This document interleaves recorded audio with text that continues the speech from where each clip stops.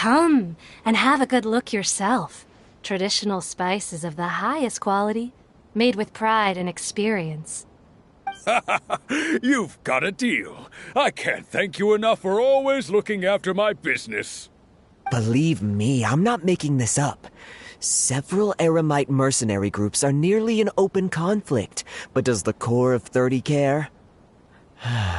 And that's not all. Did you know that... Wow!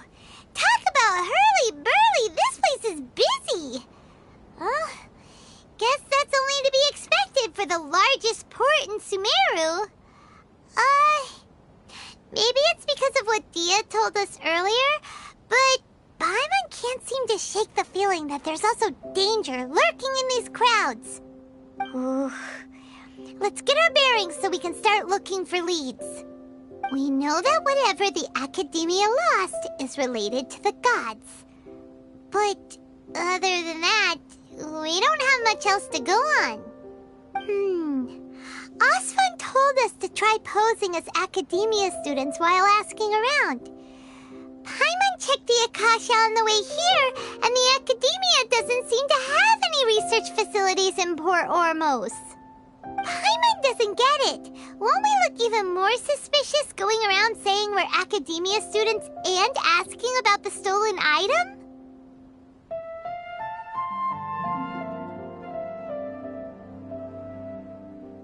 Well, given all the people that come through here every day, if there's any information to be found, Paimon bets we could find it in the market. Let's ask around and see what we come up with.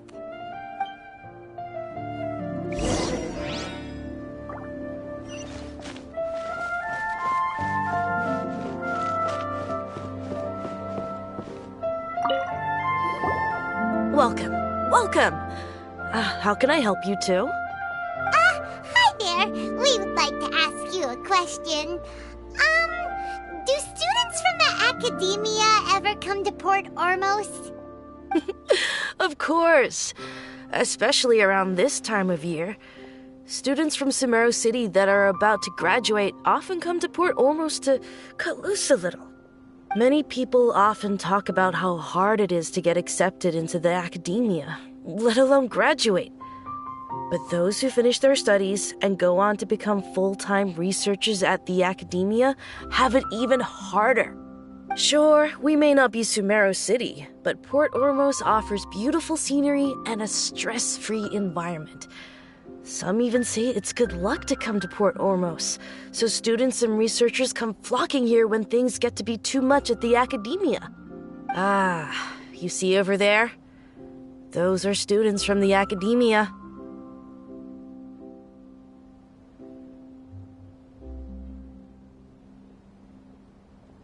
They've been looking worried and miserable ever since they got here a few days ago. If you ask me, the life of a merchant is better. So long as the Akasha teaches us what we need, then life is good. Those students seem to be discussing something. Let's see if we can listen in.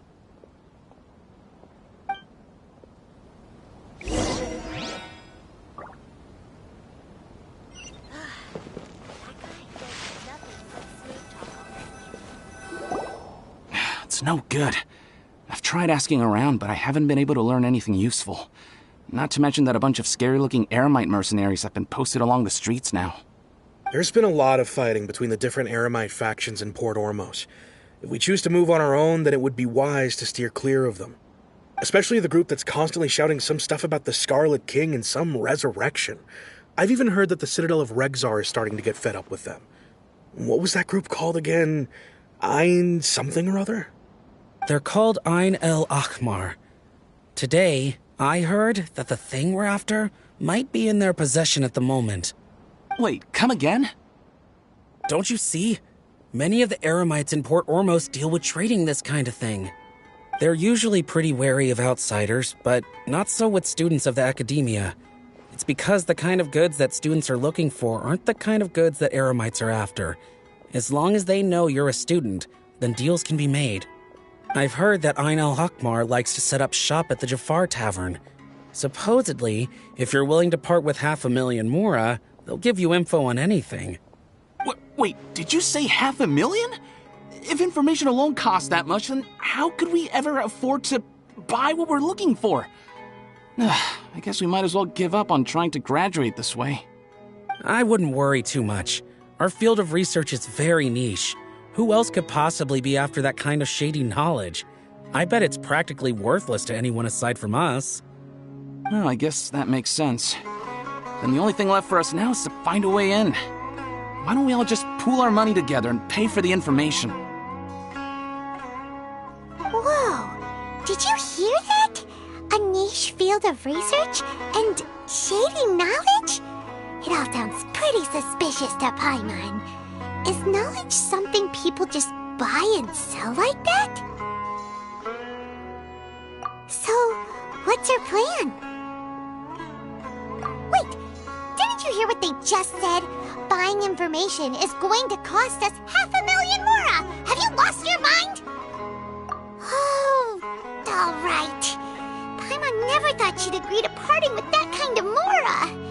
But if you know what you're doing, then we should give it a shot.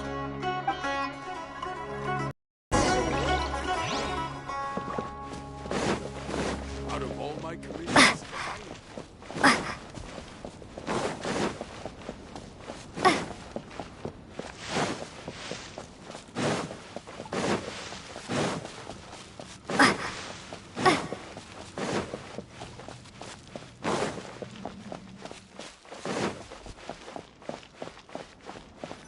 This is the place we heard those students talking about. Let's find a seat somewhere and see if we can spot the group they mentioned.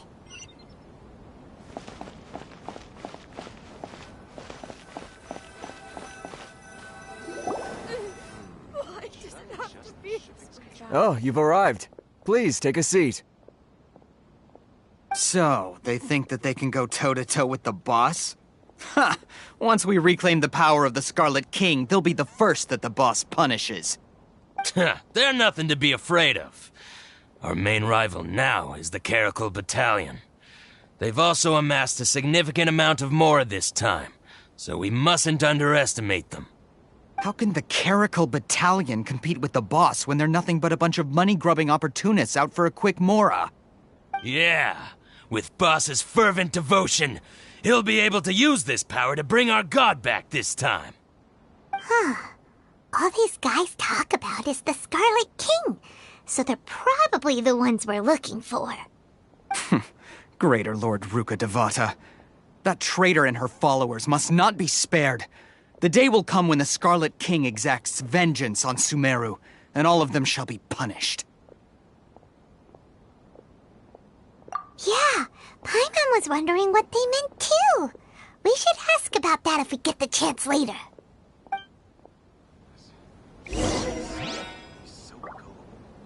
Why does it have to be?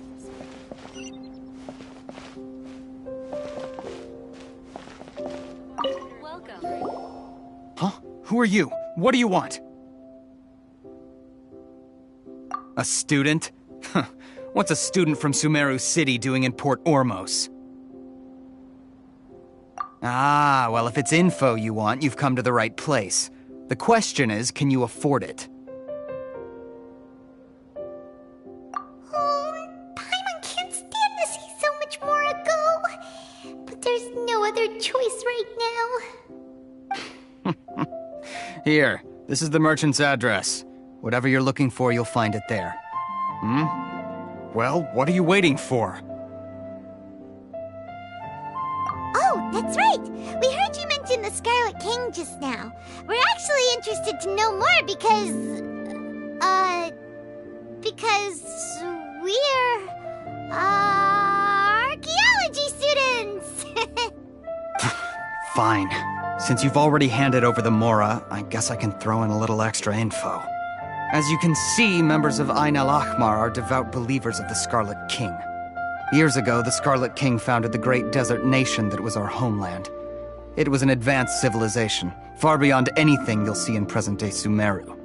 The Scarlet King was the rightful god of wisdom, but he was betrayed by a companion he trusted. She even stripped him of his title, God of Wisdom. So, you mean the traitor was... Greater Lord Ruka Devata, yes. That shameless wretch destroyed the Scarlet King's civilization, and our ancestors were forced to flee to this land where we were made to suffer the tyranny of our enemies. Furthermore, she conspired with the Academia to cover up the truth of her actions, and create the merciful and benevolent facade for which she is now known. Ugh, just thinking about it sickens me.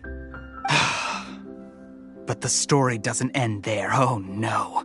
The Scarlet King isn't truly dead. The voice of the Oracle has been heard in the desert, prophesying his resurrection. Mark my words, our god shall return. And when that day comes, all followers of the traitor and all the desert dwellers who have forgotten their true god will suffer retribution together. If what I'm saying makes you shiver with fear, it might not be too late for you to become a believer of the Scarlet King.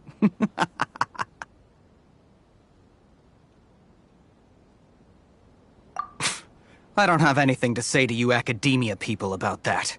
I think this conversation has reached its end. Not just yet. This man is a fraud. Huh? You again? Deranged Academia lunatic. Yes, it's me again. I already warned you that if you weren't willing to sit and discuss things with me, I'd take measures to make things uncomfortable for you. Listen to me. That address he gave you is fake. Or at least, you won't find a merchant waiting for you there. This group has been boasting all around that they can provide information on a certain item as a means of luring people into their territory. Once you show up, they keep up the act until they have hard evidence that you want to purchase said item. Then they use that to squeeze you for all the mora you're worth. Hey! Shut it all, Hatham! What are you playing at, trying to ruin our business like this, I told you the other day. I wish to discuss my terms with your boss. Ha! The boss made it perfectly clear that he won't negotiate with you. Yes, and in no uncertain terms. But that was then. It does not preclude him from changing his mind in the future. I'm warning you. Don't push us, or this could get ugly. We don't usually get rough with people from the Academia because it just complicates things. For a lunatic like you, though, we might just have to make an exception. If you're suggesting that we escalate this from a verbal exchange to a physical one, I accept. After all, even the Archons used war to negotiate the ownership of Tevat. If, on the other hand, we can't agree on any means of negotiation at all, then I'm afraid my next course of action will sting a little more than the mere falling through of a few business deals. I will jeopardize the Eremite's reputation, which I know you value above all else. I am quite confident that if I began to take such action, your boss would willingly approach me himself. However, I fear that by then, some things will have happened that cannot be undone. Also, a word of advice. I suggest you tell your boss exactly what happened here today. Otherwise, he might blame you for not telling him in the future. What did you say? Consider this. Have I ever failed to follow through on my word in the past? This guy is really out of his mind. Okay then. If you really have a death wish, let's meet a week from today. The pier in front of the Pharos Lighthouse, 4 o'clock in the afternoon, sharp. Don't expect us to hold back. Not so fast. First, you return the 500,000 mora to them.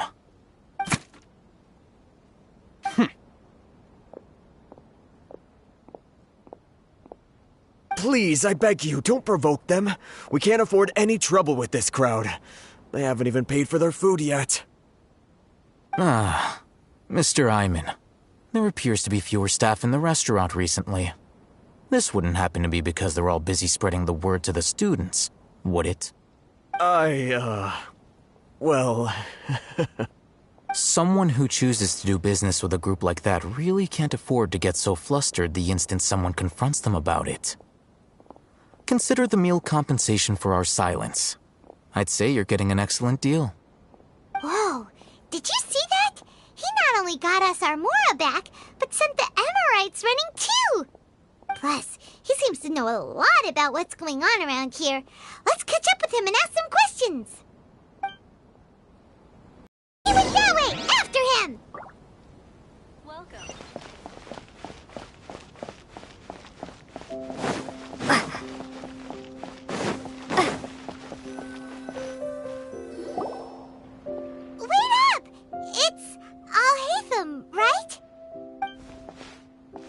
What do you want? No need for thanks. My goal was to get to them, and you two gave me just the opportunity I needed. We're even. Oh, I advise you to keep your distance from them. Since they weren't able to make off with your Mora in the end, they might harass you again in the future. All right. Goodbye. Hold your horses! We still have something to ask you about! Since you tore through their scam right in front of them, you must know the real story about certain something, no? Who exactly are you two? And why are you inquiring about that? A student. Right. Look, you should know that those thugs conducting business with you had nothing to do with your lie. Huh? Oh, yeah! She's really strong! Weren't you saying something about a physical exchange? We can help with that. She doesn't even have a vision. Forget it. Maybe not, but she can still use elemental energy. Otherwise, there's no way we'd go asking for info from from guys like that. Those high-headed thugs are definitely gonna bring a lot of backup for your next meeting. Even if you don't go alone, you won't regret taking us with you.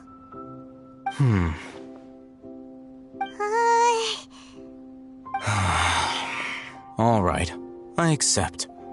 Got a pen and paper? If you're searching for someone who sells that kind of merchandise, I'll give you one of their addresses, and you can try your luck. We'll reconvene at the appointed time by the pier. It doesn't matter if you show up or not. So, since you were happy to give us this merchant's information, does that mean you can tell us exactly what we're after? You were willing to part with 500,000 Mora for something and you didn't even know what it was? Okay. Well, if you truly are as skilled as you claim, then you can beat the answer out of them when they become hostile. Look, if you've been making inquiries, then you have to know something by now. Tell me what you know so far, so I don't waste time repeating information. We know it's connected to the Academia somehow, and that not only do the Eremites deal in it, but some students want to get a hold of it too. What else? You know almost everything there is to know, but you're unable to compile this information because you've never seen the object before. This is what you've been looking for. Huh? Paimon can't tell what it is. It looks like some kind of ornament. This is a knowledge capsule. To put it simply, it's a vessel that can store a fixed quantity of canned knowledge. It's like a miniature Akasha. Anyone who links it to their personal Akasha terminal instantly becomes privy to its contents. Correct. Anyone. Unlike the Akasha, which heavily regulates who can access what information, knowledge capsules confer their contents without any requisites. That's amazing! It's essentially a convenient and harmless vestibule for knowledge. Unfortunately, it's illegal in Sumeru to privately possess or trade them. They were created as a means for scholars to transfer knowledge gained from Irminsul into the Akasha, and are intended to be destroyed immediately after use. But despite strict regulations, some of these knowledge capsules will always escape destruction. After all, there will always be those in this world who are dissatisfied with life as designed for them by the Akasha and wish to change their fate. Over the past century, a wide variety of canned knowledge has been leaked from the Academia. Now, in Port Ormos, the valuable ones are a means to Mora for the Eremites. Meanwhile, those which the Eremites deem to be useless to them occasionally prove useful to the common citizens and hapless Academia students. Well, I think that about sums it up.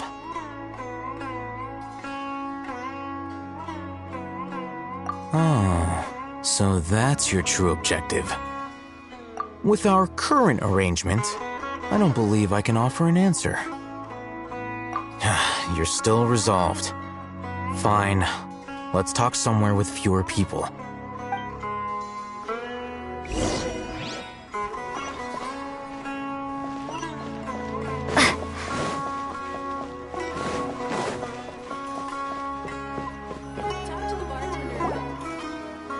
Let's continue our conversation here. If you wish to learn more about the knowledge capsule that the Academia lost, then you must help me with something. I need you to find someone named Dory, a traveling merchant. Unlike the peddlers who hawk inferior knowledge capsules, she often has quality goods in stock. Some say that as long as there is profit to be made, there is nothing she won't dare to sell. She's guarded against people from the Academia because most of her wares don't comply with Academia regulations. I think she blacklisted me. I met with her informant, but it soon became clear that they had no intention of letting me get any further. Become one of Dory's customers and earn her trust. This is my condition for further collaboration. Why do you want us to meet with her? Until you complete this task, you don't have question privileges. Fine. So how do we go about doing this? You two are outlanders who haven't been here for long, so Dory should view you as safe clients. I'll give you the informant's address and their contact password. Beyond the password, though, I have no way of knowing what other tricks she might have up her sleeve. You'll have to improvise. This is kind of nerve-wracking. The true challenge begins after you meet her. She has a keen nose for Mora and a shrewd eye for wares, and she only likes customers who she deems to have good taste. I'll prepare some funds for you. Buy her highest quality wares and earn her approval.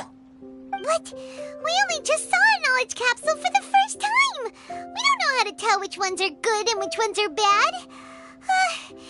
Is that something we can learn quickly? That's true.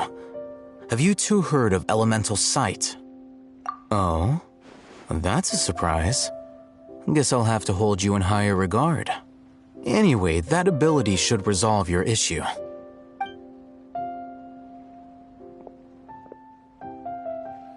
Here are 2 knowledge capsules. Tell me, can you detect any difference in their quality?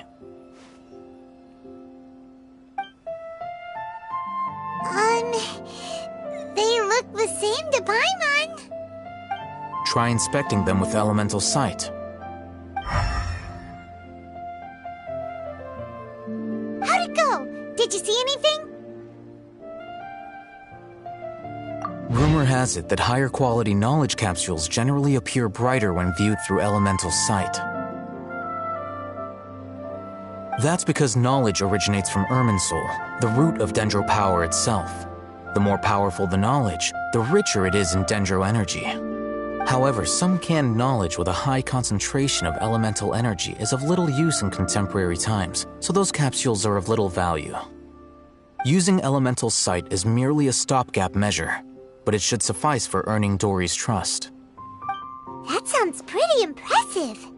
Here's a sheet with the informant's location and contact password, and here is the Mora for purchasing canned knowledge. Don't be cheap. You'll need to spend to catch Dory's eye. If there's any Mora left over, just keep it. Oh, and be sure to exercise some caution.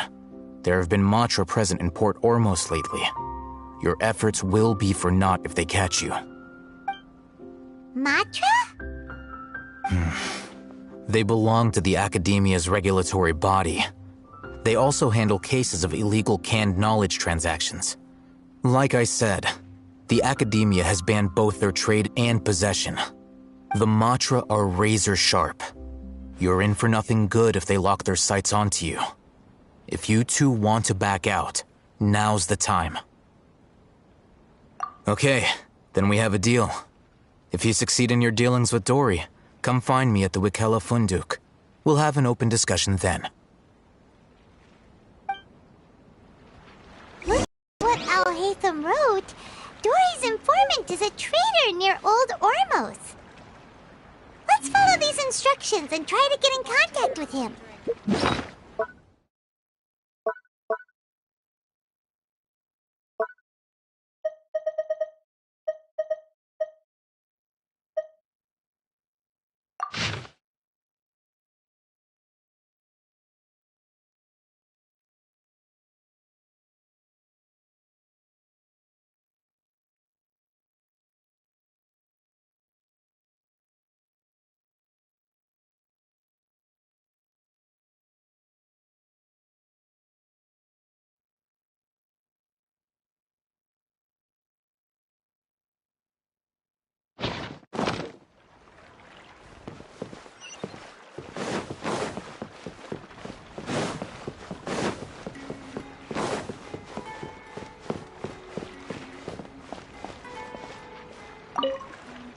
Hello. What are you two looking to buy?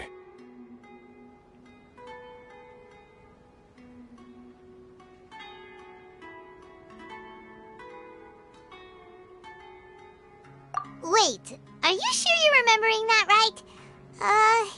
Paimon doesn't think it was that on the paper. What a unique palate. We have unripe hara fruits, but we usually keep them in the back. I'll have someone escort you. Following the paper got us past the first round. Ronak, these two want to buy unripe hara fruits. Show them to the warehouse. Got it. You two, please follow me. You two have a fascinating fashion sense. We haven't seen a customer wearing a Sumeru rose for quite some time. Hold on. Let me think. Sumeru rose means common merch. No, look again. We're obviously wearing morning flowers. Ah, my mistake. I do apologize. Whew. That pop quiz sure was scary. The warehouse is up ahead. Please follow me.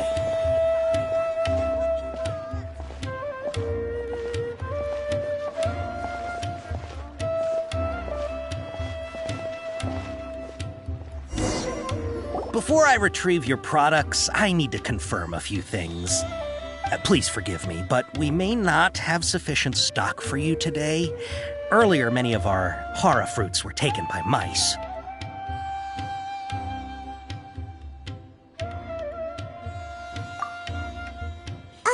Hold on. That's not right. Taken by mice means they sold out. I'm sorry. But as things currently stand, we won't be able to fulfill your order. Why don't you two think things over? He's cautious of us. Let's take a closer look at the paper that Al-Haytham gave us.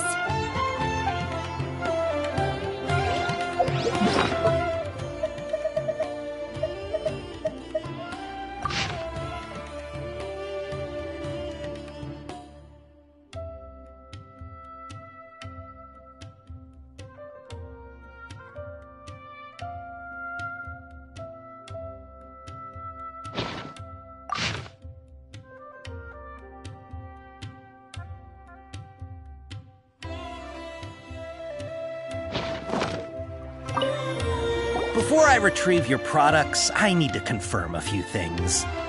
Please forgive me, but we may not have sufficient stock for you today.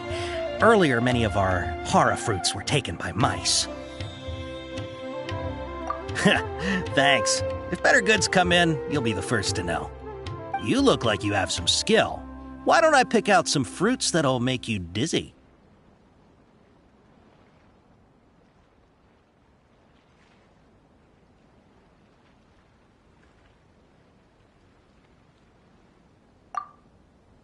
No, that's not it.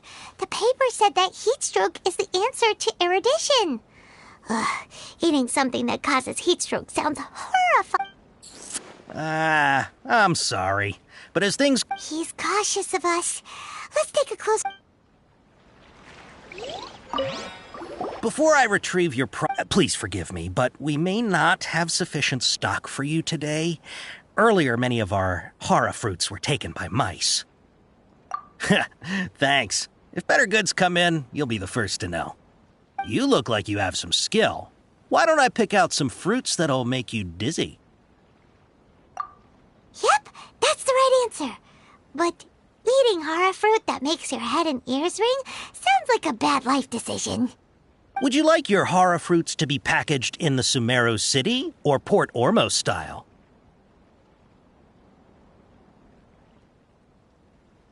I'm guessing that you're going for a more traditional packaging since this is your first time here.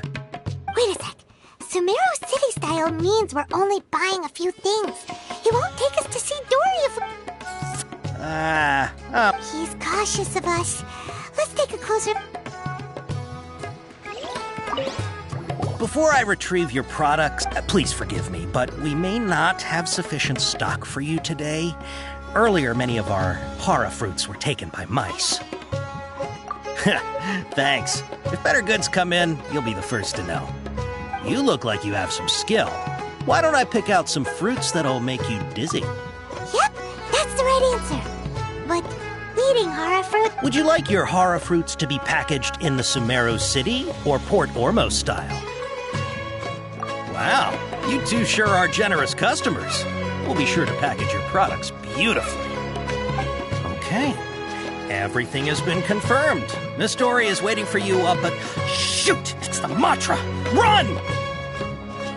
What? The Matra? Where? Oh, hey, them said we're done for if they catch us. We gotta get out of here.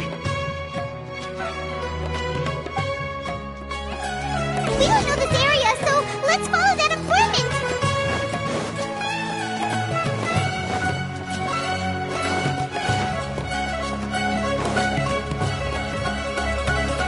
He ran that way.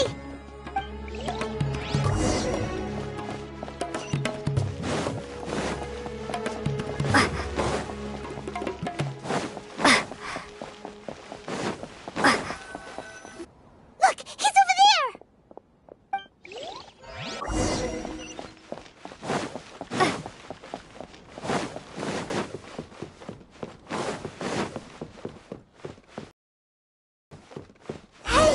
If you're hiding from the Rishbaland tiger, come this way! Another password! Huh? Oh, that voice came from behind the building on the right! We're here. You can stop running now.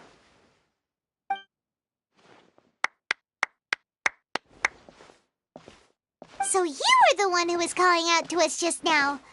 But, are we definitely gonna be safe here? These two good customers wish to buy some horror fruit, Miss Dory. And if there's nothing else, I'll just excuse myself.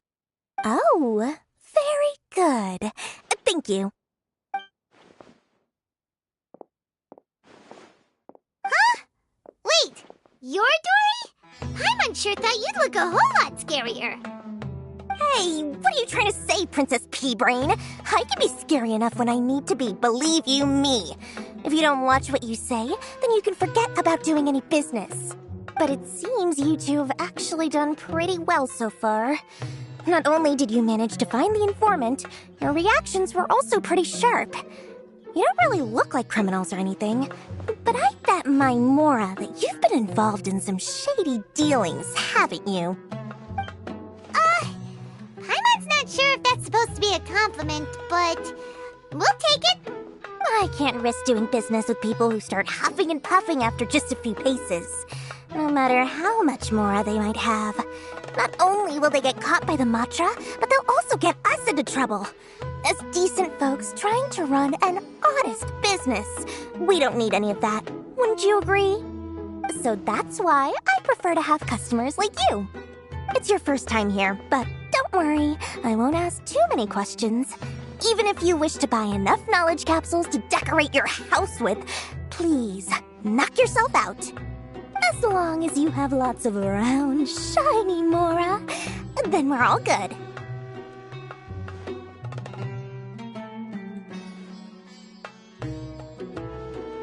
Ah, yes, of course, of course. Go ahead, help yourselves. Voila! Wow, she has a trove of canned knowledge. Whew. She'd probably be in serious trouble if the Matra caught her with all this. What kind of products do you seek, my dear customers? Don't worry, I'm not interested in your reasons for buying. I can, however, offer some suggestions. Take this one, for example. An analysis of the sociological ideology and dialectics of the Hilichurls. Only 3 people in all of Teyvat have ever studied it, making it extremely rare. It's on sale now for 350,000 Mora. Yeesh, who would want to be an expert in that topic?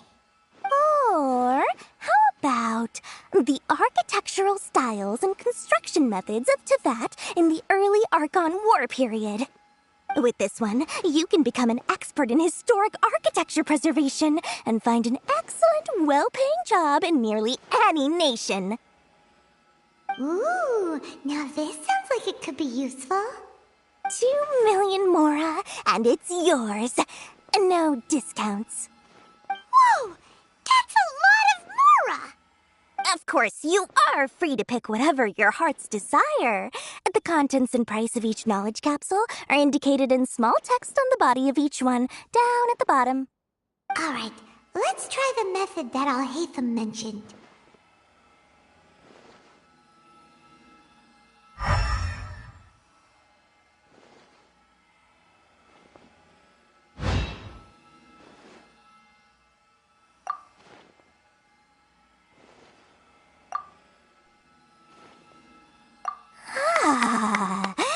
You've really got a good head on your shoulders, and quite the eye for quality. We'll take these, please and thank you. My oh my, you are blessed with a taste for both the exquisite and the extravagant. Customers like you are a rare breed. 1 in 100. No, 1 in 1,000 even. Listen, I have a special offer for you two. If you spend just 100,000 more, you can pick any knowledge capsule of your choice up to a value of 1,000,000 Mora. Say what now? Hey, did you hear that? Spend another 100K and we get a capsule worth a whole 1,000,000! But all the canned knowledge we just bought is easily worth 500,000 Mora. If we spend just a little more, we can get something worth 1,000,000 Mora. Isn't that a fantastic deal? Think about it. We've gone to all this trouble to get this canned knowledge. And so far, everything we bought belongs to Alhaitham. Aren't you even the least bit curious about how this whole canned knowledge thing works? We're talking instant knowledge here. Don't you want to try it yourself? Come on. We still have around 100,000 of Alhaitham's Mora left. So let's put it to good use by finding something useful for you. Ahem. You've got a deal, Dory. We'd like to spend an extra 100,000 Mora. Excellent! Then please, select from this fine collection of canned knowledge over here. Hold on a second. Paimon thought we could choose whatever we wanted. Why can't we choose the ones from over there? Oh, but my dear customer, the knowledge capsules over here are worth 1,000,000 Mora each. I'm sure discerning customers like yourselves will be able to find something to your liking. Please, take your time. Uh-oh, Paimon has a bad feeling about this. Let's use Elemental Sight again to check these. Huh? Why? Hey, we're getting a capsule worth 1,000,000 Mora here. Don't be such a party pooper. Well, anyway, the Mora's already been spent, so let's at least try to find something useful. Let Paimon take a look here. An introduction to traditional Sumeru brewing techniques, the art of growing spices, an overview of ancient runes. Oh, how about this one? Sword Fighting Techniques 8. Not sure we'd ever find volumes 1 through 7, but at least this knowledge should be useful, right? Let's go with this one. Dory, we'll take this one. All right, very good. I'm expecting some new goods in the next couple days, so be sure to check back again soon. Whether it's canned knowledge or anything else you need, bring your Mora to Dory and doors will open. Our dealings with Dory went smoothly enough. Let's head to Wakala Funduk and meet up with Alhaitham. Hopefully now he'll finally tell us about what the Academia lost.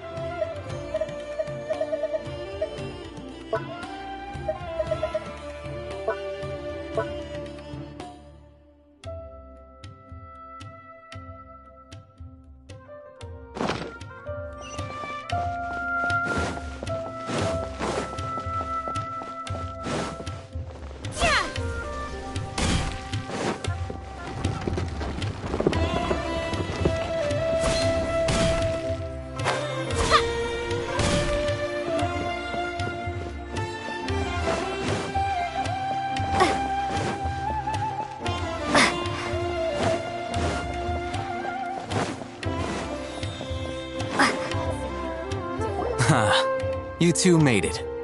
And from the looks on your faces, you were successful. Whoa, there's so many people from the Academia here. Why would you pick this place as our meetup spot? Well, Wikela Funduk is under the Academia's control, so naturally the Academia has people working here. I came to Port Ormos under the pretense of conducting official business. You're a pretty daring guy. Relax. No one here is interested in anything we say, and the Matcha won't come here. Okay now, tell me how your encounter with Dory went. Okay, we did what you asked. So, can you tell us about the knowledge capsule that the Academia lost now? Before that, I have to ask, why are you two so intent on tracking it down? You don't have to answer, of course. Yeah, she just wants to meet the God of Wisdom and ask her about something important. We've been in Sumeru for a while now, but we still haven't found a way. When we heard that the Academia had lost something that might be related to the gods, we came here in case it turned out to be our lucky break. In that case, you're on the right track. A short while ago, the Academia lost a knowledge capsule in the desert. It's supposedly a divine knowledge capsule. Use it, and you'll gain the wisdom of the gods. Wow! There's really such a thing as that? Hey, if we find it, do you think we could learn how to meet the Dendro Archon? Ooh, or even how to find your brother? I highly doubt it has any mystical properties, but it does indeed exist. And it's right here, in Port Ormos. So, where exactly? That's what we need to find out next. I won't deny that. I am investigating because I'm curious as to what the divine knowledge capsule truly is. As you know, the Eremites in Port Ormos also have their eyes on it. It is an extremely precious item. The knowledge contained within may bring great power or wealth to whoever has it in their possession. Several brigades have been vying for ownership of it as of late, but there is still no victor. My personal finances and connections cannot compete with those of the Eremites. After attempting various methods, I finally managed to reach a tentative agreement with several brigades. I agreed to forego ownership of the divine knowledge capsule in exchange for the opportunity to study it. After all, there's no harm in understanding what it is. However, there are those who are less amenable to negotiation, such as those from Ain al-Ahmar. They adamantly believe that the divine knowledge capsule contains the Scarlet King's power, and that he will return to this world when they obtain it. They refuse to let anyone from the Academia tarnish their deity's soul. So you kept hounding them because they refused to cooperate with you? Yes. Ain al-Ahmar isn't exactly wealthy, but its members are determined to get that capsule by any means necessary. To that end, they've resorted to many methods more foul than fair in order to amass sufficient funds. So, I've been sabotaging their business to force them into negotiating with me. The divine knowledge capsule should be up for a secret auction within the next few days. Each brigade will place their own bid, and the prize will be covertly given to the winner. To ensure the capsule's security and to evade the Matra's notice, the winning brigade will not publicly disclose their victory. Unless I know whose hands the divine knowledge capsule ends up in, my agreements with them will fall through. Dory is the most reliable source of information, but that avenue was previously closed to me. With you on board now, the situation is different. In other words, you wanted us to befriend Dory so you could find out where the divine knowledge capsule is. Yes, you can say that. But this arrangement harms none of us. The day after tomorrow, go back to Dory and try to purchase information on the divine knowledge capsule's whereabouts. If she has no information, wait 2 days and approach her again. If I get the opportunity to study the divine knowledge capsule, I will relay my findings to you. Will that suffice as compensation? Okay, then we'll meet up in 2 days. Haytham, before you go, we actually bought a knowledge capsule for ourselves, but we're not sure how to use it. You two want to try using a knowledge capsule? Sure, I can teach you. Doing so right under the Academia's nose is a bit problematic, though. What do you say we head to the outskirts of town?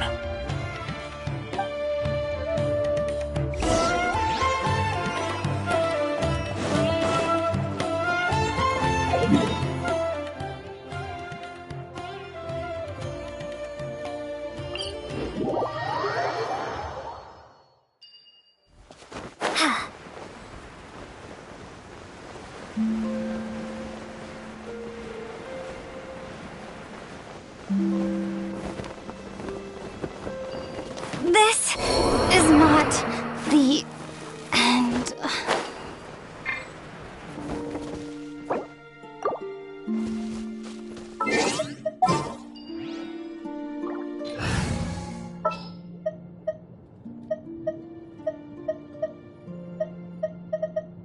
We can do this!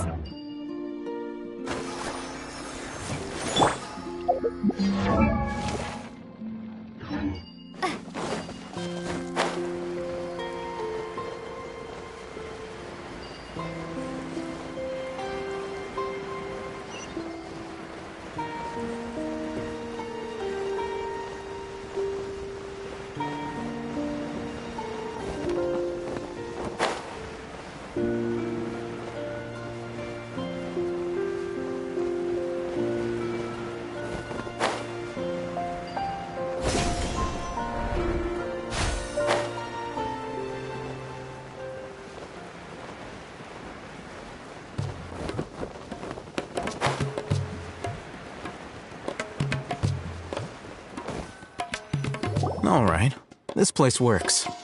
Show me the capsule you purchased. Here! Sword Fighting Techniques 8. Huh. A combat class knowledge capsule. This class is something of a rare find these days, since most have been taken by the Eremites to augment their battle capabilities. Really? Ah, yeah, what a great buy! If you want to determine the efficacy of this capsule, I can evaluate your combat ability. However, effects will likely be minimal if you already possess a high amount of strength.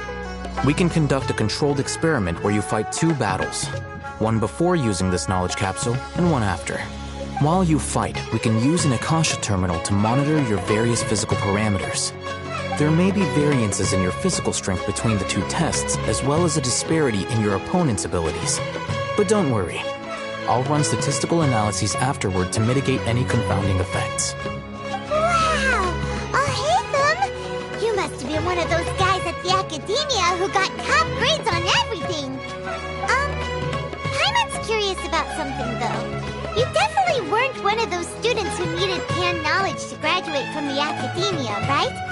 So why are you risking getting caught by the Matra for this capsule? When you are unable to understand a researcher's actions, most cases can be attributed to curiosity. This is but one theory. Sounds like you're trying to avoid the question. All right, let's begin the test. Just fight as you normally do.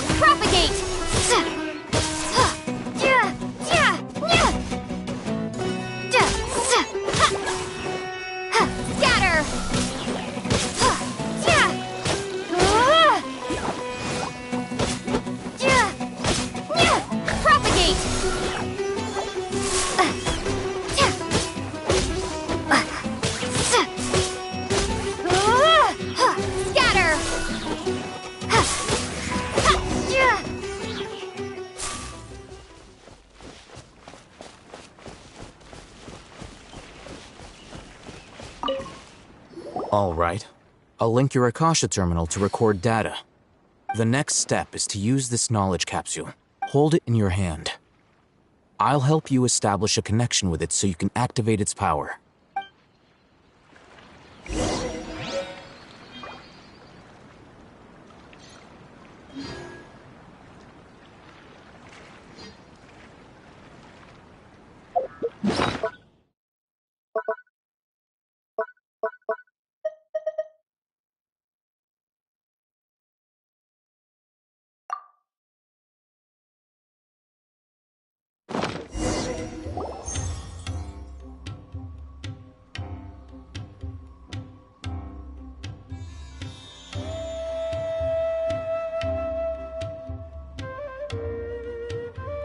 Hey, how are you feeling?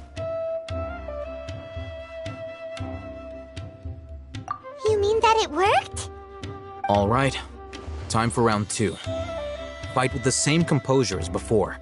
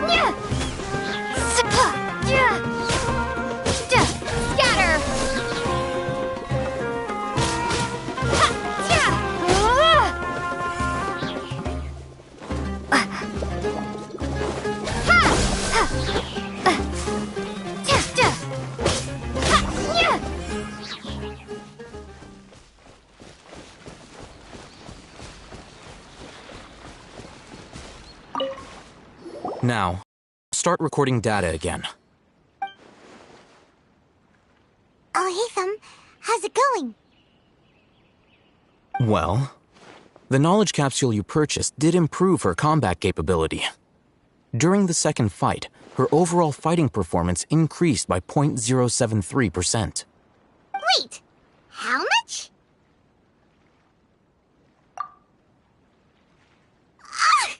Dory's such a jerk! She totally scammed us! 1 million mora? This thing isn't worth a tenth of that amount! Of course, this could be because she is so powerful that the capsule's contents were unable to produce a substantial increase. At the very least, this test allowed me to gain more insight into you two. Our deal seems increasingly worth my investment. I'm heading back to Akela Funduk. I await your response in 2 days' time. This is Mora for when you ask Dory for information. Pay her as much as she requests.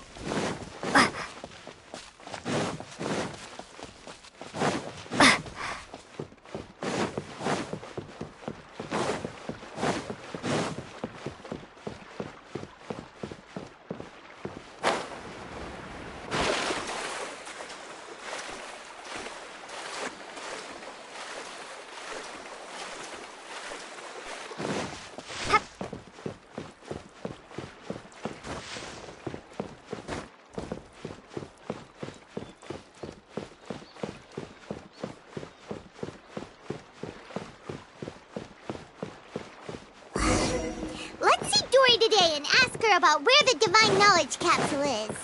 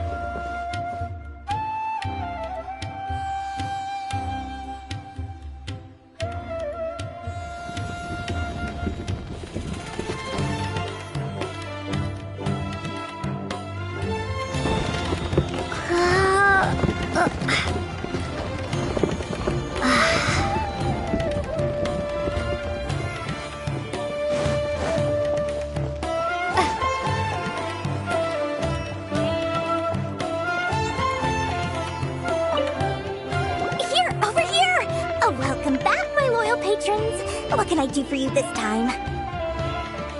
You name it. Canned knowledge, supplies, or anything else you need. I'll find a way to get it. Where there's a waterfall of Mora, there's a way. Can you really get us anything we want? Anything at all? Uh-huh. So it appears that canned knowledge alone is no longer sufficient for your opulent appetite. Then please, oblige me. Tell me what you have in mind. Oh! I knew customers with pockets as deep as yours would undoubtedly crave something more profound than ordinary canned knowledge. But you know, that kind of information isn't going to be cheap. After all, I had to work really hard to weasel my way into the auction site. Not to mention that if anyone found out that I was the leaker, I would be in big, big trouble. But how can we be sure your information is accurate? Paimon's curious how you just happen to have this kind of info the moment we need it. Because to me, anything of value is what I consider to be my supply. Therefore, I must always be aware of what's hot on the market in order to secure more sales. As for the information's authenticity, well, you've no need to worry about that. I used a camera to take a picture of the transaction. That way, no one can dispute it. It's always a pleasure doing business with such sterling patrons. Now that you've paid in full, here's the scoop. The Divine Knowledge Capsule was purchased yesterday by a certain Misery, the leader of Ain el Ahmar. Ain el Ahmar? You mean the Eremites who worship the Scarlet King? Ah, so you're already familiar with them. The group has done everything in their power to obtain the Divine Knowledge Capsule. After all, they believe it contains the power of the Scarlet King. That Divine Knowledge Capsule is unlike any other canned knowledge I've seen before. It was glowing bright red. The capsule is clearly visible in the picture I took. You can look for yourself. Thanks for the info, Dory. Please, it's my pleasure. It's all thanks to discerning customers such as yourselves that my efforts yesterday were not in vain. Please, don't hesitate to contact me if you ever need anything else in the future. Mora for Dory opens doors. Well, we figured out where the Divine Knowledge Capsule is. Turns out, it ended up in the hands of Ain el Ahmar. Let's head back and talk to Al-Haytham.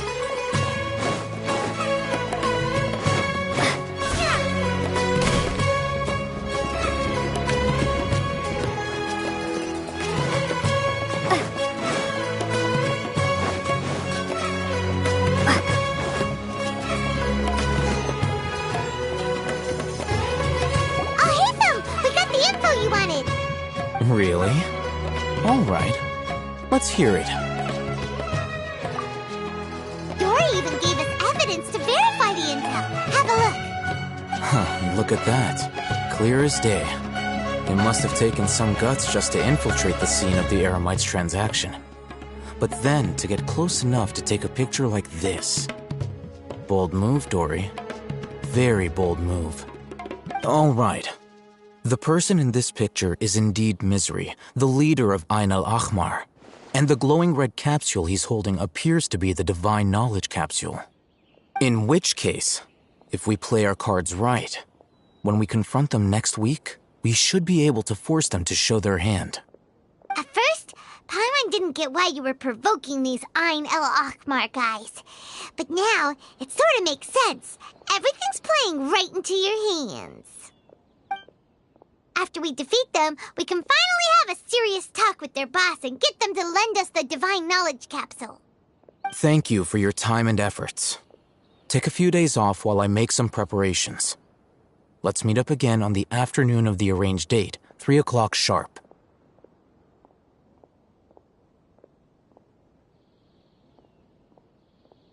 See you then.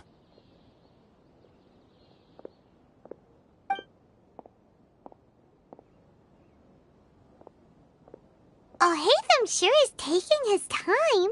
Where could he be? Oh, there he is. Sorry to keep you waiting. Let's head to the pier in front of Faros Lighthouse. Yep, let's go!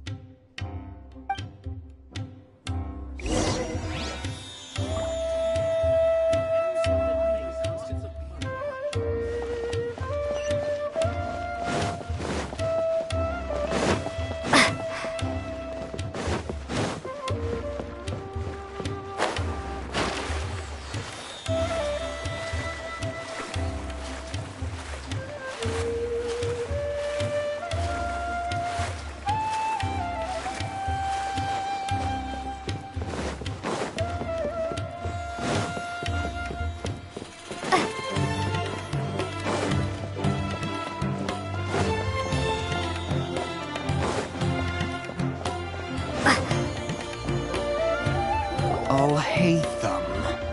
I knew you were crazy, but I didn't know you were crazy enough to actually show up. It was I who demanded that these negotiations take place.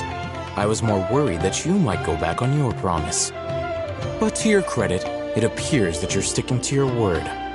This is turning into quite an occasion. I also brought some backup. I assume you don't mind. Backup? Aren't you the brat from the restaurant the other day? You've come to support this lunatic because he helped you out? Fine, your funeral. I'm not going to mince my words. Once we're done with you, you'll be nothing more than fish food. Get 'em, boys!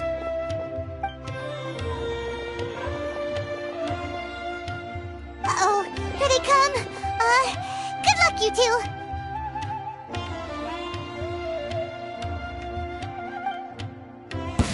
That's close enough. Spring forth! Scatter! Where do you think you're going?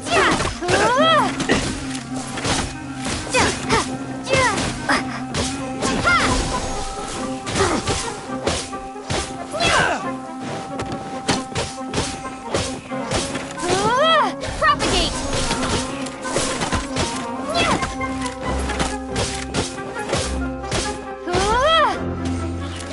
I'll be back. Following orders.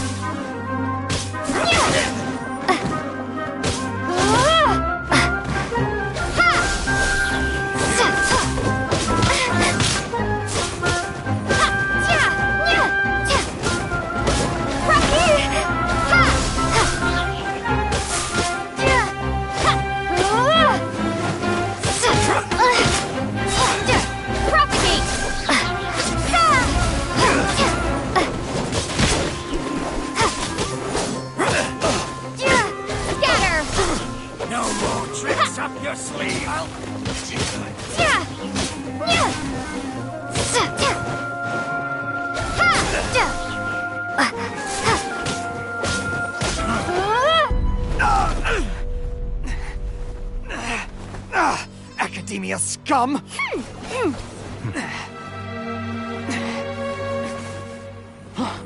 Boss! Finally! Did you use it?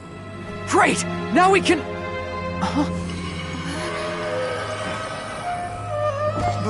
Boss? Boss!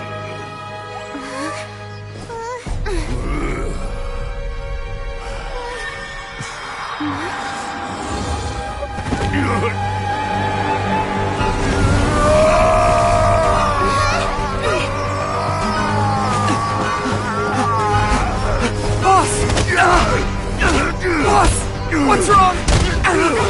What happened to him? We have to cut his Akasha connection, now.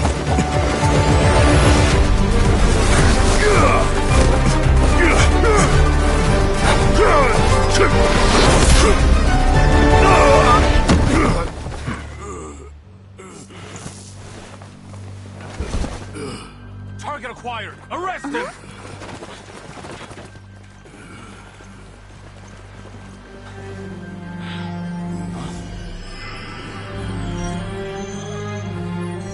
Do not impede our work. Is that understood, Al-Haytham? Of course. I was only trying to help. Take him away!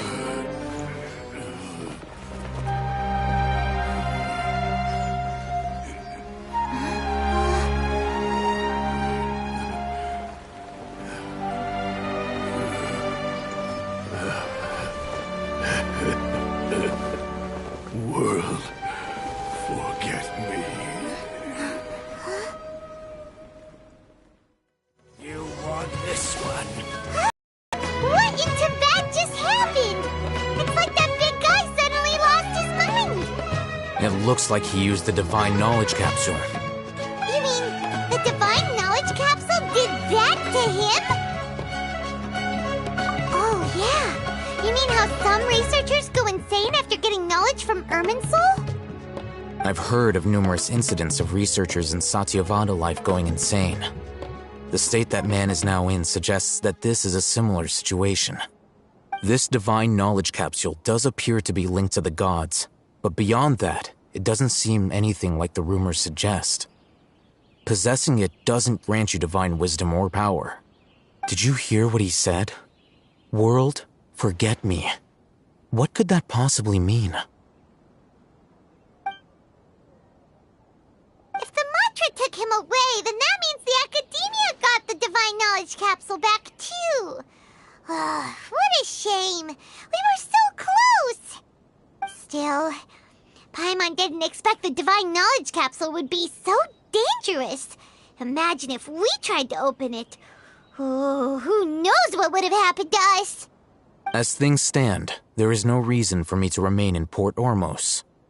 I believe our collaboration has also reached its end. Oh, we were so busy trying to find the Divine Knowledge Capsule that Paimon forgot to ask you something. Since you're a member of the Academia, do you have any idea how we can go about meeting Lesser Lord Kusanali? Truthfully, I don't. Lesser Lord Kusanali appears to exist outside of Sumeru's entire administration. Most of the time, you wouldn't know she exists at all. Moreover, since the Academia possesses the Akasha, a symbol of our deity's wisdom, scholars have no reason to desire to make contact with the deity herself anyway. Everything about Lesser Lord Kusanali is such a mystery. I'm heading back to the Academia. How about you two? It's almost the day of the Sub-Zero's festival. Maybe we should head back too. We've been rushed off our feet over the past few days, so maybe a little rest and relaxation will do us good.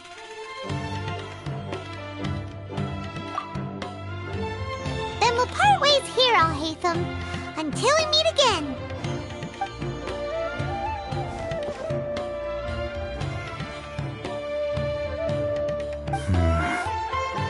Now, do I deal with this thing first?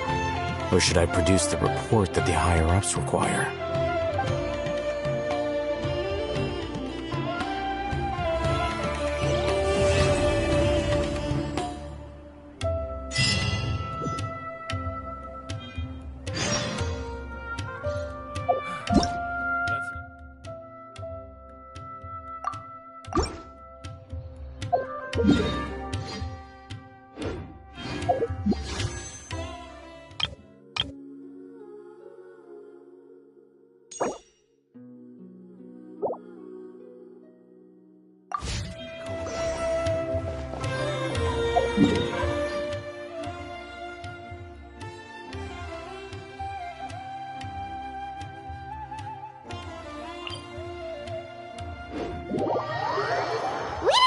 The Sub-Zero's festival, right? Let's hurry and find Dunyarzad. Paimon thinks she must be around the Grand Bazaar, since she showed us around there last time.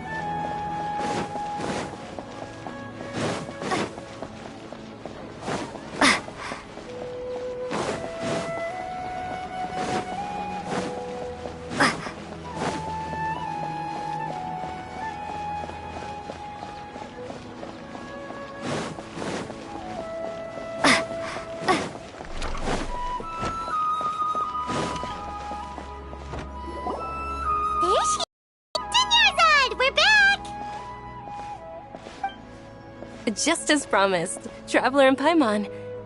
I'm so glad that you two came back to celebrate Lesser Lord Kusanali's birthday. Indeed. The festival's tomorrow. We've been preparing for so long that I can't help but feel a little nervous. There's no need to be nervous. Paimon's sure that Lesser Lord Kusanali will feel everyone's gratitude. Thanks, Paimon. I hope that everyone who comes to the festival will also have a good time. Speaking of which, did you manage to make your way to Port Ormos? Discover anything over there? Of course we went. A lot of things happened there. I see. Sounds like you two had another exciting adventure. If there is another chance, I would love to join. My lady, if you went to Port Ormos in your current state, we'd both be in for a lifetime of trouble. Dia! You were eavesdropping!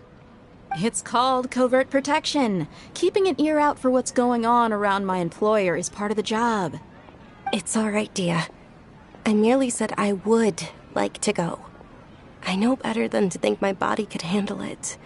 The festival's tomorrow. I've been doing nothing but causing trouble for you. So, Dia, please take some time to relax. I'll be fine. Even when you put it that way, it still doesn't feel right. Don't worry, my guardian knight. Okay, fine, but only tonight. Tomorrow's a big day, and many no-good scumbags are gonna try to take advantage of that. Oh, you two must be exhausted from your long journey back to the city. My apologies for not realizing this sooner. I've already prepared a room for you to rest. Please follow me. Whoa, you're so thoughtful. Paimon's so ready.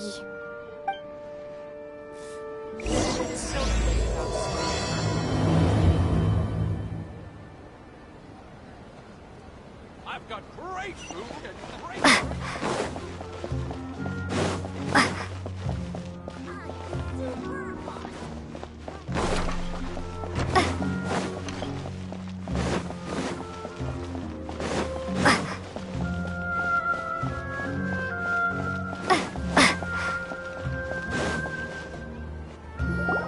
Here we are.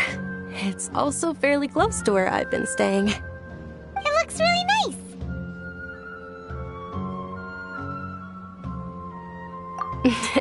Not at all. Just tell me more about your adventures when you next get the chance. That's Paimon's specialty. Paimon can tell you stories next time. Oh, if you don't mind, how about we all walk around together tomorrow? All of my friends will be working the festival, and Dia is still insisting on her covert protection. Yeah. It'll be pretty hard to relax and enjoy the festival if Dia's constantly hovering over you, right? Then let's meet at the nearby bazaar first thing tomorrow morning. Have a great night. It's a deal. Good night, Dunyarzad.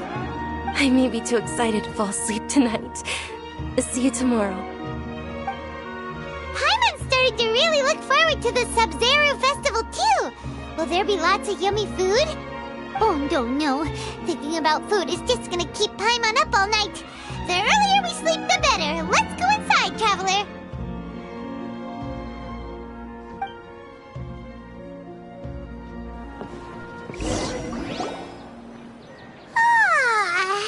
Did we oversleep? We should go meet Dunyarzad right away.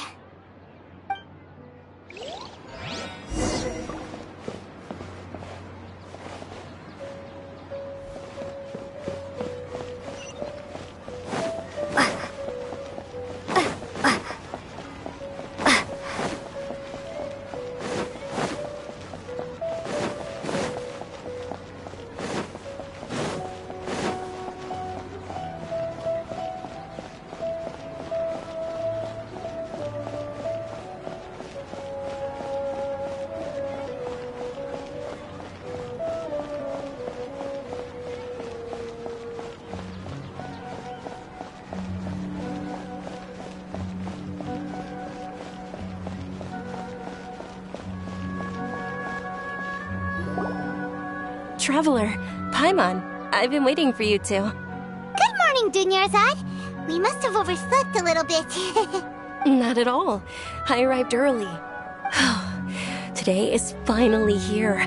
I must cherish every moment as if it were gold. You've worked so hard for this day. You gotta enjoy it to the fullest. You know it. Oh, it's just that, as expected, I had some trouble falling asleep last night. I'm hoping my body won't be too much of an issue today. Well, shall we? Let's start with the stalls over there. Many vendors came out of the blue to support the event, and they insisted on covering costs themselves. Let's go give them some business. They paid for everything out out of pocket? Oh, sounds like they're not in this just for the Mora. They all said that contributing to a lively festival atmosphere is more important than money. Especially since we don't often get to celebrate Lesser Lord Kusanali's birthday. Ooh, they're selling food over that way! This is a stall offering foods from the Haft Mewa feast. Oh, you could tell straight away. I thought most people nowadays wouldn't know. Mushrooms, flowers, and all kind of fruit? It's all vegetarian stuff. Oh, Paimon's a little disappointed. So, what's the Haft Mewa feast you mentioned just now? It's another Sub-Zero's festival tradition. People used to set their tables with 7 different foods. Generally speaking, the most common selections were foods like Rukushifa mushrooms, lunar lotuses, Sumera roses, sunsetias, kapulatas, hara fruits, and zaytun peaches. So, the Sub-Zero festival is a vegetarian holiday? You don't have to be a vegetarian to enjoy the spread. We just use the 7 foods to symbolize the 7 virtues of the Dendro Archon. Wait, but if that's the case, if Sumero uses vegetarian food to represent the Dendro Archon, then wouldn't the Pyro Archon's festival be full of food like roasted fowl, juicy meatballs, grilled steak? Oh, Traveler, we have to go to Natlon as soon as possible! I hope your wish comes true one day, Paimon. Thanks! Alright, how about we also check out some of these other stalls?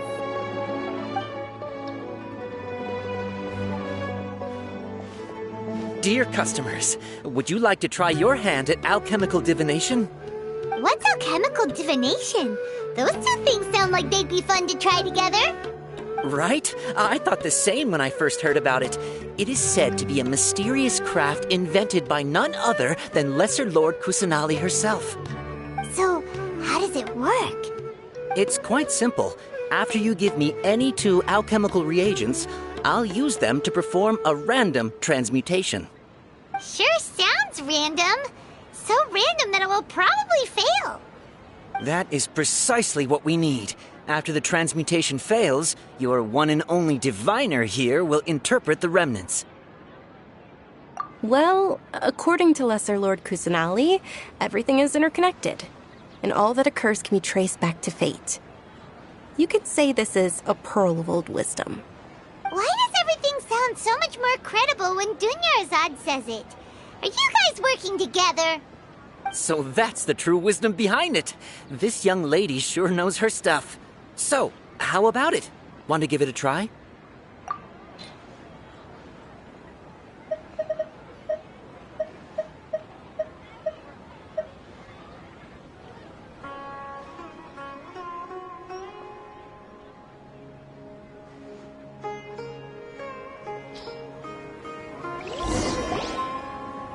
Okay, one moment. It's the moon. Paimon wants to take a look too! Is it? It looks more like a pie that Paimon bit into. Generally speaking, the moon signifies... It means... Wait a moment. Is he really looking it up in a book? Oh, I remember now. It means illusions and lies. Illusions and lies? That sounds rather ominous.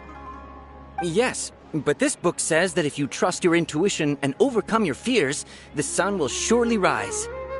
He's not even trying to hide his book anymore. Naturally, fate will only ever show you the beginning of a journey. It is up to you to forge your own ending. Oh, thank you so much. I'll keep that in mind. Oh, it's nothing. I'm just learning as I go. Guess that was still pretty interesting. Okay, on to the next stall. They say the Sub-Zero's festival was very lively a long, long time ago.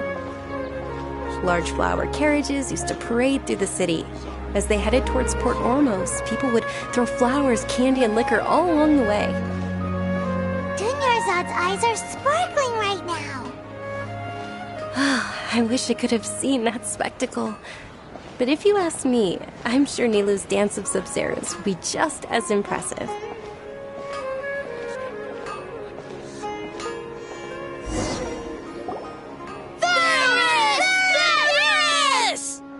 Attention! Soldiers, fall into formation if you want any Yalda candies.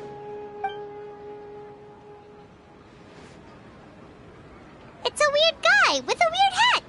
Hey, it's Dunyarzad! Miss Dunyarzad, the children love you even more than the Yalda candies. In the few short days it took to prepare for the Sub-Zeros festival, the children have all grown very fond of you. The Hallowed Knight of Flowers. It's an honor that you know my name. Attention! In the name of Ferris, the Knight of Flowers, I commend you on your contributions to the glorious Sub-Zeros festival. All right, little soldiers, take your Yalda candies and don't forget your loyalty to Lesser Lord Kusanali. Dismissed! Yes, Knight Ferris! Just what is going on here? Ferris, the Knight of Flowers, is another Sub-Zeros festival icon, and one immensely popular with children. In the past, the actor portraying Ferris would also sit on a flower carriage. It's all thanks to Miss Dunyarzad's sponsorship that the children can make such wonderful memories today. As are we to you, Vihar. Oh, not at all. Oh, speaking of tradition, do you want some Yalda candies? They're a festival staple, and I happen to have some boxes readied here. Take a look and pick whichever one you want. Whichever one? Don't these boxes all look the same? That is the fun part. Each box contains a random flavor. It's up to the luck of the draw. Flavors include lavender melon, hara fruit, sunsetia. Ooh, those all sound pretty good. And there's also lizard tail and oni kabuto. Huh? What's up with those two flavors? Oni kabuto is a little spicier than lizard tail. Dunyarzad, you tried them before? Traveler, help Paimon pick one. Paimon wants the sunsetia flavor. It's all right. Paimon believes in you. I also believe in your intuition. Great. These boxes of candy are numbered 1 to 5 from left to right. Which one do you want?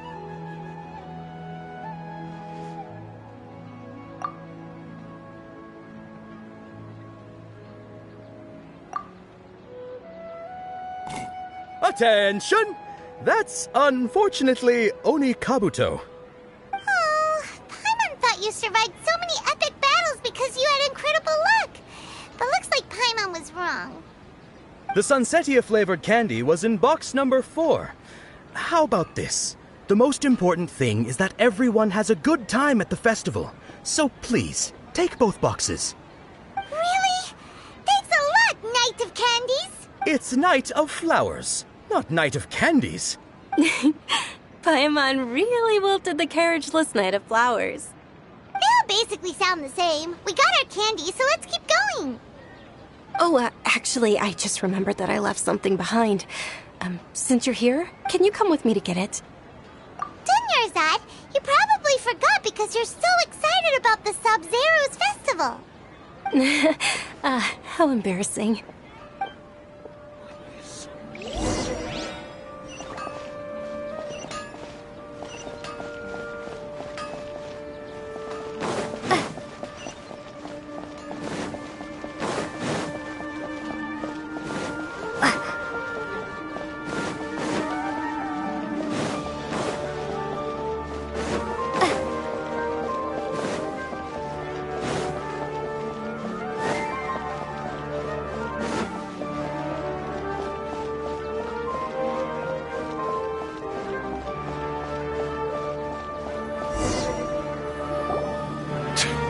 We're too late. Who knew the little lady was such an early riser? I know, right? Hey, wait a minute. Boss, isn't that her? Oh, that most certainly is. We're in luck. She's walking right into our clutches. Those Eremites don't look like they're up to any good. Who are you? I don't believe the Homayanis hired you. That's right. We haven't received any of their mora, but I wonder how much the Homayanis would shell out to get you back. They're a gang of kidnappers! Traveler, hurry and protect Dunyarzad! Hey, did you scumbags even consider that the Homayanis might have hired a merc that outclasses you? You're Dia! Dia the Flame Mane! No wonder we mercs haven't heard anything about you for so long. You sold your unruly mane to the highest bidder. Don't speak so disrespectfully.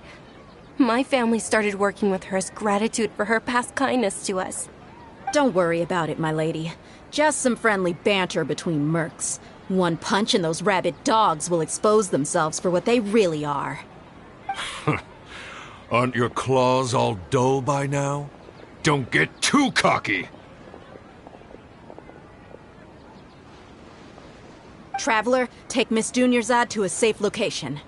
No! We're gonna stay and help! There's too many of them! You're right. Alright, fine. Please be careful, Dia. Don't waste your time worrying about me. This is my job. Look out for yourself. After I've wiped the floor with them, I'll go find you all.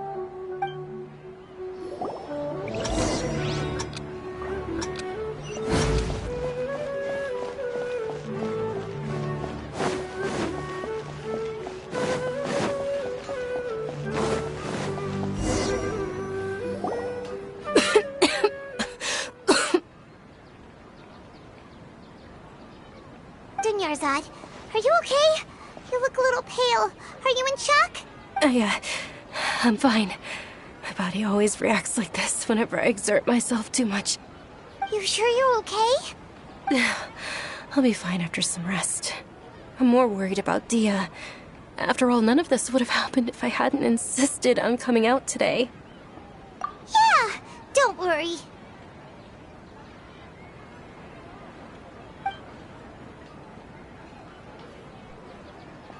My lady, Traveler, found ya. Dia! You took care of them so fast! Any more of them? Or rather, did anyone follow you? Dia, your arm! Oh, this? I'm fine. It's just a scratch.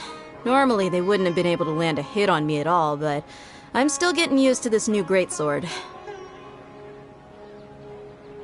Please, let me take a closer look. Come on, it's nothing. Us mercs aren't as fragile as you think.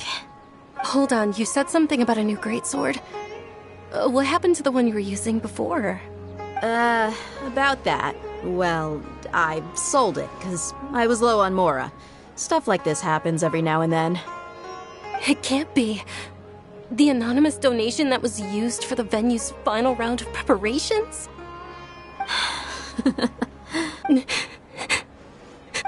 Hey, Miss Dunyarzad, I wasn't trying to make you cry, and I'm not gonna lose my commission because I made my employer cry, am I? Okay, making your employer cry won't affect your commission, but selling your weapon without permission and getting hurt? I'll have to reevaluate your performance. You're so unreasonable, my lady. Thank you very much, Dia. Don't be like that. I get embarrassed really easily. Are you feeling unwell again, Dunyarzad? My lady, your condition. Traveler, can you take her somewhere to rest? I'll look around the area to make sure we're safe from an ambush. Truly, I'm sorry for the trouble, everyone.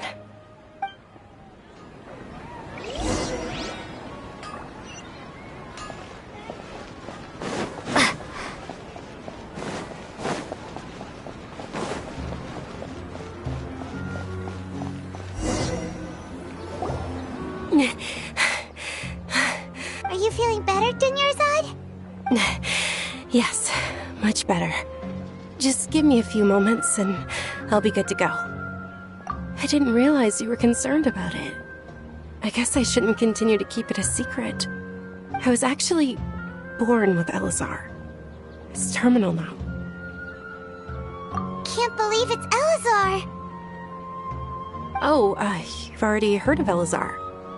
In that case, you probably know about its severity. Sumeru's current medical advancements still haven't been able to find a cure. The disease's progression can only be delayed through environmental therapy. Dunyarzad. There's no need to be sad. I've always lived with Elazar, and I came to terms with it a long time ago. Compared to the simple fact that I'm afflicted with this, its effects on my life have been much more painful. I know that my family loves me dearly. They've done all they can to provide the best environment for me, so that I can live for that much longer. However, I know I will one day succumb to this. Did you know? Before I ran away from home this time, the world outside of my home didn't even know that I existed. Since I was a child, all I could do was sit on my bed and stare at everything outside of my window. I'm sure my family's worried and disappointed in me for running away, but I just didn't want to have any regrets. I wanted to meet other people. To me, there's nothing more beautiful than being able to meet and speak with others. Not to mention the incredible time spent preparing for the festival. The joy on everyone's faces here, and all the support I've received from friends like Dia. This way, when my final day does arrive, it will be less sorrowful.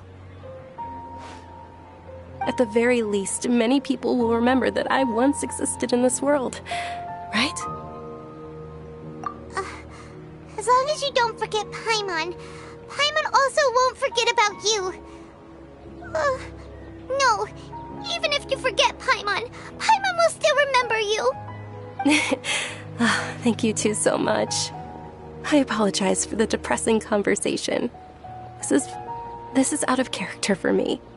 To be honest, Lesser Lord Kusanali gave me the courage to do all of this. If it weren't for her encouragement, I wouldn't have taken that first step. Thanks. There will always be frustrations in life, but I know that the point of living is not to leave behind any regrets. Oh, right. Isn't it almost time? Huh? Almost time for what? Isn't the Dance of Sub-Zeros about to begin? It's the part of the festival that I've been looking forward to the most. Nilu will recreate that legendary scene with her most splendid dancing. And the Sub-Zeros festival will conclude amid everyone's applause and blessings. And with that, my wish will also... Then what are we waiting for? Let's go to the stage! Yeah, we should still make it in time.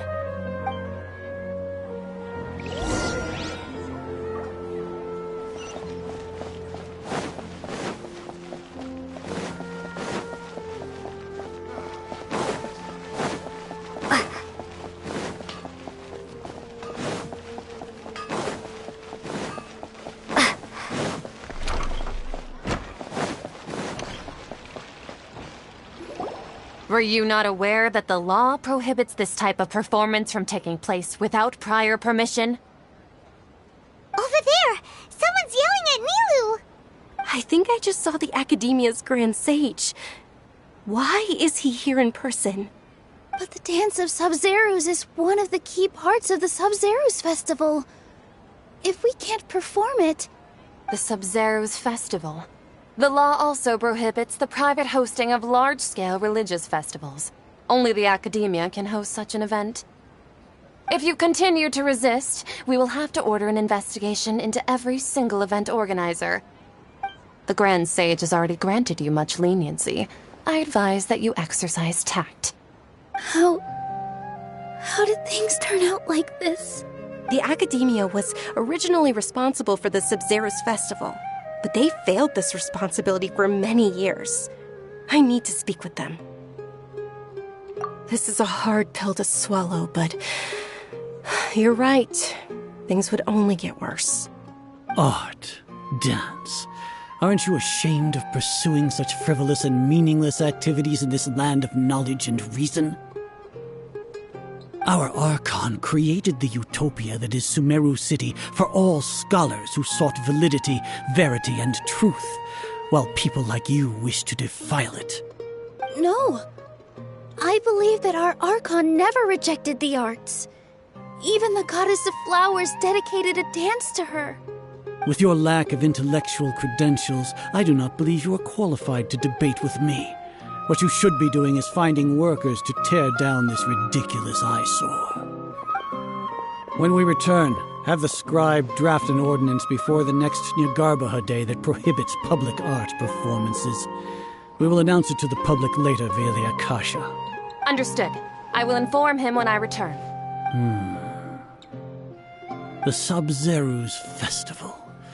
Go celebrate the birth of that god to your heart's content.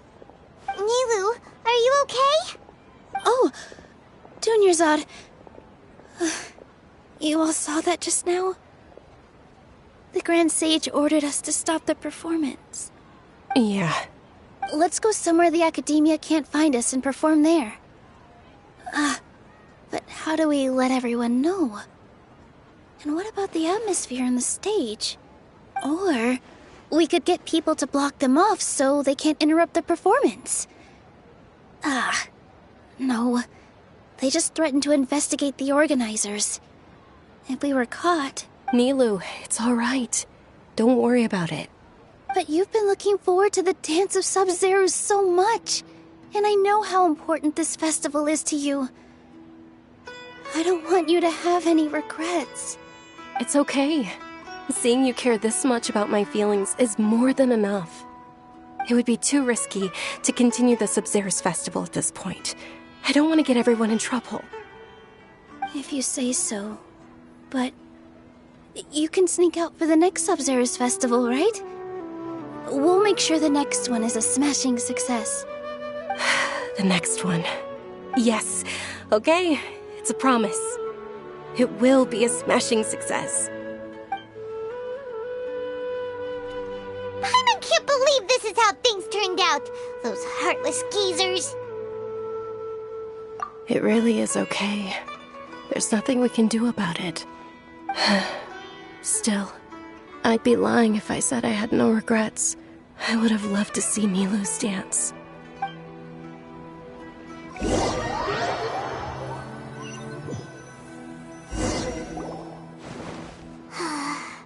A lot happened today. It's a shame the festival ended the way it did. Nilu and Dunyarzad promised to make the next Sub-Zeru's festival a success, but Dunyarzad is running out of time. Yeah. All connections have been secured to construct the most stable framework possible. The project is entered its most critical phase. Power has begun to flow from...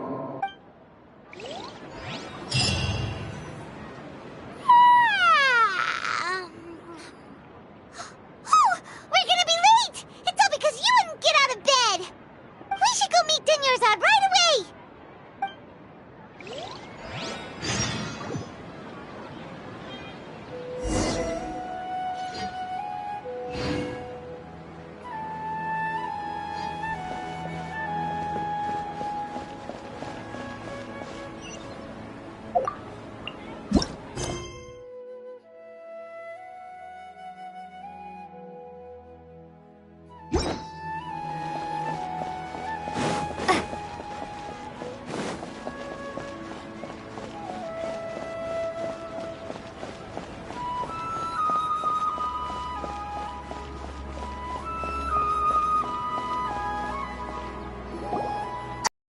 Dunyarzad.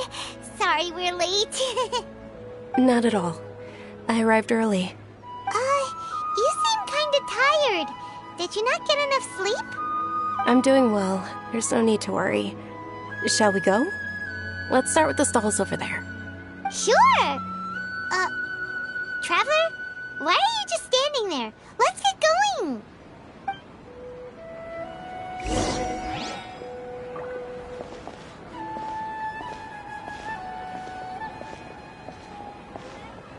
Ooh, they're selling food over that way! Let's go take a look!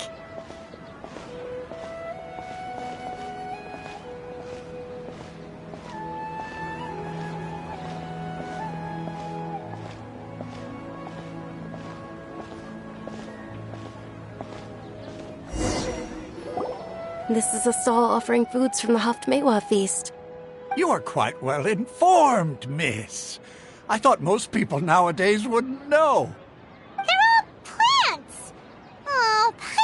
little disappointed. Actually, what is the Haft-Mewa feast you mentioned just now? It's one of the Sub-Zerus Festival's traditions. People used to set their tables with 7 different foods to symbolize the 7 virtues of the Dendroarchon.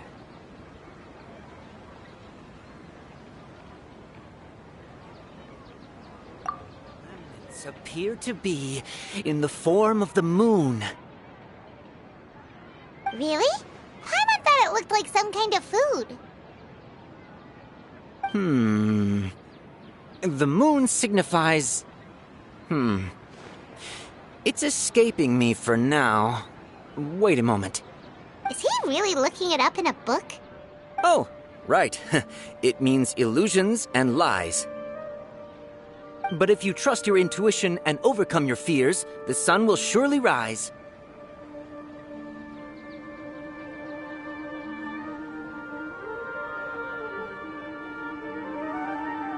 Understood. I'll keep that in mind. Oh, it's nothing. I'm just learning as I go. Guess that was still pretty interesting. Okay, on to the next stall. So, where to next?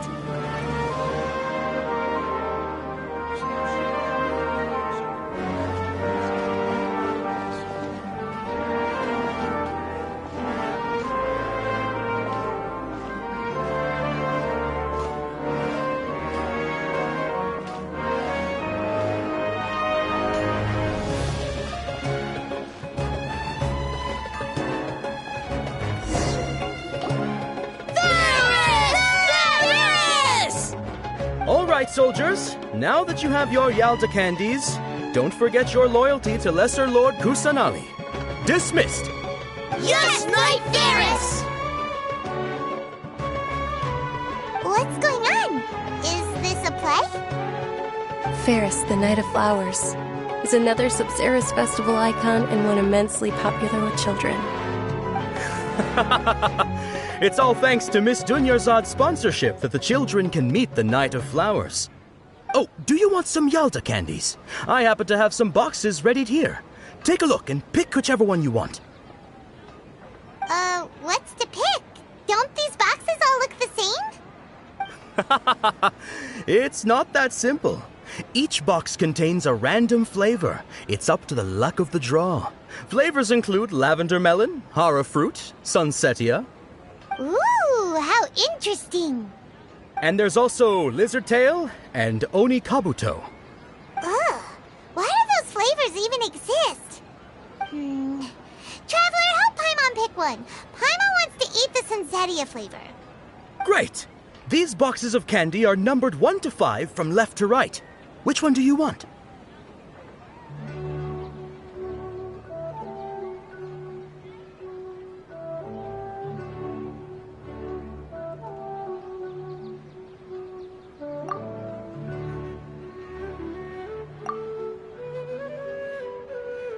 Ah, excellently chosen. Number 4 is indeed sunsetia. Ha-ha! Paimon bet you had incredible luck, and Paimon was right!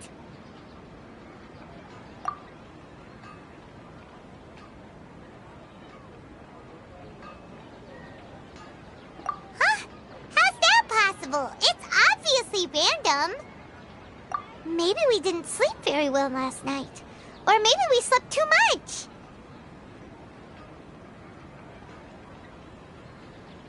Oh, sure.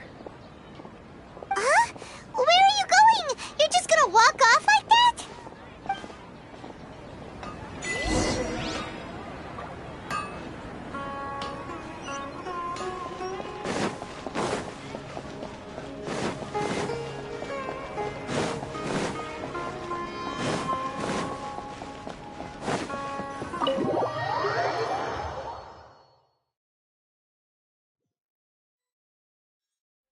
A feeling of deja vu? Oh, Paimon knows what that is. It's when you feel like you've already experienced whatever is going on. In that case, Paimon also felt something like that today. But That's just our brains playing tricks on us, isn't it? So, why'd you run here in such a hurry? So that's it! You're intentionally doing things you usually wouldn't and seeing if you still get that same feeling of déjà vu.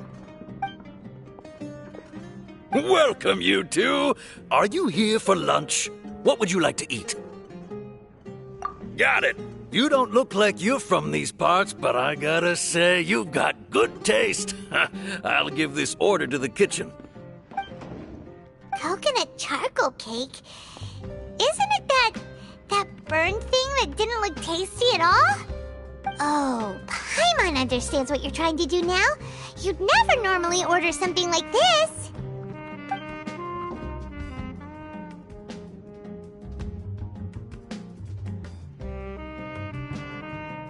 That thing? Are you really gonna eat it? Isn't this going a bit too far?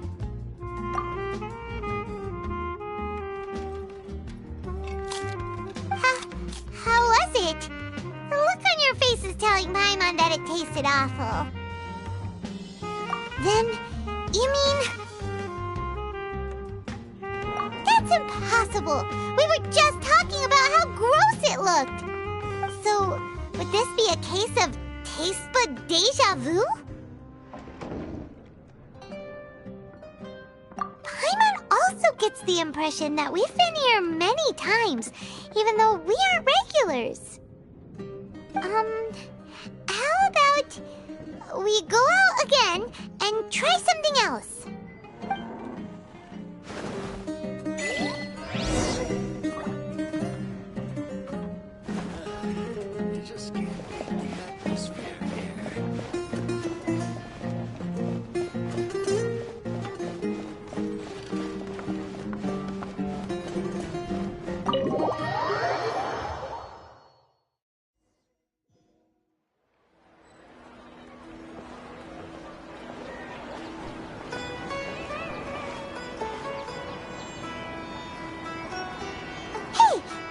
Is sitting by yourself on that bench over there.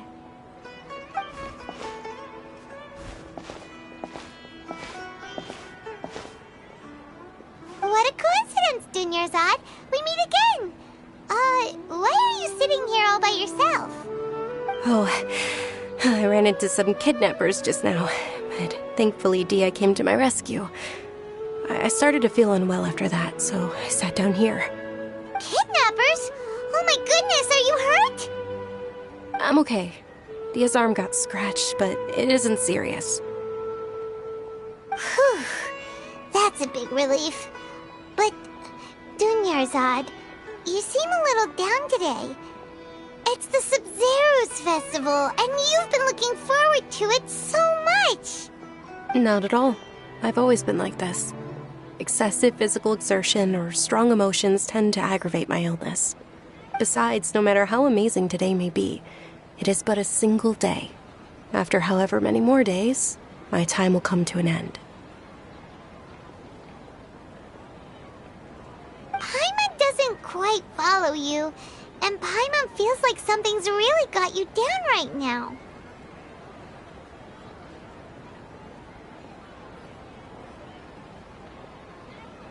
It really is fine. I don't mind.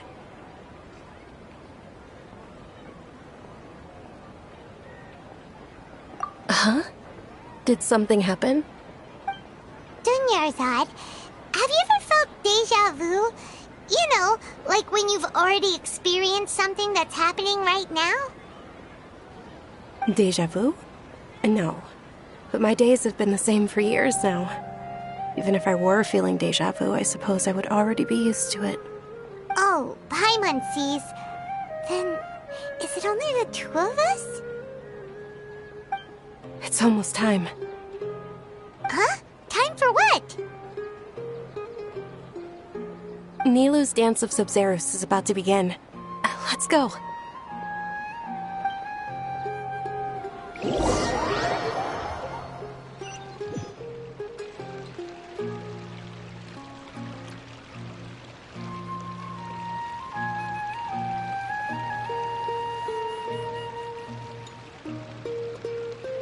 With your lack of intellectual credentials, I do not believe you are qualified to debate with me. What you should be doing is finding workers to tear down this ridiculous eyesore. When we return, have the scribe draft an ordinance before the next Nyargarbaha Day that prohibits public art performances. We will publicly announce it later through the Akasha. Understood. I will inform him when I return. The Sub-Zeru's festival. Go celebrate the birth of that god to your heart's content.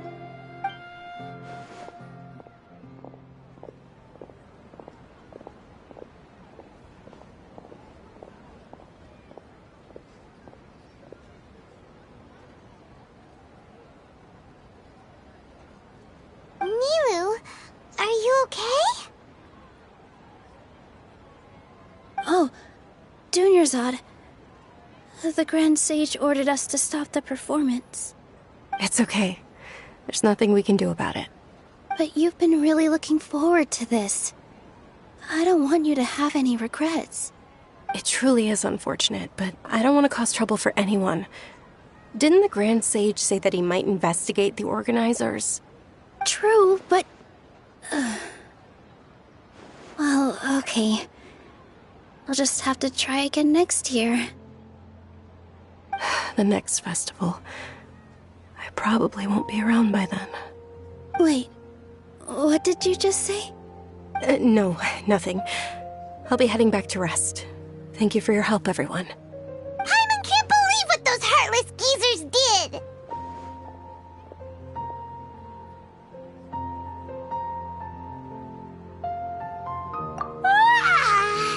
Did Dunyarzad already go back? We should also return and get some sleep.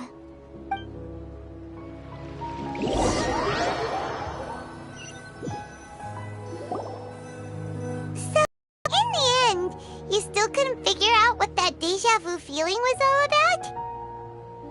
Maybe it really was because of exhaustion.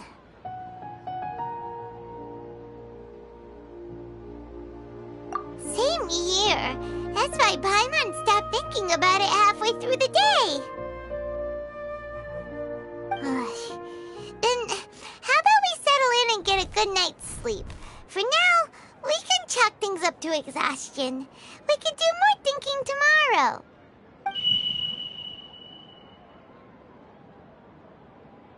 Observing a modest drop in the output of jnana energy, but values still remain within normal parameters.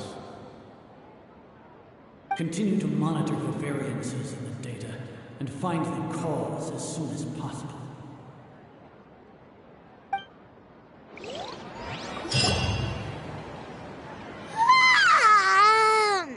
Why does Paimon feel so tired after so much sleep? Anyway, we should go meet Dunyarzad right away.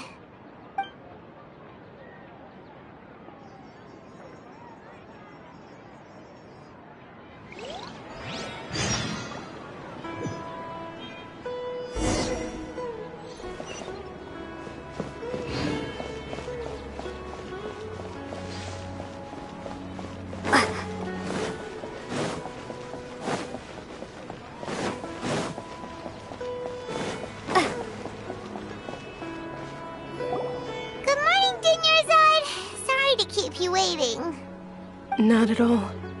I arrived early. Huh?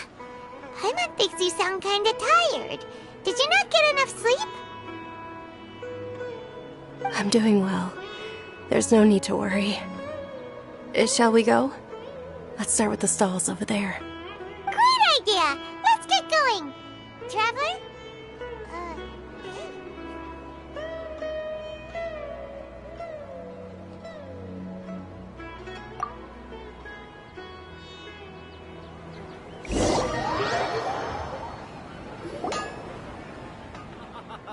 It's all thanks to Miss Dunyarzad's sponsorship that the children can enjoy the Sub-Zeru's festival.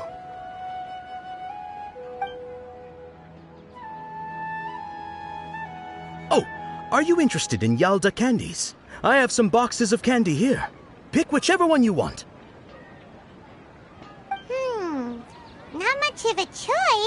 All these boxes look the same. It's not that simple. Each box contains a random flavor. It's up to the luck of the draw. Flavors include lavender melon, hara fruit, sunsetia. They all sound pretty tasty. And there's also lizard tail and oni kabuto. Huh? What were those last two? She'll help me choose. Paimon wants to eat the sunsetia flavor. No problem. These boxes of candy are numbered 1 to 5 from left to right. Which one do you want?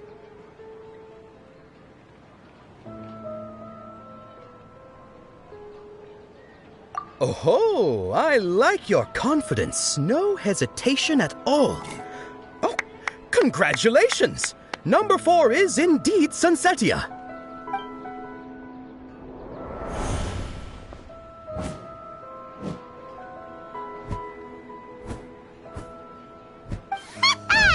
Paimon knew she always had incredible luck.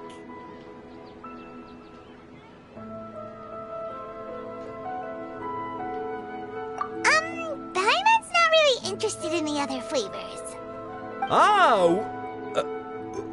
Wait. How did you know? Don't tell me that you already knew which flavor was in each box. What? She was right about all of them?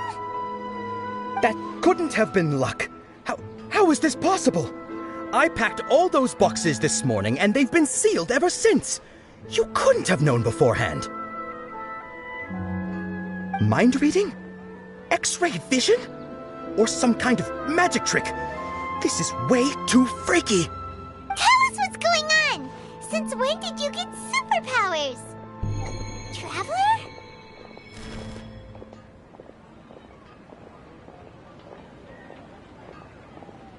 Hey, where are you going?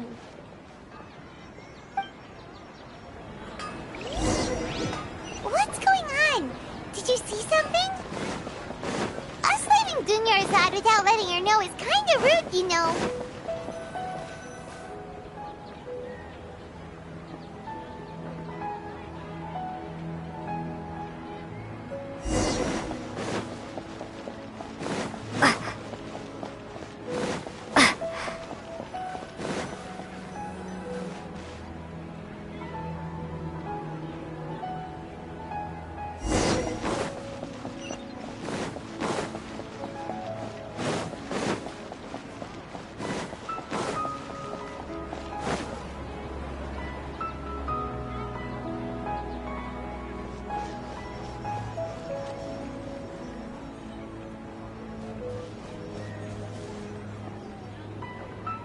What are you looking for? Why did we come here?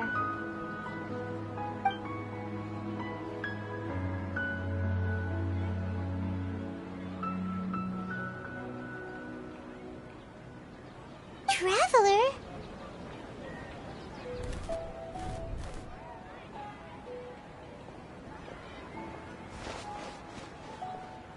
That's...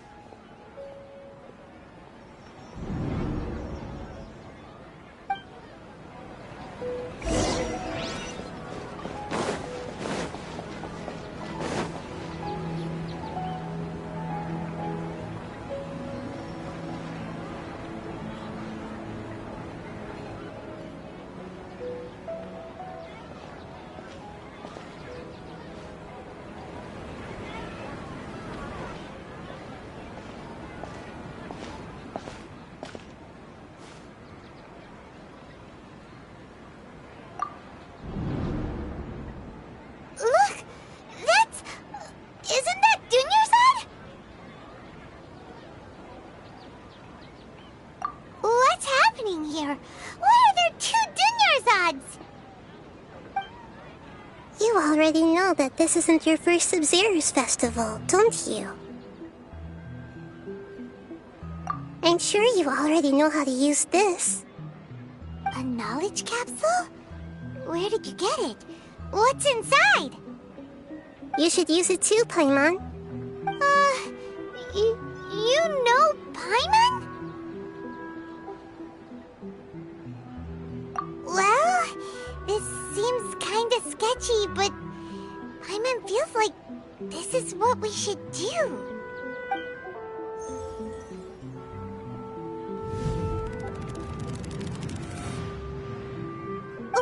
What the? This is our 20th time at the Sub-Zero's festival? Huh? No. The 30th? 40th? Just how many times have we been to the Sub-Zero's festival? Have we been trapped in a single day? If it weren't for you, we wouldn't have even realized. What the heck was inside that knowledge capsule? Your memories are still scrambled? Try your best to remember. This isn't the first time we've met, and I answered that question a long time ago. Let Paimon think. Oh, it's coming back. Meeting you was the real catalyst for restoring our memories, and the knowledge capsule was just your means of showing our minds the way. What about everyone else? Why are you only helping the two of us? Your sense of déjà vu is stronger than everyone else's, yes? As for an explanation, you two received the blessing of Dendro, and you also have special, sensitive constitutions. It was as if a single sheet of paper was separating those memories from your consciousness. A familiar question. I think this is the 7th time you asked that. As you can see, she isn't doing well. You probably sensed it too. The Dunyarzad you were just with is different from the first Dunyarzad you met. That first Dunyarzad is in front of you right now, and she doesn't have a lot of time left.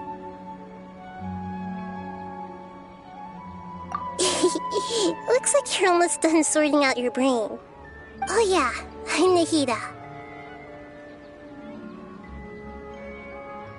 Good, you passed the test.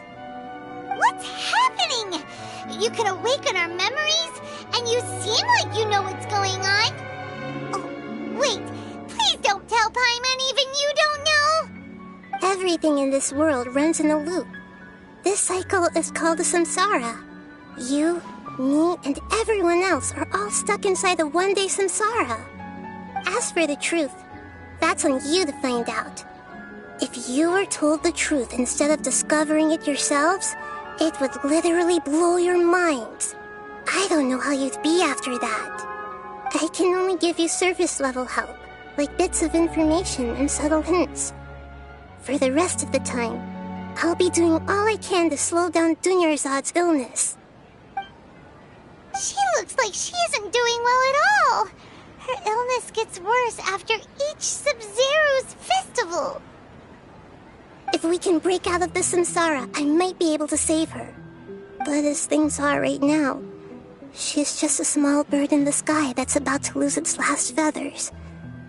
All I can do is raise a gale to delay her fall. You sure love to use weird analogies. Analogies are wonderful tools. They let you use existing knowledge to understand unfamiliar things. Okay, so, with what you know so far, what do you think the truth is?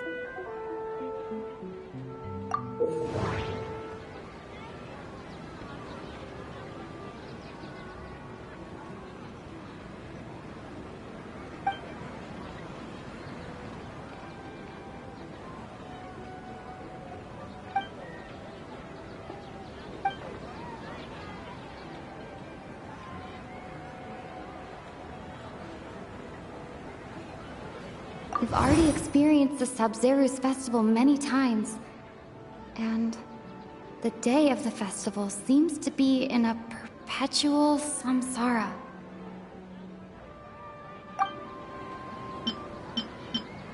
What's happening right now seems to have happened before.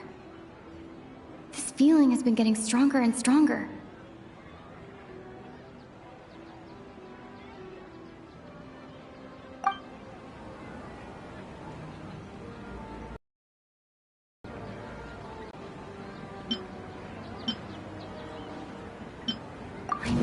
Feels exhausted, even though I haven't done too much thinking.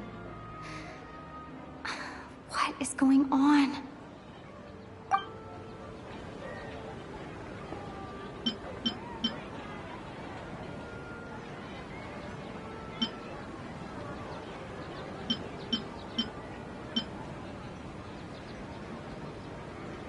My mind feels exhausted.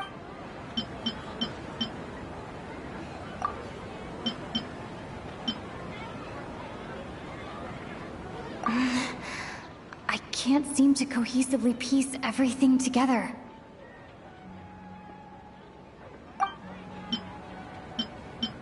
I can't...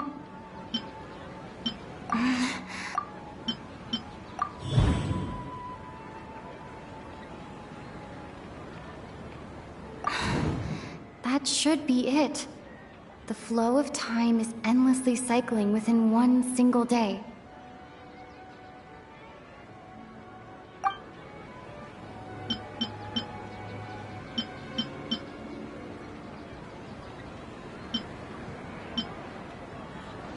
The moon, illusions, and lies. What do they all mean?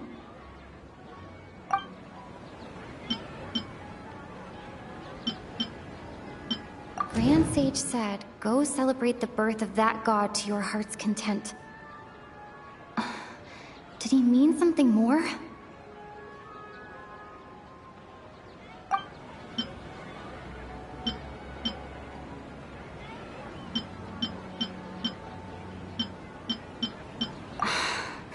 That doesn't sound right. I need to carefully think things through.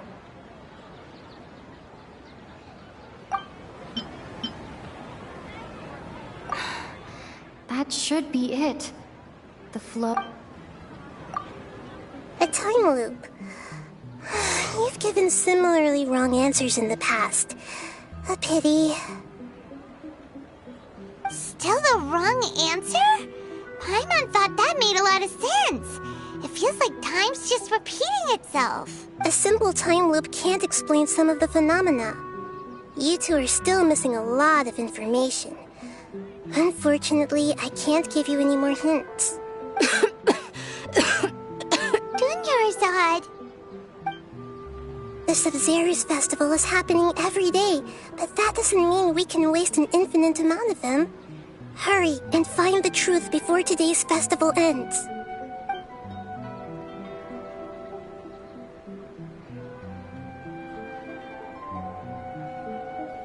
Let's think about our current situation. To save Dunyarzad, we have to escape the samsara of the Sub-Zerus festival. And to do that, we need to figure out what's happening. The truth. Nahida rejected the idea of a time loop, so we must have missed something, right? Paimon's memories say that we've already done this many times, but let's go talk to people again. It's more productive than sitting here and scratching our heads. Why don't we start with those stall owners?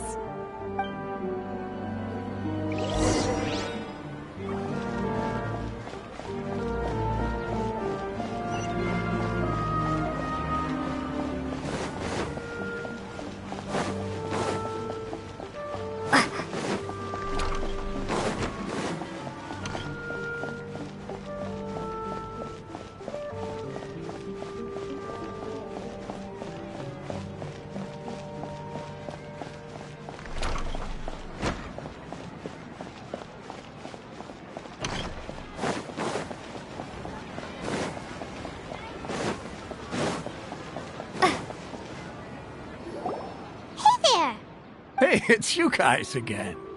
Where's your cultured friend? She's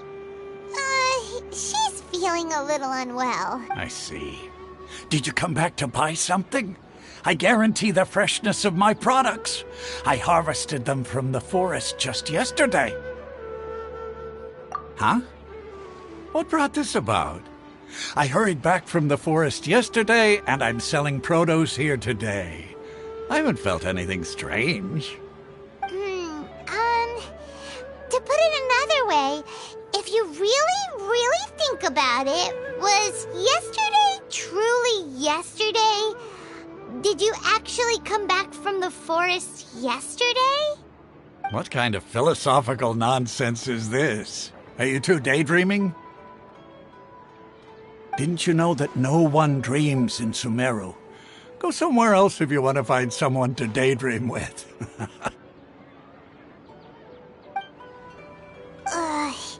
He actually has a point.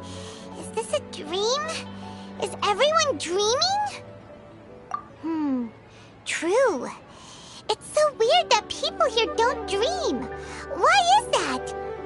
Anyway, if this all really were just a dream, we would have woken up a long time ago. Let's keep asking around.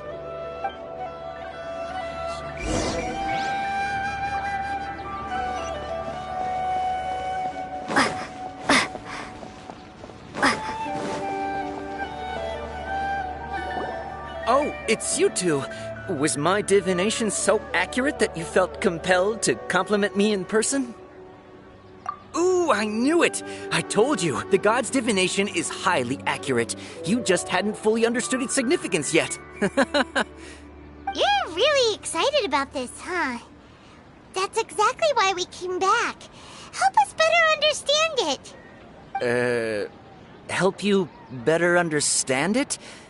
Well, that isn't exactly what I excel at. So, you're admitting that you don't have a clue? Anyway, what kind of situation did you get into? Huh? Hold on a second. I thought you guys just lost your wallet or fell for a scam. What you just said, are you serious? Does that kind of thing actually happen in real life? Paimon knew you weren't going to believe it. Marvelous. Truly marvelous. I believe you. Recall the interpretation of your divination. The moon, illusions, and lies. It really felt like an omen. When you say it like that, the divination does sound like it's related to what's going on. Can you read any more into it? I believe that the Archon's revelations are never more than vague hints. Anything more specific is beyond the reach of mere mortals. The book only says, if you trust your instincts and overcome your fears, the sun will surely rise. So that's how it is. Looks like fortune-telling is just fortune-telling. It's no good for practical problems. We haven't made any progress. Who else can we talk to? Paimon remembers that we tried talking to her a couple of times, but she always thinks we're playing pranks on her.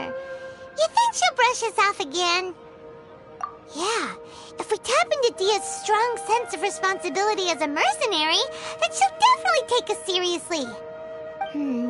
At this time of day, Dia's probably just finished beating up those kidnappers. Let's go find her.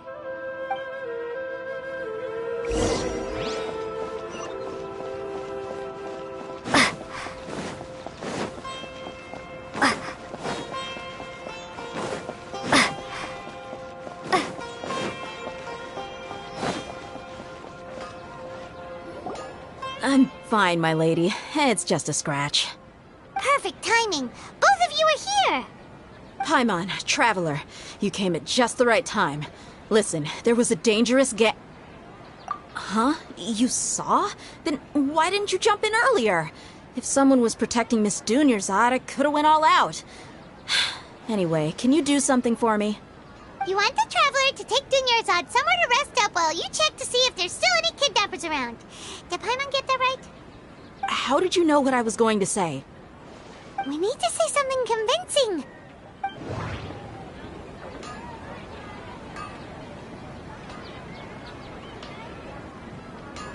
Dia sold her greatsword to raise additional funds.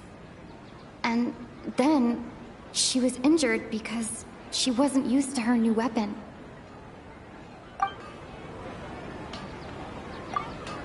Tell her, Traveler!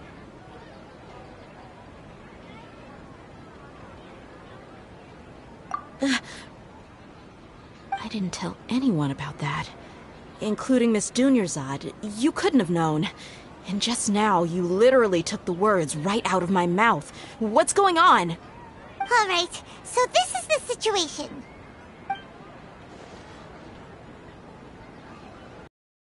It's kinda hard to believe what you just told me. First, let me make something clear. Most of us desert dwellers might not be the scholarly type, but we do have basic common sense. She's quieter than usual. Uninterested in anything and really gloomy. Yeah, she isn't the same as before, but her parents said that this is how she was like at first. Huh?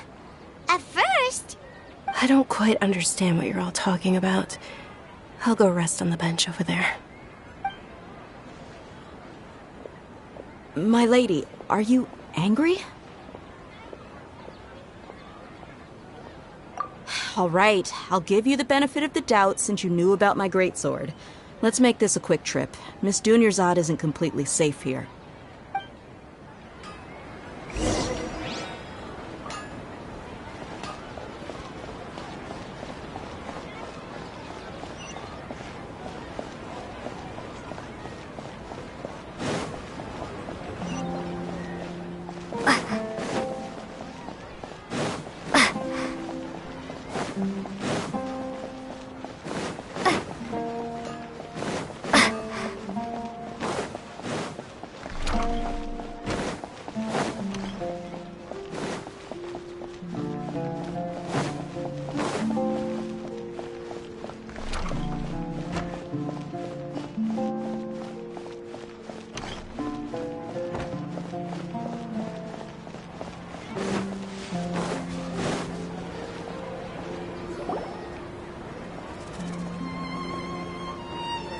Nahida! We brought a friend!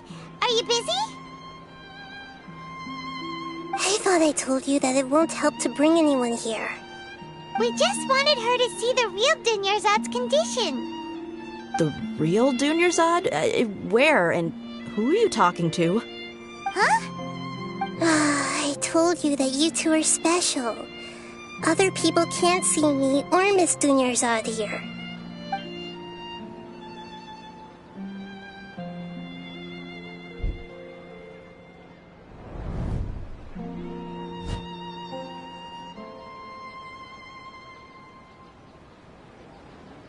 Hold on. Over there. Is that? Wow. How perceptive. Does she have invisible antennae? Miss Dunyarzad, she's lying down here, isn't she? How's she doing? Her condition's really bad, and she's basically in a coma. How did you know she was here? I can sense her aura. There are also lingering feelings of something like regret or disappointment. What happened? Do you believe us now? The Sub-Zero's festival has been repeating itself. So, you think the sages are behind this? Yeah, they've always been against us. Wouldn't surprise me if they're using the Akasha to intentionally repeat the Sub-Zero's festival as a sick joke. You have a point. Aside from the Dendro Archon, the Academia's sages are the only ones in Sumeru who could pull off something like this.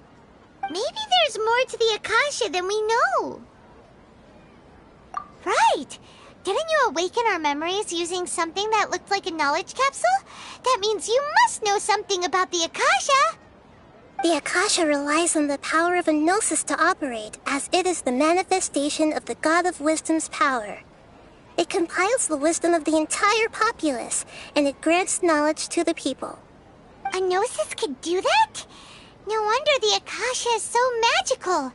It's being powered by the gnosis of Sumeru's Archon. So, this Nahida you mentioned, what did she say?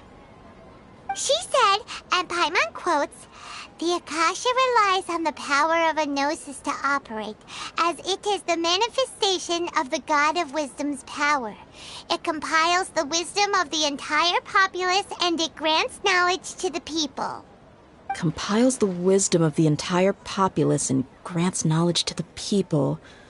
Wait. I get the grants knowledge part. That's what people have always used the Akasha for. But compiling the entire populace's wisdom? How does that work? Did she mean that the sages enter new knowledge into the Akasha? Oh, yeah. That sounds about right. What do you think?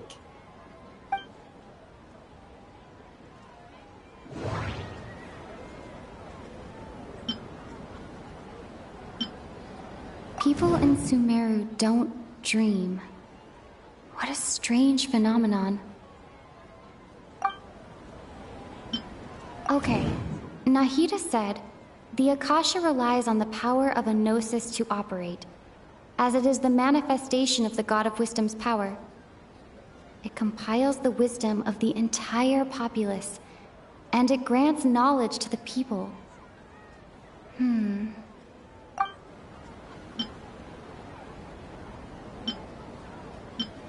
mind feels exhausted, even though what's happening right now seems to have happened before.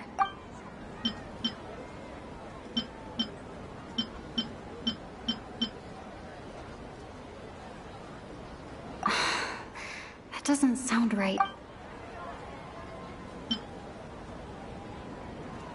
That doesn't...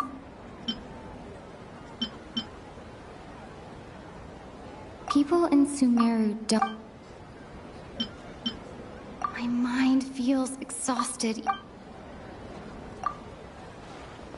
You mean the Akasha is causing our mental fatigue? Huh. Now that I think about it, my head's been feeling unusually heavy. When the desert dwellers set off on their quest for knowledge, a sage once said, knowledge always comes at a price. Compiling the entire country's knowledge. You think the Akasha pulled a 180 and is extracting information from us? Who knows? The Akasha can put knowledge into our heads, so who's to say that it can't also poke around in there? We don't know any specifics. What's the point of doing something like that? Just think about it. If you could combine the knowledge of every single person in Sumeru, then you can basically turn Sumeru City into a single massive brain. This hive mind could make breakthroughs in problems that even the smartest geniuses can't crack. An excellent deduction. And the analogy comparing Sumeru City to a massive brain? I love it. In that case, we should take off our Akasha terminals right away. Maybe that'll solve this problem. Yeah, I was only wearing this for show in the first place. Didn't expect the sages to cook up such a conspiracy. Mark my words, when this is over, I'm getting evidence and exposing this whole thing to the public. How does everyone feel? Huh? What is it? Oh, that! Paimon knows what you're talking about. It's a single soft beep that sounds like it's coming from the Akasha terminal. The sound of a beep. Could it be a prompt tone for when the Akasha is operating? That's probably an important clue. We weren't using our terminals, but we heard a beep anyway.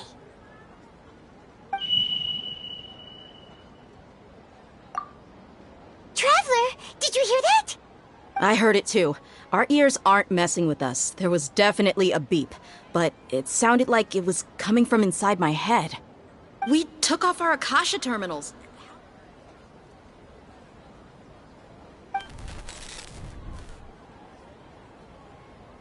Phase runtime has exceeded its expected length. At this rate, there may be casualties. But we cannot lose all of our progress.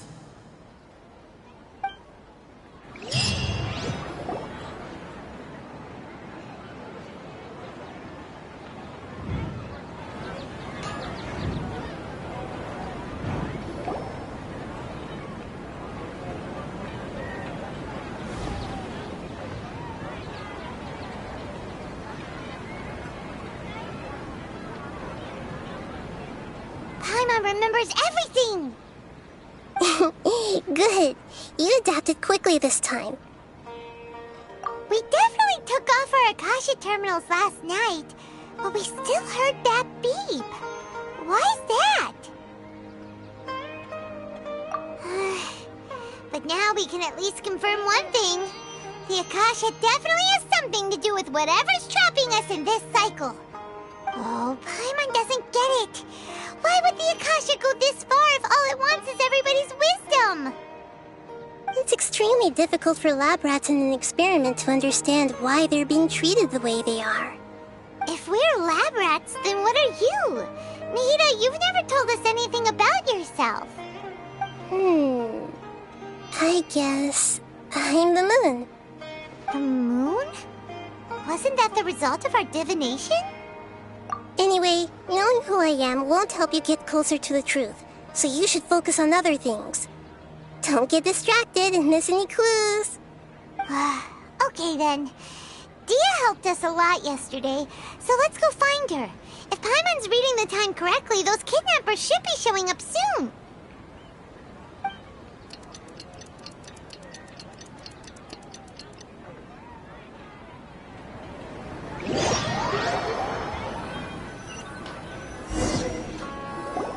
Ah, there you are. I've already taken care of those kidnappers. My lady, did you get hurt? Dia? What's wrong? Why are you both gawking at me like that? You didn't get hurt this time. Huh? What do you mean this time? Why are you so surprised that I managed to get out unscathed? Those kids were amateurs.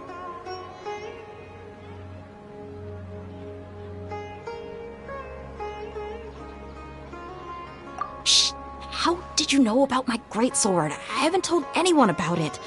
Please, don't tell Miss Dunyarzad. So Dia's lost her memories after all. Anything strange? You already know that I got a new greatsword. If I had to say something, it's weird how such a new weapon could feel so familiar. It's as if I've already used it to fight a countless number of battles. You're saying that although you don't remember using it, your body feels like it does? That's right. Both mercenaries and warriors heavily rely on muscle memory. Only knowing the theory of battle won't get you anywhere. Traveler, what do you think? Yeah, Paimon's feeling really hopeful. Oh, you're right! Earlier in the Samsara, something like this would have never happened. I have no clue what you two are talking about, but it's still dangerous here, so... So you want us to take Dunyarzad somewhere else to rest while you check if there are still more kidnappers around, right? How did you know what I was gonna say? Can you read minds? Forget it. Go and do your thing.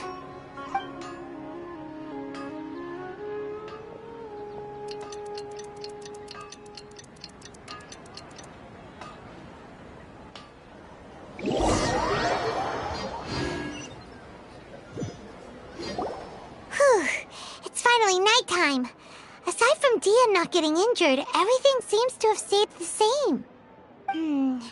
Listen, Nahida, we found out that Dia got out just fine today, even though she got injured every other time she fought the kidnappers. Do you think the Samsara has been broken? Have we saved Dunyarzad? Really? Good job on all that progress. Get some good sleep tonight. Hey, what kind of an answer is that? Tomorrow will come. Everyone assumes this is common knowledge, but the only way you can know that for sure is if you experience tomorrow. How many todays has it been? Is it possible that today will be followed by yesterday? Does tomorrow truly exist as anything beyond a made-up concept? It's even possible that this entire world is a lie, and the history of the whole world has just been one endless Sub-Zero's festival. Okay, no more. Paimon's brain is already shut down. That's why it makes no sense to waste your energy thinking about things you will learn tomorrow. Get some good rest. You know, use the bathroom and flush your anxiety dookie away. Huh? Hold on, what did you just say? Did Paimon hear you correctly? Huh? People always say they feel a sense of relief after they take a duk-duk. That's why I suggested you could try that. Is that so strange? It's so strange and so against common sense that Paimon's at a loss for words. You were sounding kind of smart just a minute ago. Yeah, even though it's happy and lively at the Sub-Zero's festival every day, it feels like it's been a long time since we've really gotten to relax. Let's go back to our room. Continue the harvest. Compared to what we stand to achieve, these sacrifices are trivial.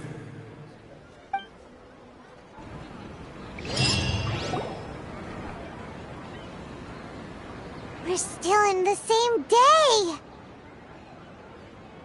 Nahida, you already knew last night that we didn't break out of the Samsara? Why did you tell us? Would there have been a point?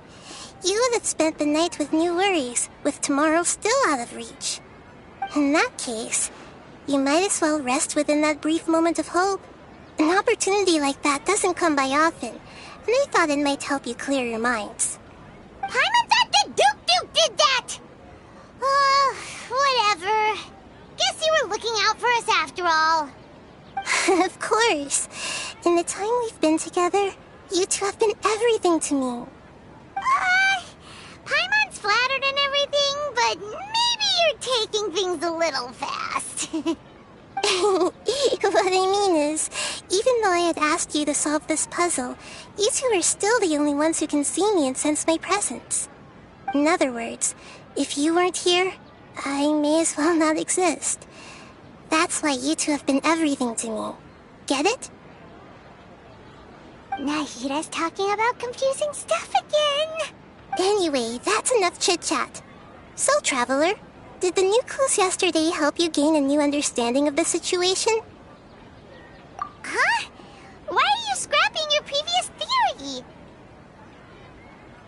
Oh yeah, you're right! Gosh, how did we not notice that? In a simple time loop, people's physical conditions should also reset.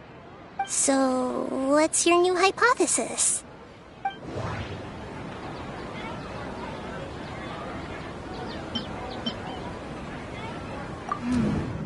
The beep is a prompt tone for Akasha operations. We still hear it every night, even though we removed our Akasha terminals. Okay, Nahida said, the Akasha relies on the power of a gnosis to operate, as it is the manifestation of the God of Wisdom's power. It compiles the wisdom of the entire populace, and it grants knowledge to the people.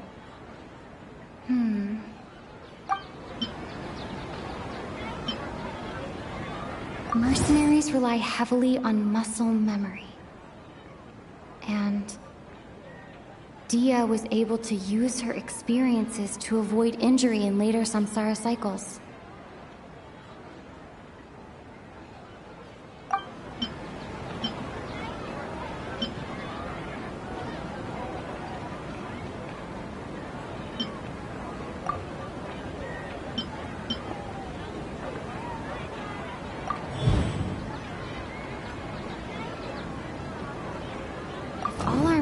Of a day are erased at the end of that day, then we would unwittingly relive that same day again and again.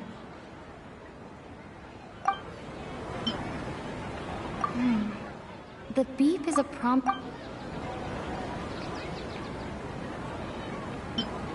Okay, Nahida said,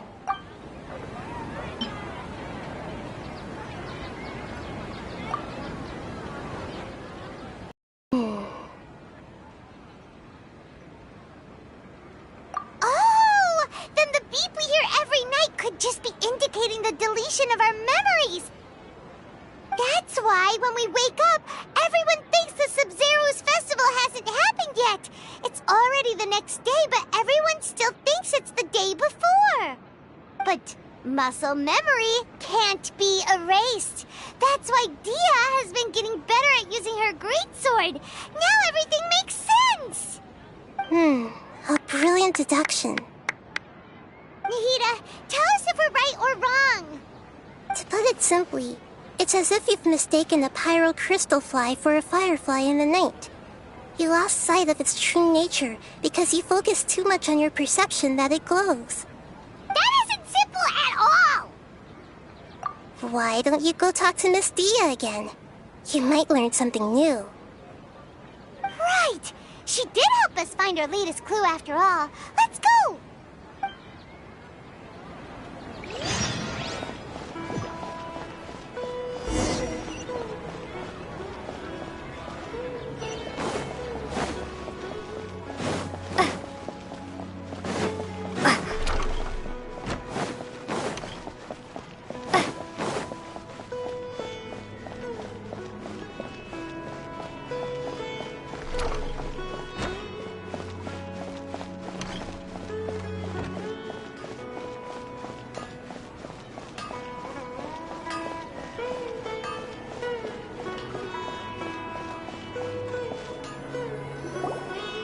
There you are.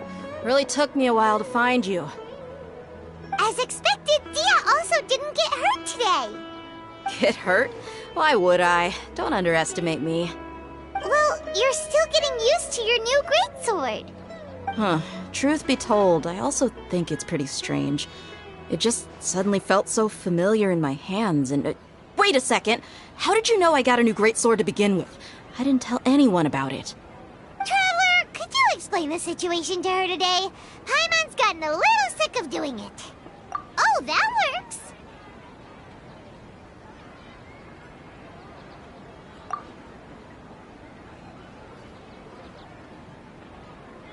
What happened to you guys while I was gone? Did you get brainwashed by some cult? Don't think too hard about it. Just take what we're saying at face value. Alright then, let me get this straight. You're telling me that my body's already gotten used to this greatsword, but my brain just doesn't remember it? Yes, your memory's being erased every day. Then I'd have to disagree. That's impossible. Oh? Why do you think that? If we've actually been reliving the Sub-Zeru's festival day after day, then what happened to the things we used, the money we spent, the food we ate? Common sense says my wallet should have emptied itself a long time ago. There's no way I wouldn't have noticed that.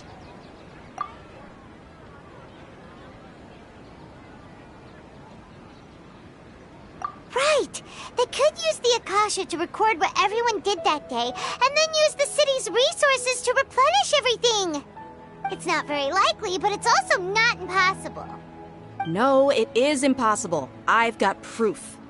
You have proof? Where? You two are surprisingly serious about this nonsensical discussion. Fine, I'll play along for a little longer.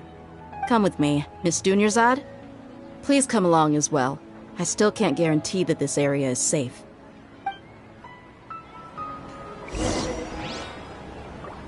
Paimon can't believe it's Dia who wants to show us something this time. 2 days ago, we were the ones taking her to see Dunyarzad.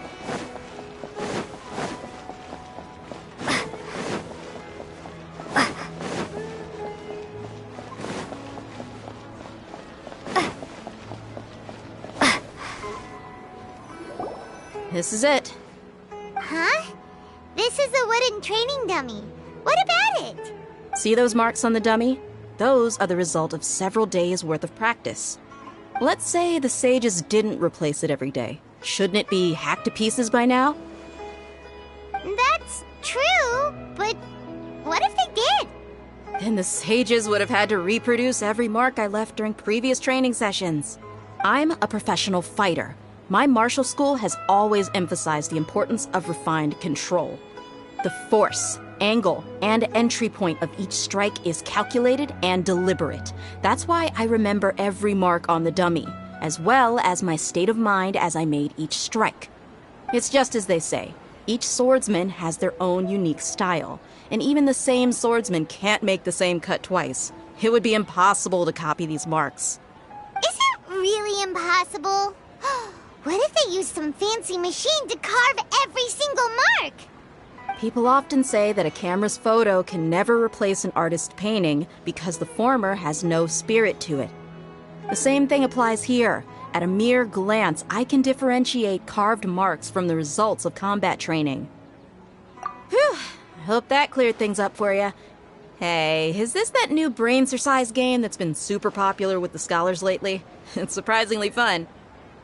Anyway, it's getting late. I should escort Miss Dunyarzad to Nilu's stage. See you later. Well, back to square one. Is our memory deletion theory also wrong? But at least we've reached some other conclusions in the meantime. Yep, that's true. So, can we think of any new ideas right now? Strange? Paimon feels like everything's been strange lately. Huh? Leaving the city? You're right! It's really strange how we never thought of such a simple solution! Many things should become clear if we can confirm the flow of time outside of the city. Paimon can't believe it! Did we miss this because we're tunnel visioning too hard on our other theories? Or because we're just too tired? How about we go back and ask Nahida? Maybe we've forgotten something about leaving the city.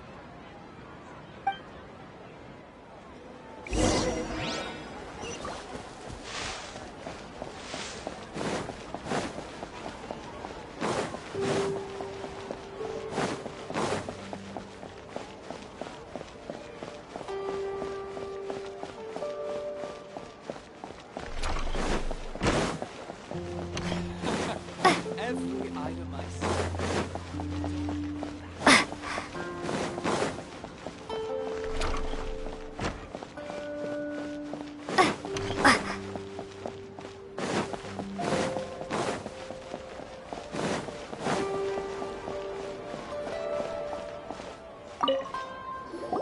Nahida, we're back! You're back early today. Did you find something new? Sort of. We're mostly sure now that we're not in a time loop. And we also aren't in the real world. But at the same time, we have a new question. Leaving the city. As far as I remember, you've mentioned your plans to do that twice before. We did? But we don't remember anything. What happened after we talked about those plans? What did we say when we got back? Let me think. I don't think you ever actually told me what the outcome was. Oh, it's probably more accurate to say that both times you never came back the whole night. But you two sometimes stay out the entire night anyway, so at the time, I didn't think too much about it. It is true that sometimes we lose track of time during our investigations. Before we know it, it'll already be the next day. But still, neither of us remember anything about leaving town. Really? That's kinda strange. In theory, I should have already awakened all your memories. Yep, something here's definitely fishy. Let's get to the bottom of this tomorrow.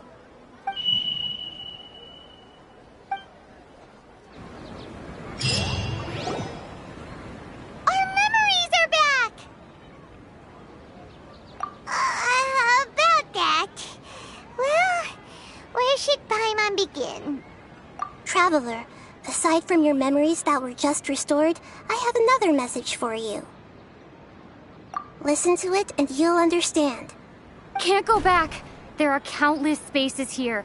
Our Sub-Zero's festival in Sumeru City is just one of them. Traveler, you should be missing 2 days' worth of memories. Paimon will fill you in. It's time to carry out our plan from yesterday. Okay, let's go!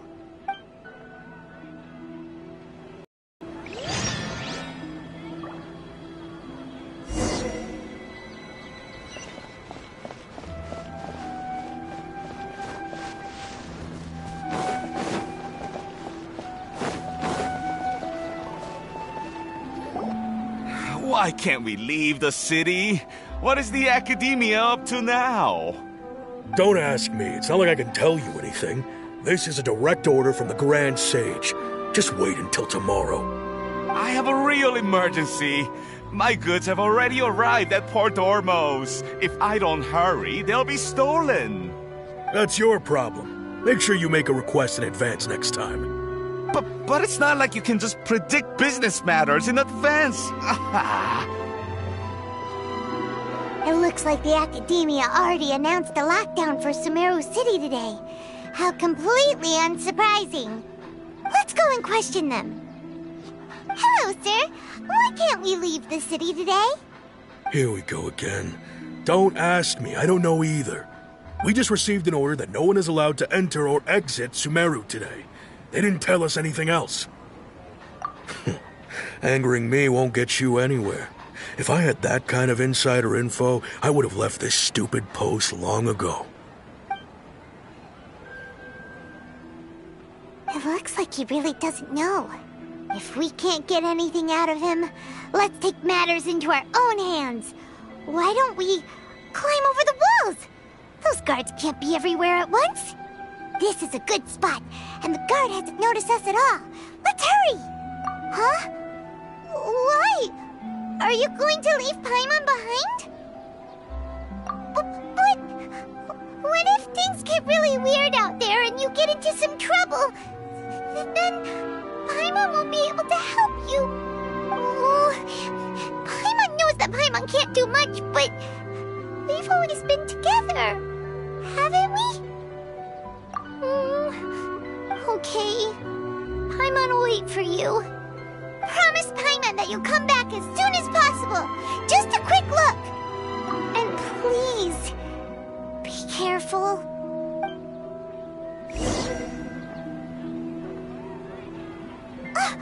Memories!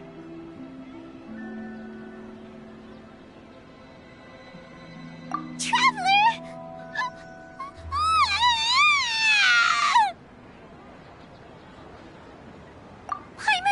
Paimon would never see you again!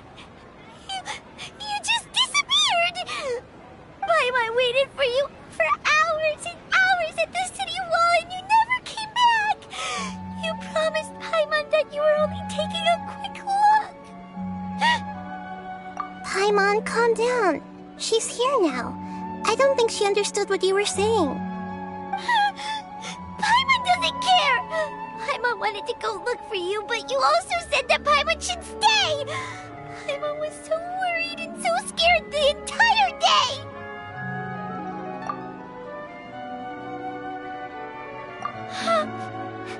Okay. Paimon will forgive you. The most important thing is that you didn't actually disappear. Oh, Paimon was so scared that you had gone into another world! Okay, Paimon, can you tell us your perspective of what really happened yesterday? I see. Using two people's different perspectives. After that, you left the city. Paimon kept her eyes on you the whole time, but then you disappeared in an instant.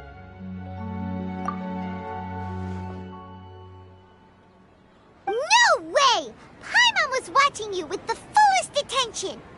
What's your perspective, Traveler? You sure you don't have any memory of this?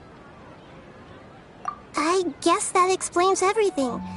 You also lost your memories the last 2 times you tried to leave the city. Those days' memories can't be awoken. So, if we leave the city, our memories will be completely erased? It really sounds like something big outside of the city is being hidden on purpose. But this way, we'll also never discover what's outside. Something like a message? But how can we send it back? Don't look at me like that. I'm not used to being stared at. Well... Okay. You want something that can pass on messages, right? Give me some time and take care of Dunyarzad for me. Yep! Now we're talking!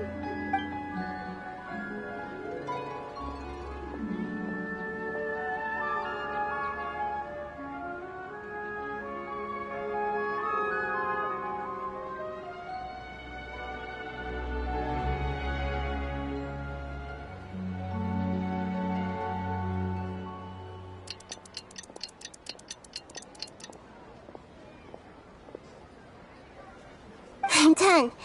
Here you go. What? Isn't this just an Akasha terminal? You made some little changes. Akasha terminals are already capable of sending messages. I just tweaked it so that it could connect to any node. To make something like this? Nahida, you really know the Akasha like the back of your hand. Anyway, we can use this now to record a message, right? Yep. I'll help you save the messages. It should be pretty easy to use. I just can't guarantee the user's status and signal coverage when they're outside the city.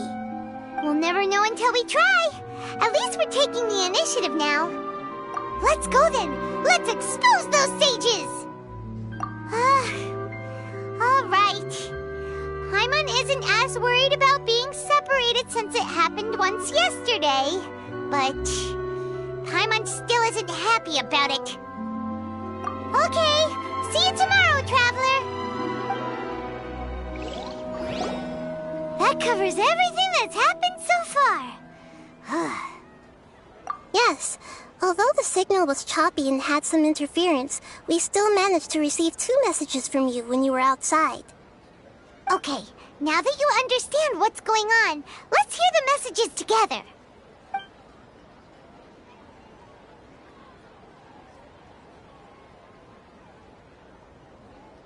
Can't go back. There are countless spaces here. Our Sub-Zero's festival in Sumeru City is just one of them. I've entered another space. Before me are flowing sandstone and howling fish. Impossible and surreal sights. All these spaces are empty, except for the occasional ones that contain mute puppets rather than people. I can't sense any human presence.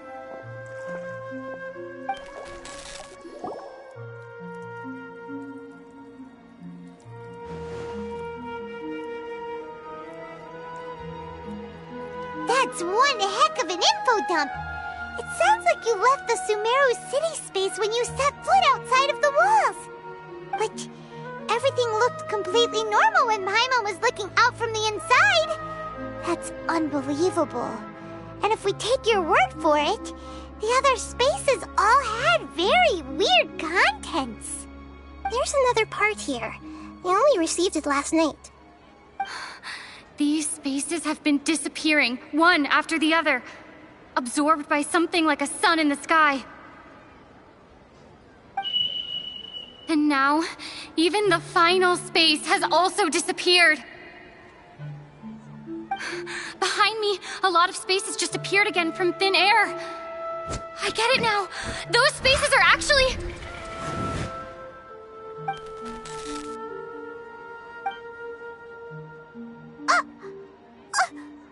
Why did the message end right there?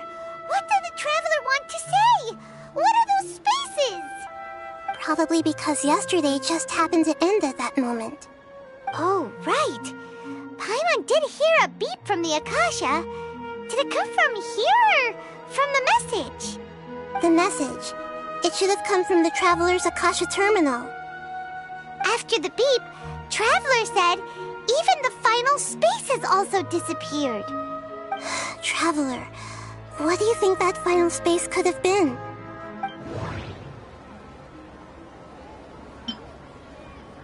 Was that space actually the real world? But wouldn't a real space just randomly disappearing like that be catastrophic?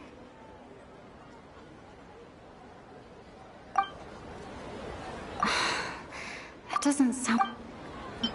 All the bizarre spaces I saw outside the city had one thing in common. A lack of human presence. Was that space actually the real world?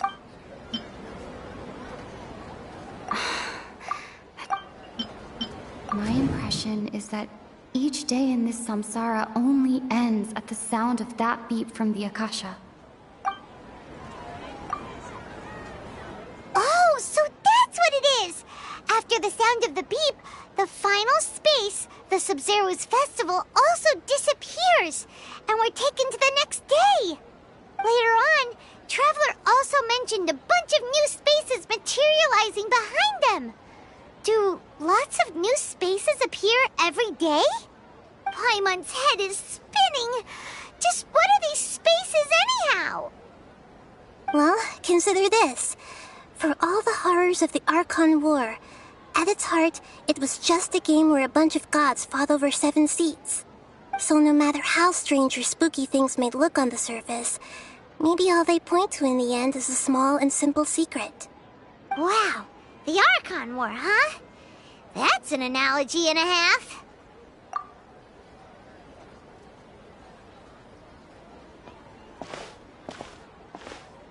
Hey, where are you going?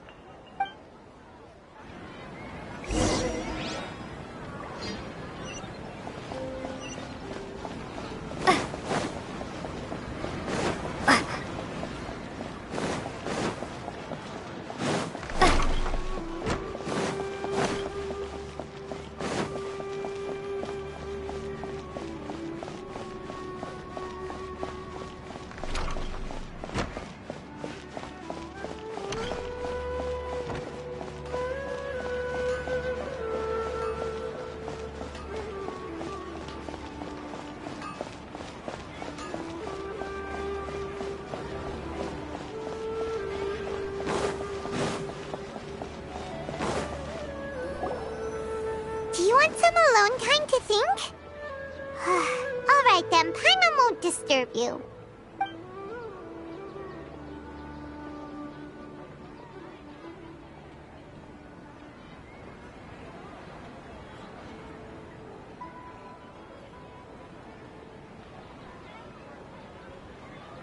The dance of Sub-Zeros is about to begin.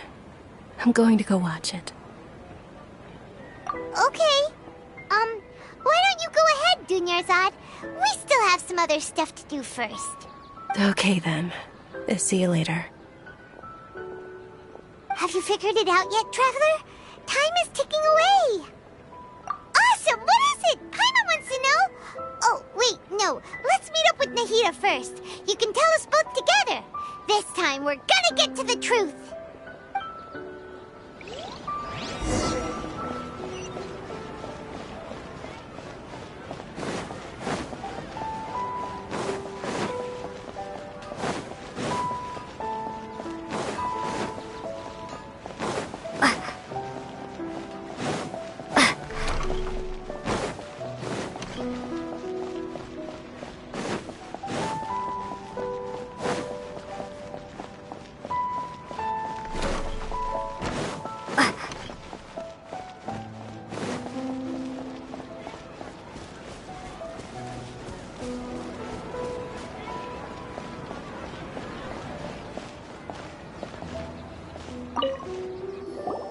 You're back! I've been waiting forever for you two. Judging by the looks on your faces, are you ready to take your Sub-Zeros exam and graduate from the festival? Okay, first off, have you discovered the hidden truth?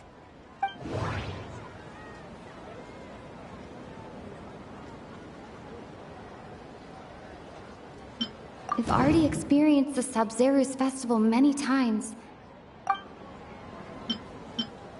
The moon illusions... People in Sumeru don't...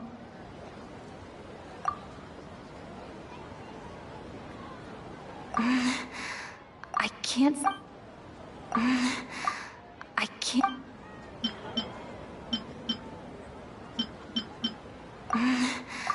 I can't...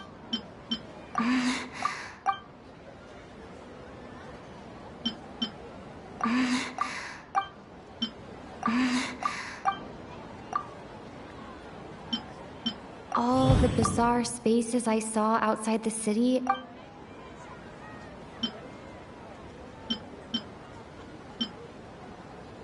Those spaces remind me of...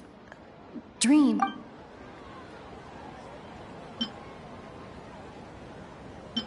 All the bizarre Those spaces remind me of...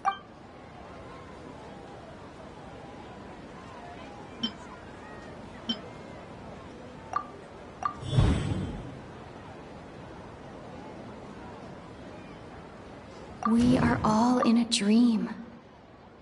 It isn't that the people of Sumeru don't dream. Rather, the Akasha is taking their dreams from them.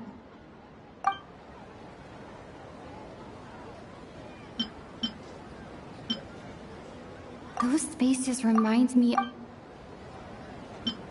We are all in...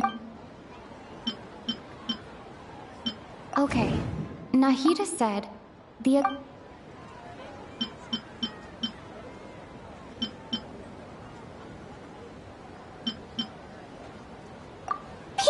Sumeru think they don't dream, but the truth is the Akasha steals their dreams without them knowing it. And those spaces with no human presence are stolen dreams without their host. That would explain why they sounded so weird when she was trying to describe them. Huh. So people in Sumeru do dream after all. In fact, we're all in one big dream together right now. Correct answer. Now, how did you conclude that the Akasha is capable of this?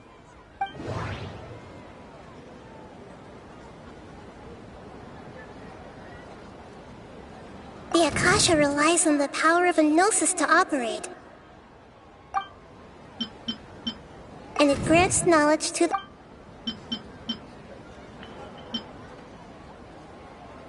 It is the manifestation of... It compiles the wisdom of the entire...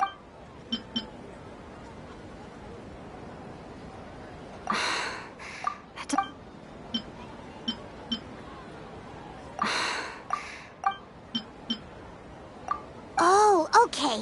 Those dream-controlling creatures in the forest also get their power from the Dendro Archon, right? That would explain why the Akasha has the ability to control people's dreams, too. But is stealing everyone's dreams really how the Akasha compiles their wisdom? Isn't there anything more to it than that? Dreams are fantastical, complex, and full of imagination. People's brains are the most active when they're dreaming. In other words, dreams are rich bundles of human wisdom. So in other words, the complete opposite of how Hypatia understood it. Paimon remembers her saying that the sages think dreams are foolish delusions, and the fact that no one dreams is a blessing from Greater Lord Rukkhadevata. So it was all a dirty trick? The real story is that the sages from the Academia are using the Akasha to steal people's dreams for their own use, huh? Oh? By the sounds of it, you understand the current situation pretty well. So then, what about the Samsara?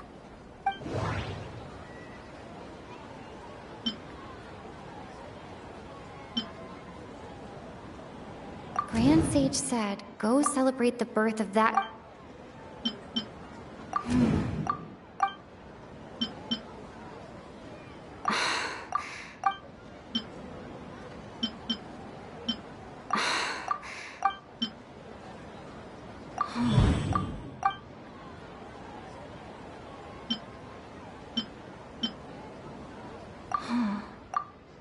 Those spaces, those dreamscapes kept vanishing. But as...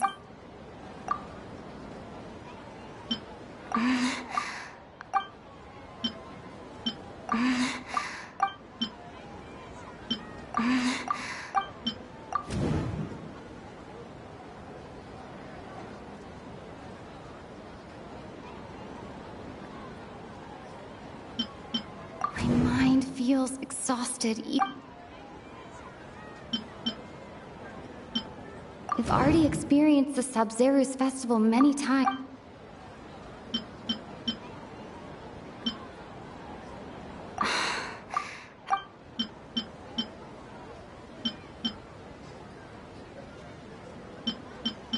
Grand Sage said,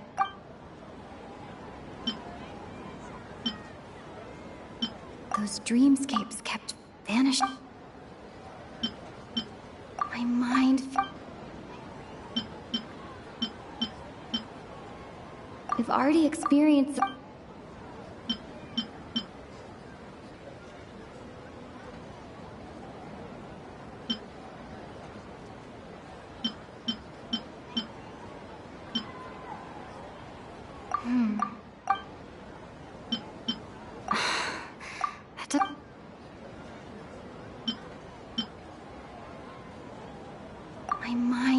feels exhausted even...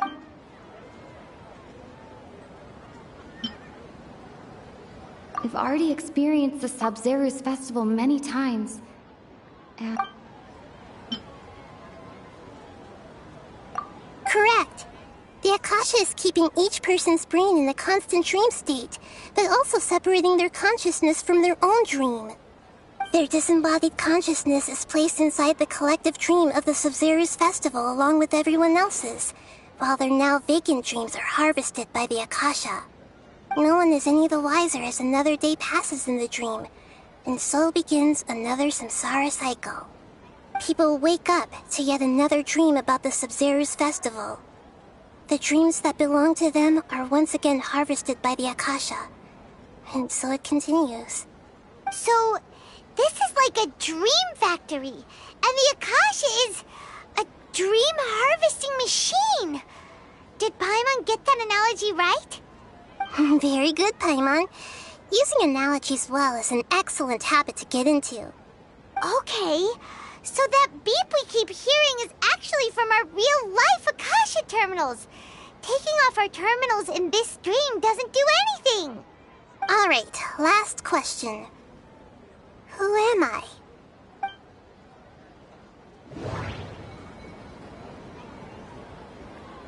They say that alchemical divination is the dendro... So you noticed. I thought that one would be the hardest question. That's why I put it last. That wasn't hard at all. Even Paimon guessed that. Everything about you is different. We just didn't want to expose you is all. Now that you mention it, Nahida, you've been hinting to us since the very beginning. It's funny. Thinking back to when we were asking all over the place for info about Lesser Lord Kusanali. Paimon didn't expect to meet you like this. Yes, those can wait until we're back in real life. On the other hand, I'd be happy to answer any more questions you have about here and now. You asked me this question before. My answer was, it would literally blow your mind. Now that you know this is all a dream, this answer should hopefully make more sense. Have you heard the saying, don't wake a sleepwalker? Likewise, if someone suddenly had told you all this instead of you learning it on your own, your notion of reality and dream would be thrown into irreversible confusion. I couldn't expose you to that kind of risk. That's why I could only give you very subtle hints and some suggestions. Long story short, I'm really sorry I had to keep you guessing. Firstly, this dream we're in is completely based on reality. People have already experienced this Sub-Zeru's festival, so it would be very difficult for them to find anything that strikes them as surreal. Secondly, you're probably wondering why people don't have any memories from earlier samsara, right? That's because people don't remember their dreams most of the time anyway. And in any case, their actual dreams are being taken away from them by the Akasha.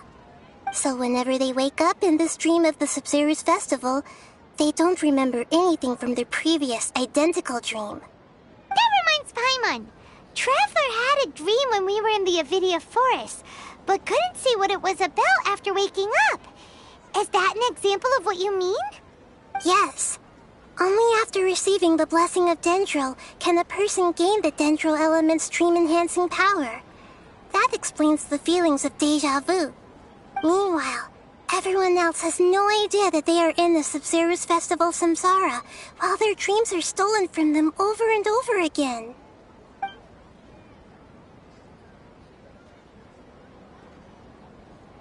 Can humans really keep dreaming forever like this? Will it ever end? And if so, when? You might say your mental fatigue has already answered this question. Eventually, there's only so much that people can tolerate. Especially those whose health is compromised to begin with, like Dunyarzad. This relentless exploitation takes an even harder toll on them. People's lives are at stake here, and nobody knows a thing! We've got to put a stop to this!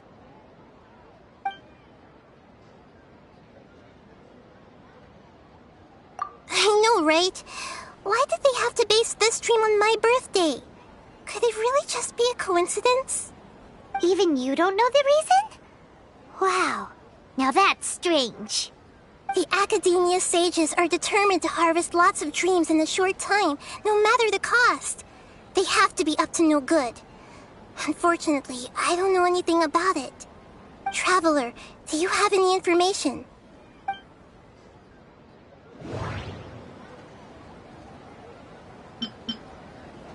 Grand Sage said, go... Celebrate the birth of that god? Could it mean...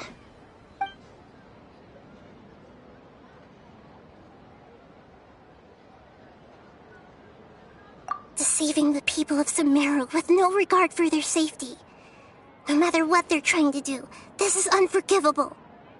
After we end the Sub-Zerus Festival Samsara, we have to look into them. How can the sages of the Academia do this behind their Archon's back? This is ridiculous! In the end, I'm just the moon. The real sun is long gone. A sun and a moon? Nahida's talking in riddles again. Oh, we're out of time today. I'll tell you how to break free of the samsara tomorrow. See you then.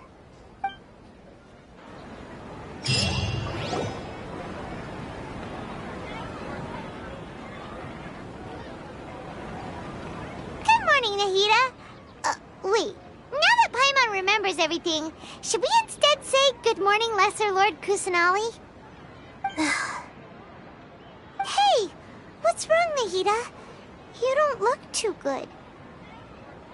I'm afraid that what you're thinking right now is correct.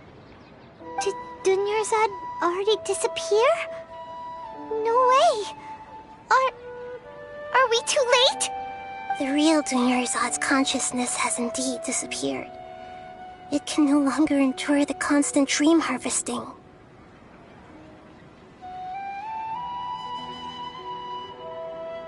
Paimon can't believe it. Wait, so what about that other Dunyarzad? Just what is she? Is she also going to disappear? She's actually something like a puppet, but not completely. The real Dunyarzad's consciousness could no longer keep playing her role in this dream. So another Dunyarzad appeared to replace her in the dream. Just like the grass and the trees, that Dunyarzad is just a building block of the dream that helps to keep it going. But personality-wise, she's nothing like the real Dunyarzad.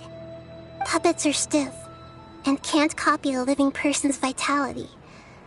After all, they're just there as filler. You know, speaking of which, the old Dunyarzad might not have been too different from a puppet. Dunyarzad truly believed that she met you within her consciousness, and it was you who inspired her.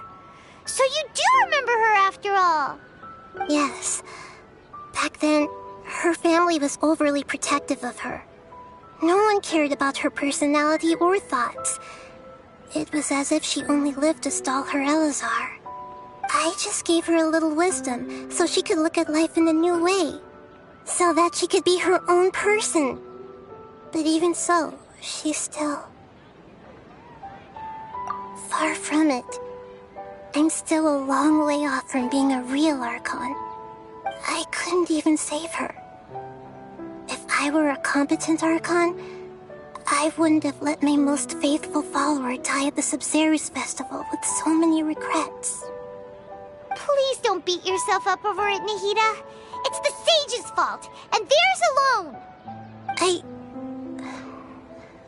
I'm not beating myself up. All I did was to rationally observe the distance between myself and a real Archon. Don't be like that, Nahida. Even real Archons are still allowed to be sad.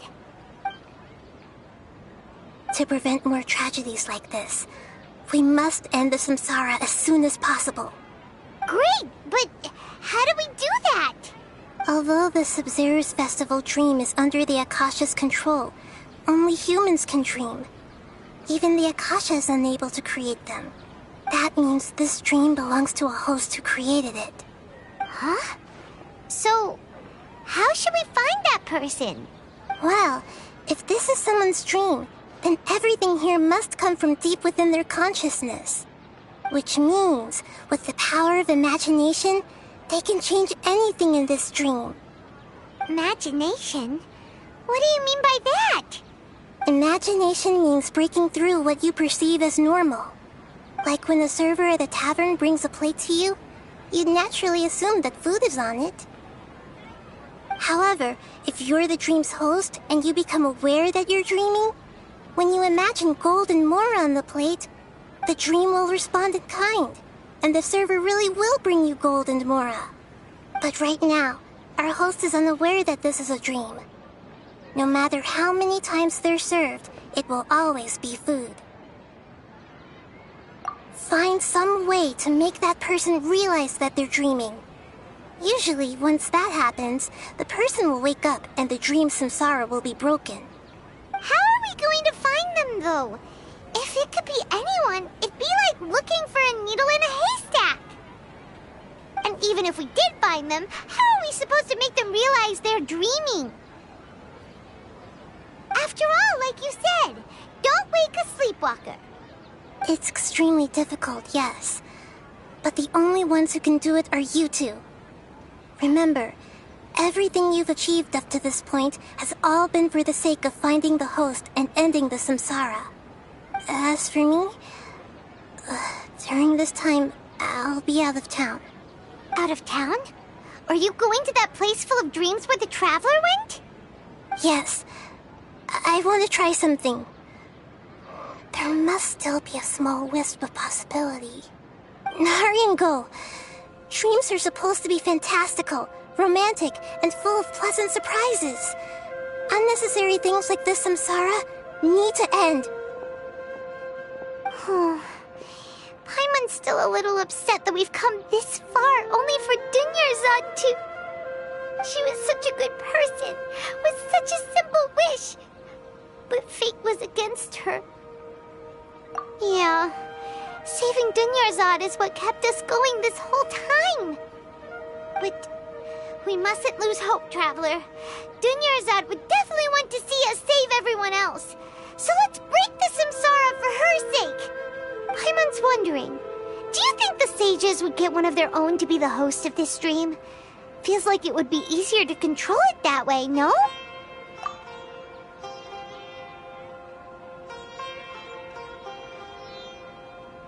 Huh. That's true.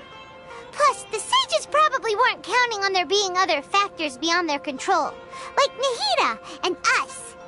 So, who do you think the host of the dream is? Oh, that would make sense. Ferris, the Knight of Flowers, is a symbol of the whole Sub-Zeru's festival, right? Pretty core character. Let's go ask him some questions, shall we?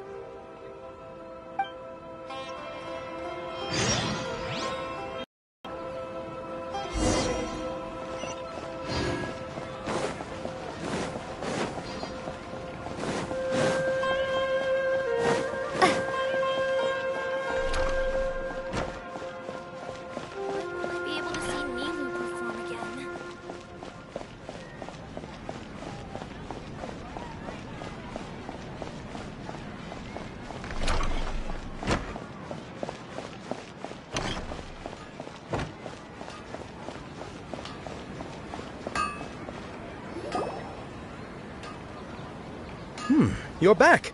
You left in a hurry last time. Is everything okay?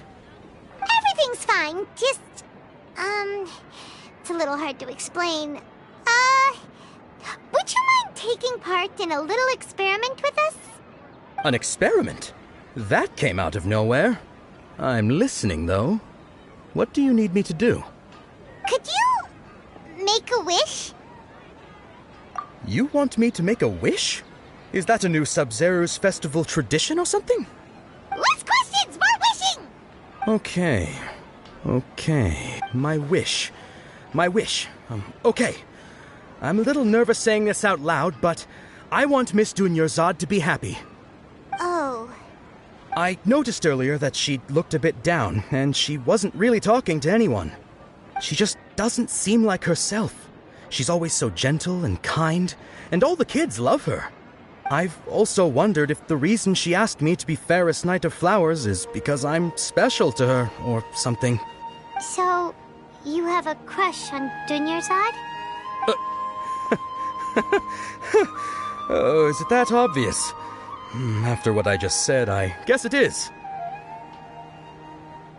When she placed the hat of the Knight of Flowers onto my head, she said to me, "I want everyone to have a happy Sub-Zerus festival."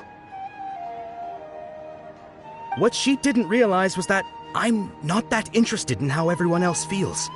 In that moment, I just wanted to be her Knight of Flowers for the rest of my life. 50 years, 100 years, I'll serve her till the end of time. Okay, yeah, that was a bit much. Felt like the right moment to get it off my chest, but that was pretty embarrassing. Okay, I'm ready to make my wish. I would like Miss Dunyarzad to appear in front of me right now with a smile on her face. Here goes. Please come true. I'm gonna open my eyes.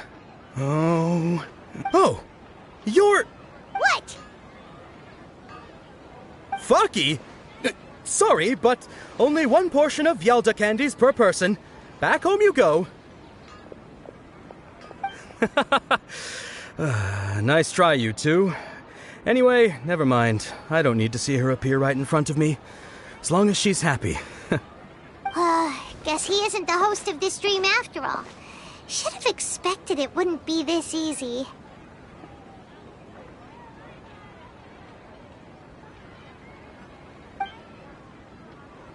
It seems like everyone who knows Dunyarzad loves her. But none of them has any idea that she... My lady, step back. That sounds like Dia! Oh, right. This is when Dunyarzad bumps into the kidnappers. Huh? But Dia can handle them. Hey, Traveler!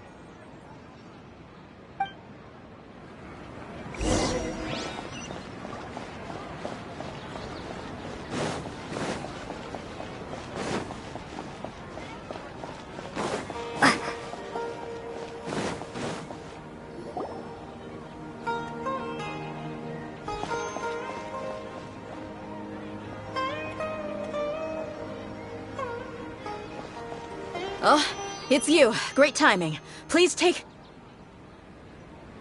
Hey, this is my job. The Homiyanis pay me, not you. You... fine, alright. Knock yourself out. Why are you so worked up anyway? It's not like I don't trust your fighting skills. Anyway, watch yourself. So you got yourself some backup. Suit yourself. You're going down! Scatter!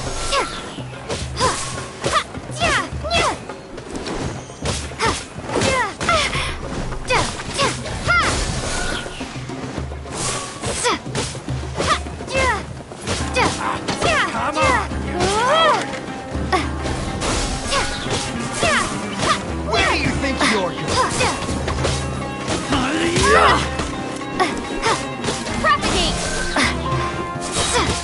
Germinate! Let's dance!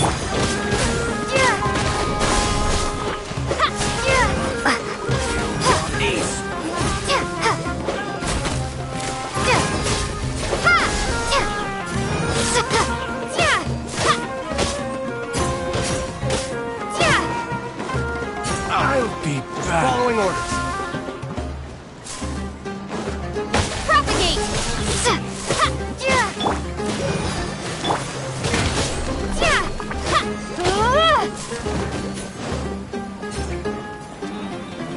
Take that!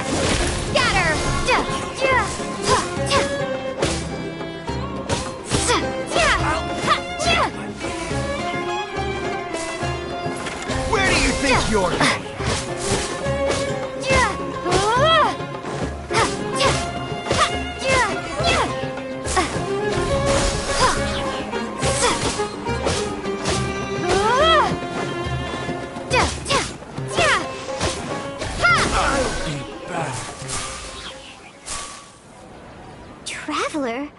Were you just taking your anger out on those guys? You and Nahida both. Dunyarzad wouldn't want to see you two like this. Oh, and speaking of her, Paimon just remembered something. Remember how during the first Sub-Zero's festival, before the Samsara started, we came here with Dunyarzad because she wanted to pick something up? She said it was because she had forgotten something. Okay, so Paimon's memory is working so far. Anyway, Paimon also remembers that she is staying somewhere around here. She pointed it out to us the night before the Sub-Zero's festival. Yeah, even if it's only a tiny clue, it'll probably still help us more than this needle in a haystack search.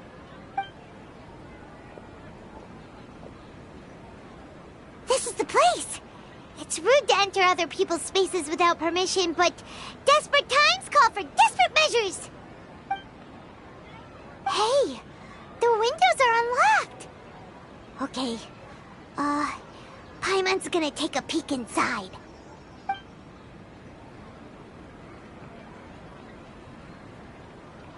This was only a temporary residence, so there was pretty much nothing inside except this book on the table. Should we open it?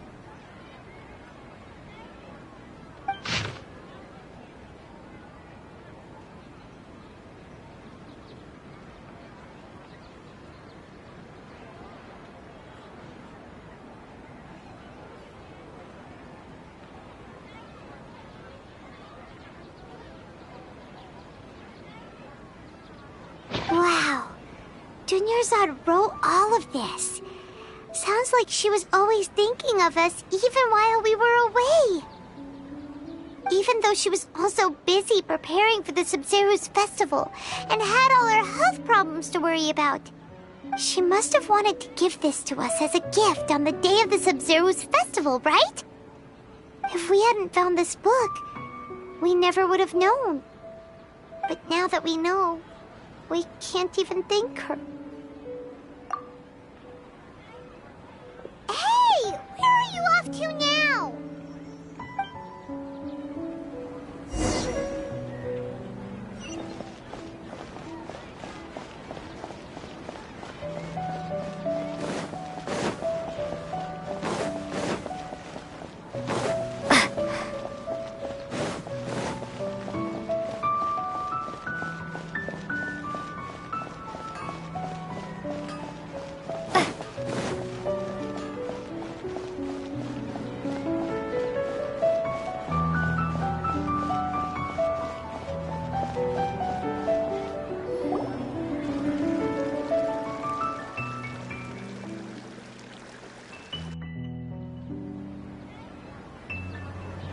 It's Dunyarzad's puppet.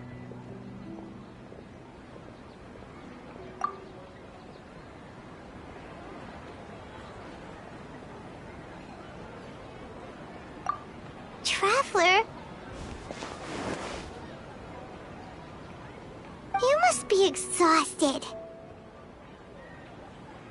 Come to think of it, we've been stuck in this place for a really, really long time. Heck, even the last time we were chatting happily with Dunyarzad feels like an eternity ago.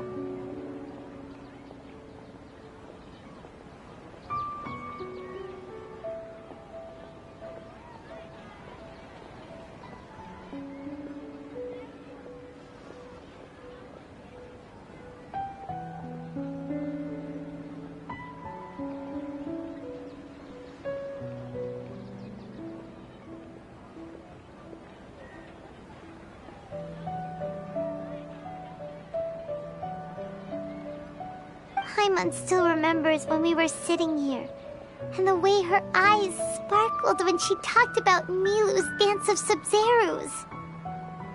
There will always be frustrations in life, but I know that the point of living is not to leave behind any regrets.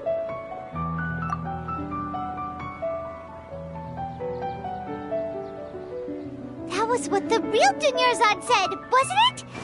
Does that mean... Yes, Traveler. What is it? Oh, So she's still just a puppet. But just now, how come... What? Where are we going this time?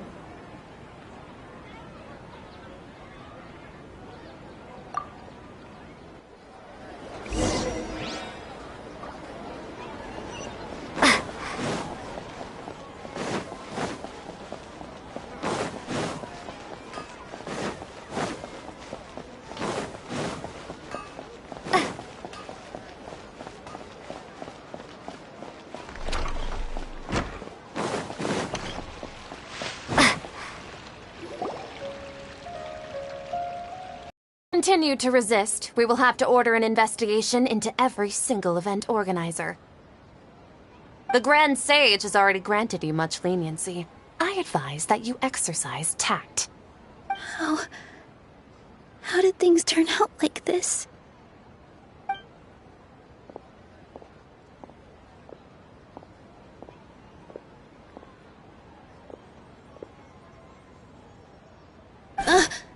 Traveler? You don't have to get involved.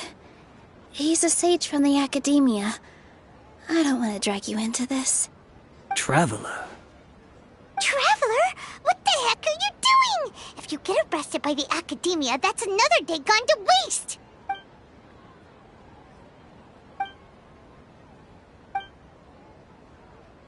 Wait, they're not reacting! Have they been scared stiff? Oh, of course! If this is the Sage's plan, they wouldn't put themselves through this! So they're just substitutes! What is this? What happened to the Grand Sage and his entourage?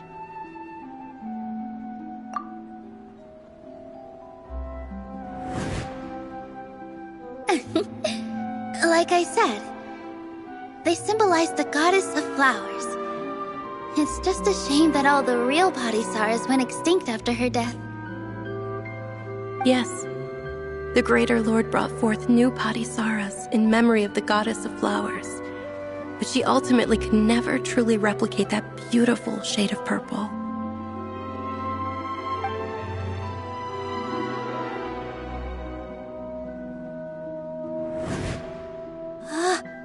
That beautiful shade of purple.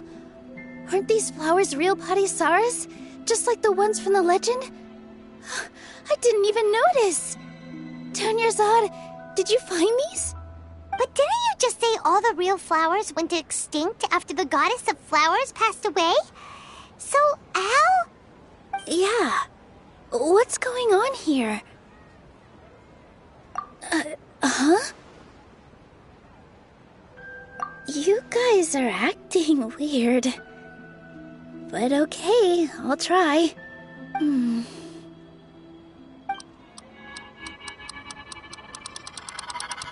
Hey! They disappeared! So Nilu's the host!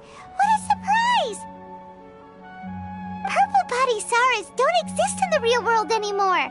But in Nilu's subconscious, they can appear as decorations on the stage! It's just like the example Nahida told us.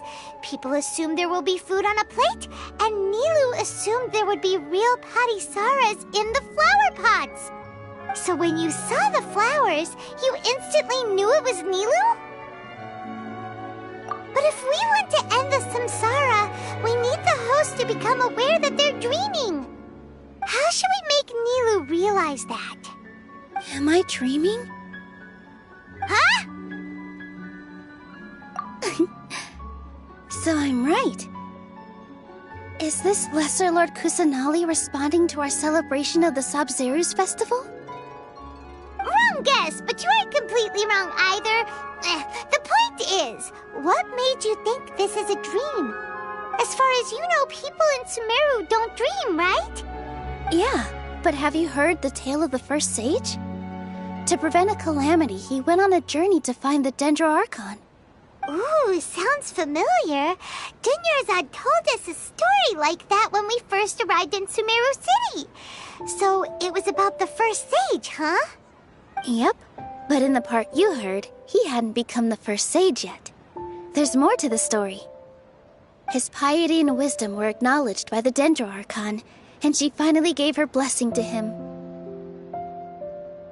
All kinds of spectacular scenes appeared in front of the first sage, as if all the knowledge in the world was being painted onto a canvas right before him. He was captivated.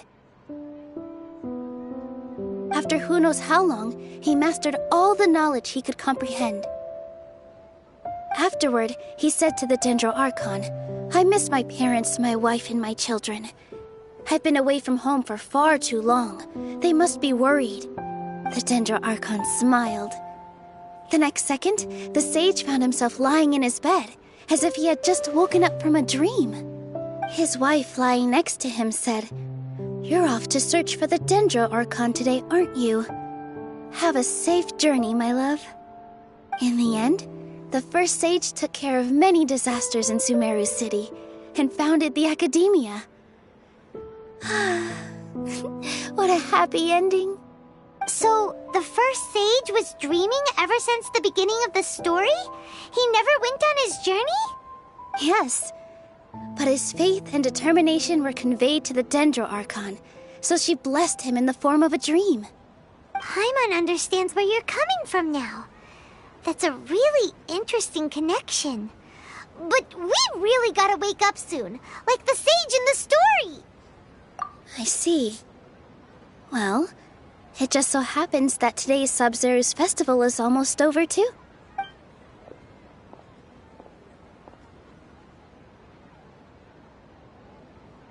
Since we're in a dream, let's make this final dance of Sub-Zero's as beautiful as we can.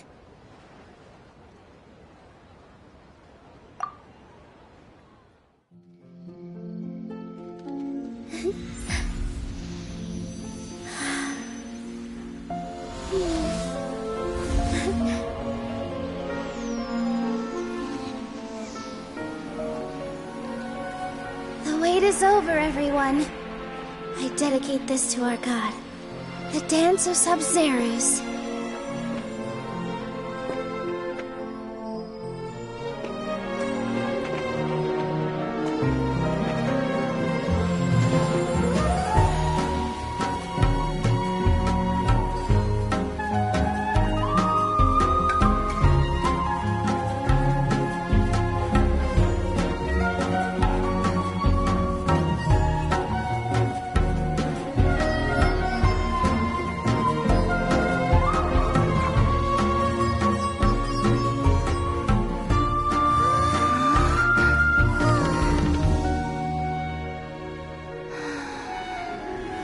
I'd be lying if I said I had no regrets. I would have loved to see Nilou's dance.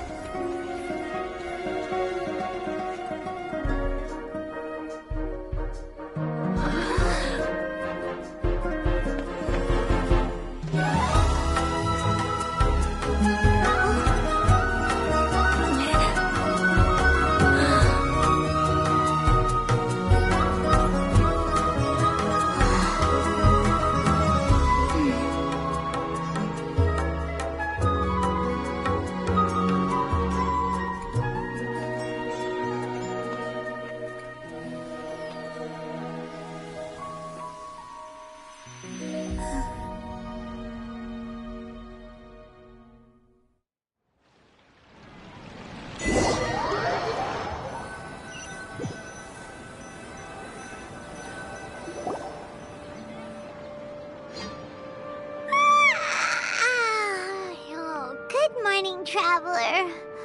Oh, Paimon feels like she's been asleep for the longest time. Paimon's head feels super heavy.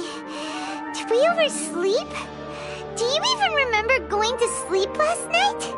Paimon thinks it was after the Sub-Zero's festival. The Sub-Zero's festival! Have we finally escaped from the Sub-Zero samsara? Quick! Take off your Akasha terminal!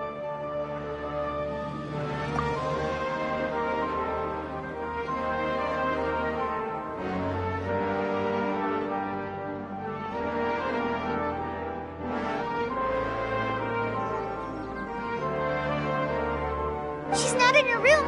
What happened? Huh? What usual spot?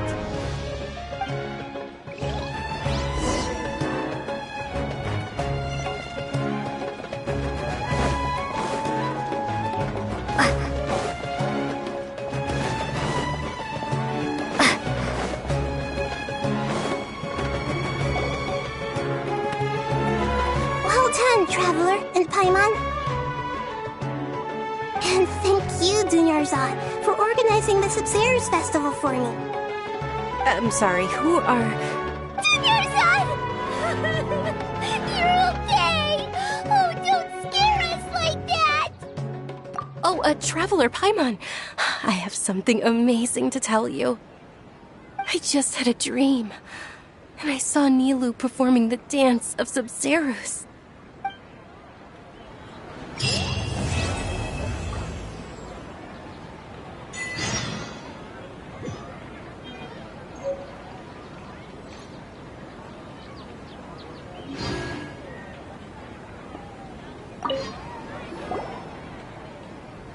You're actually Nahida, aren't you? Paimon felt like Catherine was acting weird when we met at the Sub-Zero's festival. And... Dunyarzad, did you save her? It's a really long story.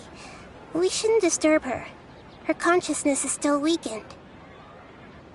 Let's chat somewhere else. How about by the Traveler's favorite bench?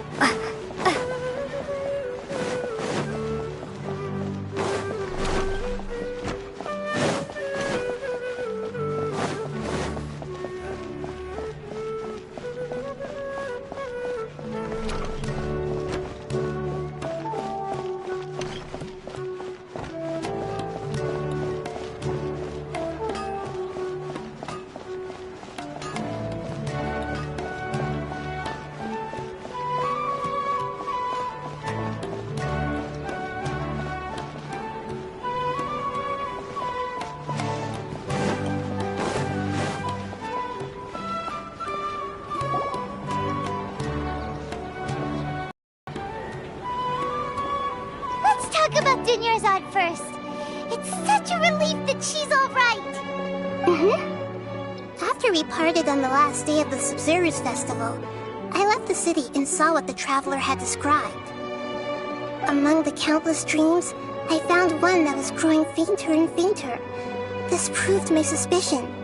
Once Dunyarzad could no longer bear the Akasha harvesting her dreams, her consciousness began to dissipate. But this also meant it escaped the Akasha's control. Such a small fragment of consciousness can't last for very long, though. It will return to its original dream, where both will gradually fade until they completely disappear. I used all the power I had to keep her dying dream alive as long as possible, but it still wouldn't have lasted for much longer if it hadn't been for you two breaking the samsara. So it looks like we did manage to save Dunyarzad in the end. And not a moment too soon. Huh? Why are you two smiling so happily? I thought you'd be so moved that you'd start crying. I need to spend more time observing human emotions. Both are fine. Everyone reacts differently. All right. You two must have a lot of other questions for me, right? After all, you saved my faithful believer. As your reward, I will answer any and all questions. At the Avidia forest, there was this incense that made the Traveler fall unconscious and dream of a huge tree and a red sky. You also heard someone's voice, right? It said world and forget me. Yeah, so you do know! We've been wanting to ask you what that was about, and if the red sky was related to Conria. It seems like the Traveler established a connection to Irminsul. That was a message left by Greater Lord Rukkhadevata's residual consciousness in Irminsul. Perhaps her last memory before she died. As you two probably know, Greater Lord Rukkhadevata disappeared after the disaster in Conria. The timings of these events do line up, so your suspicions are reasonable. A message from Greater Lord Rukkhadevata? We thought it was from the Scarlet King. The Scarlet King? That god who died even longer ago? Some present-day desert dwellers still worship him.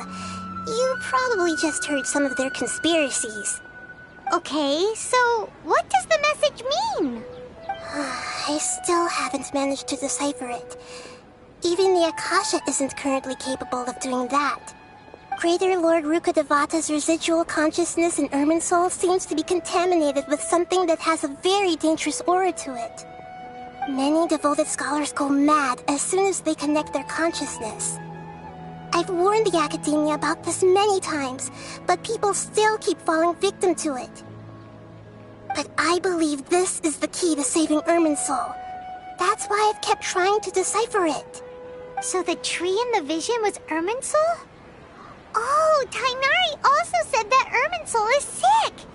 Is it because of the contaminated consciousness? But even if you can't figure out what that vision was all about, it seems like our search for you was all in vain.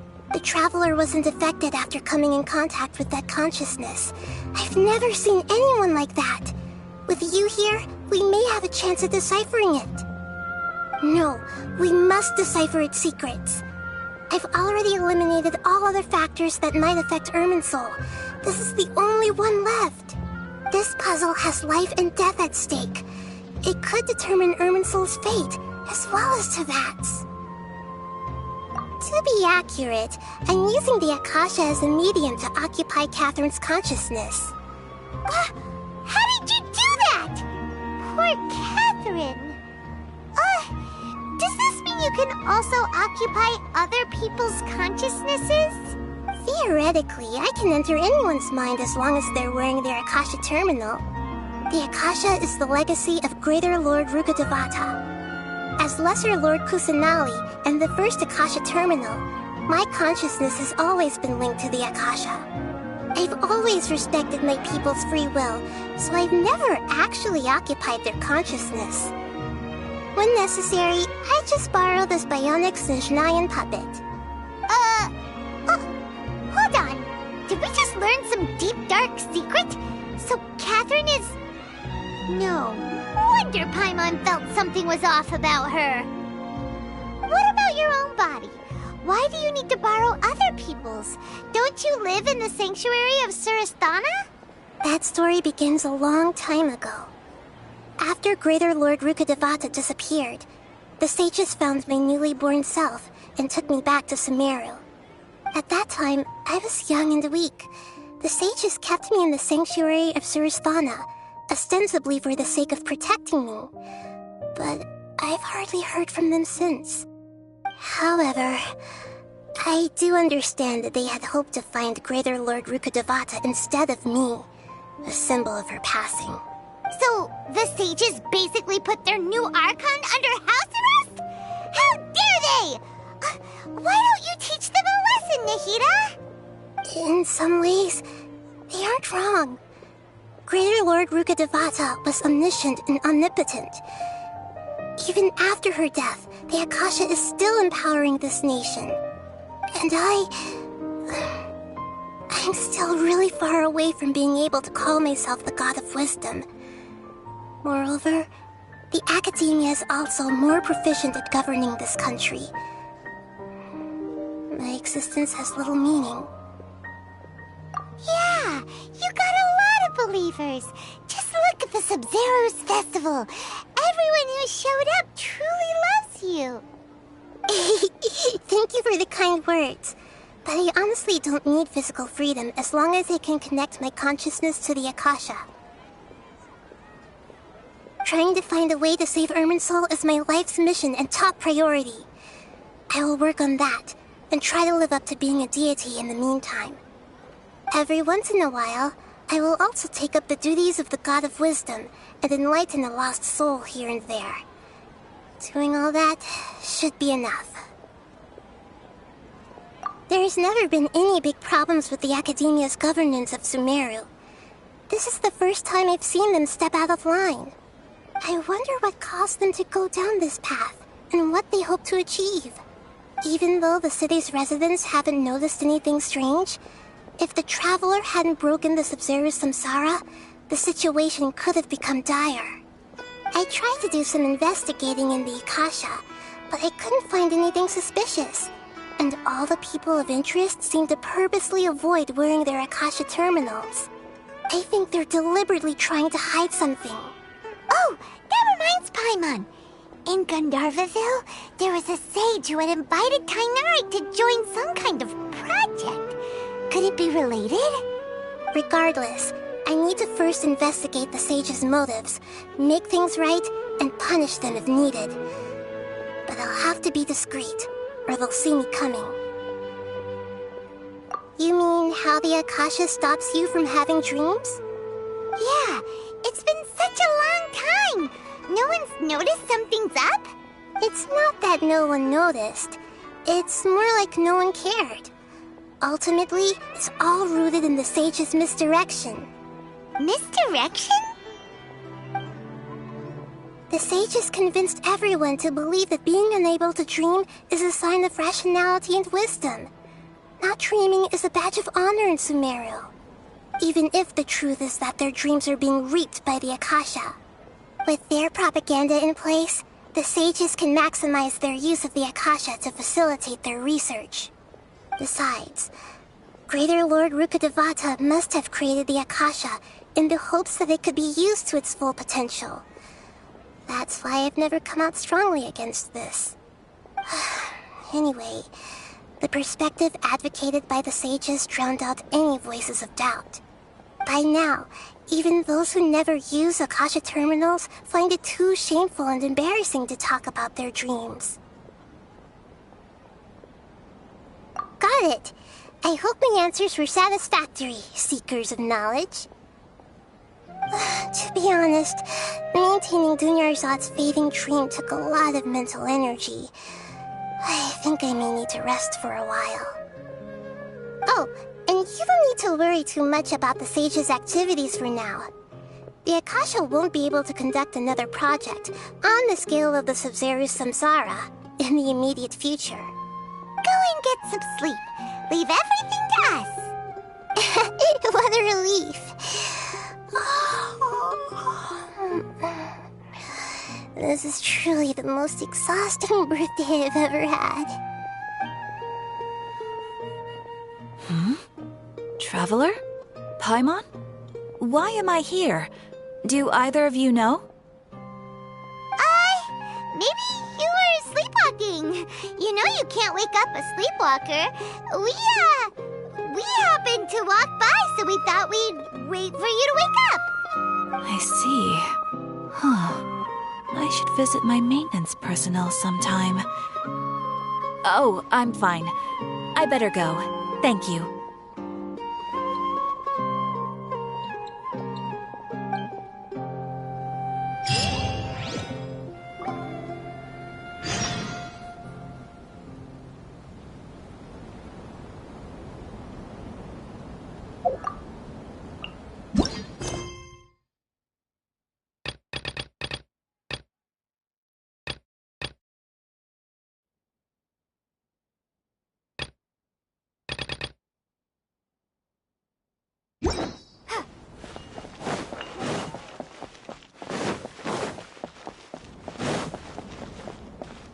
Ad Astra Abyssosk. Welcome to the Adventurers Guild.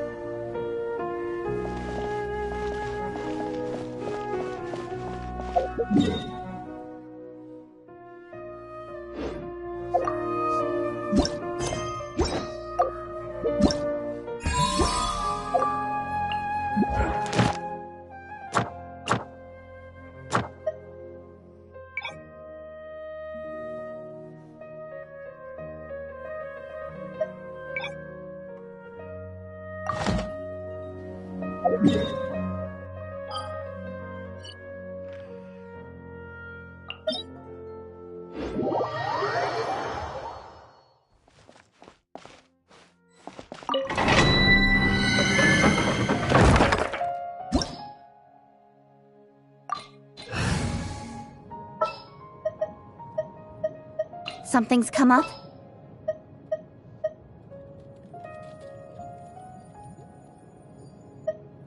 What's happening?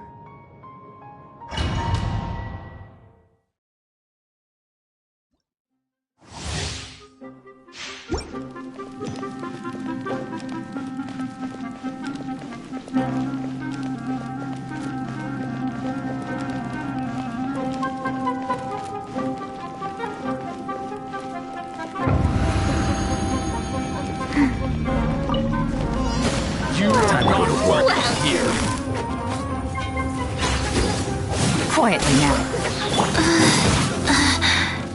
Rise.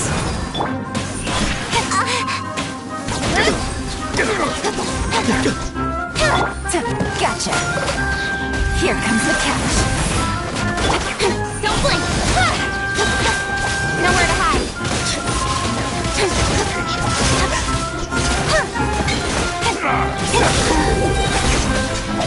I didn't feel that.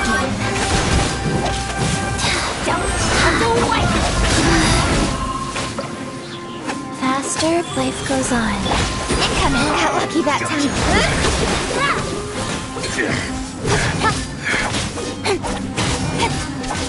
Speed of light! Busted!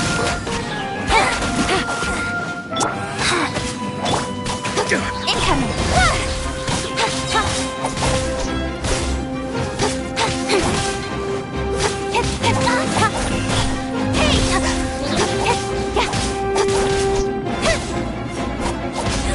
To the chase! Well, again.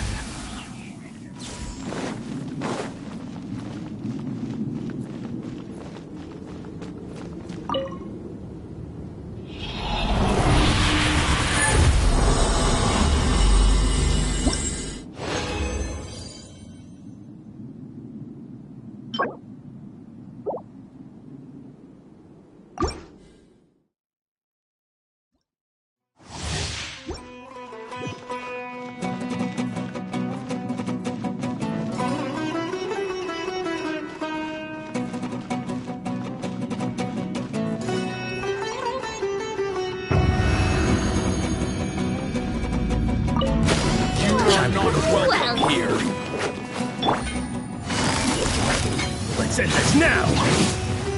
Quietly now. Take it easy. Game's up. Fun is over.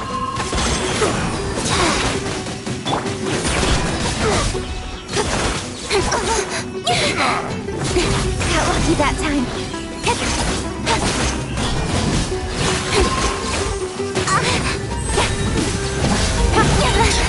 Now you're testing my patience. I'm getting sick of this. Gotcha. Don't blink! Like sword from shadow.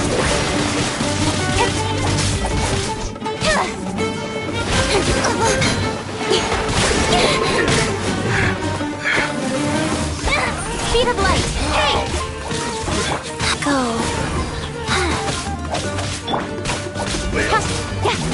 Don't blink!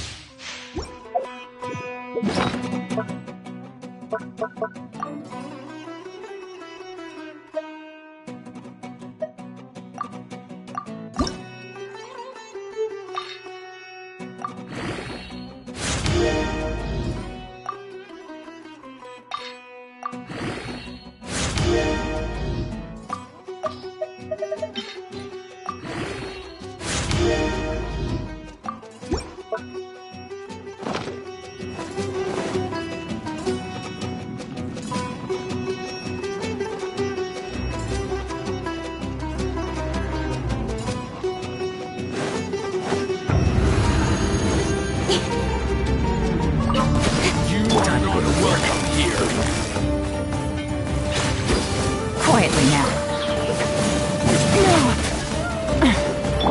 Life goes on.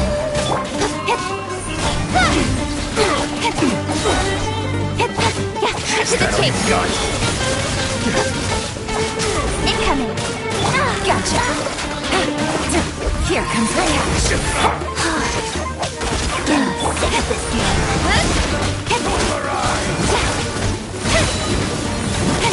I'll be fine. Patience.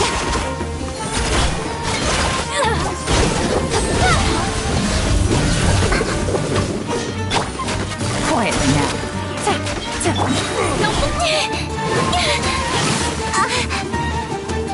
Nowhere to hide.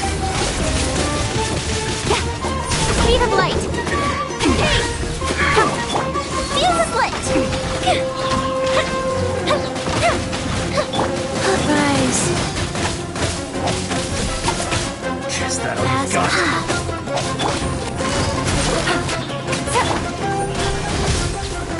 We'll meet again.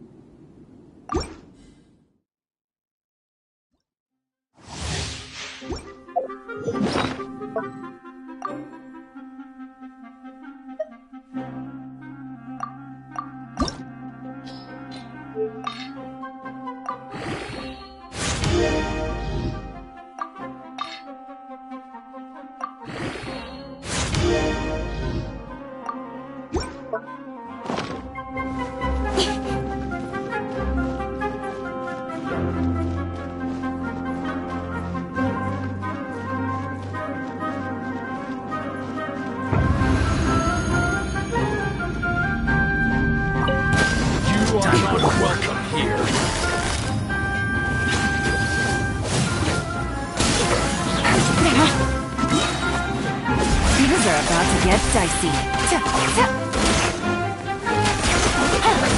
Let's end this now!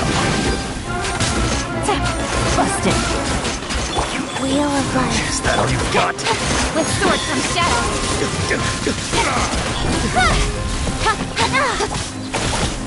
I'm getting sick of it. Quietly now. Now you're testing my patience.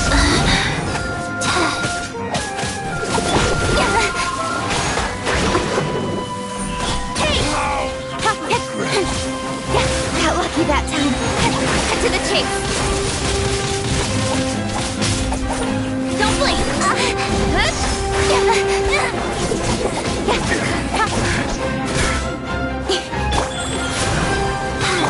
Busted. Take it easy. Incoming.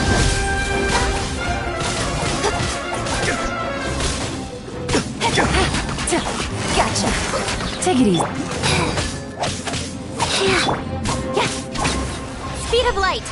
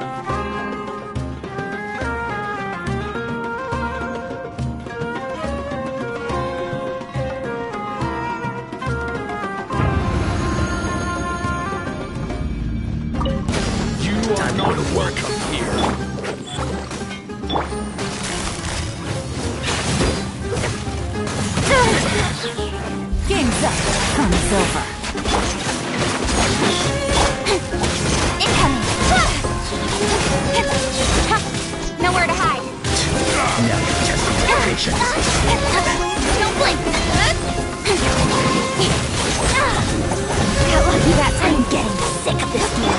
Busted.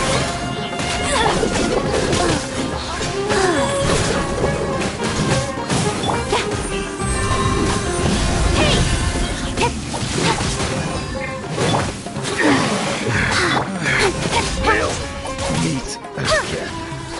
Incoming!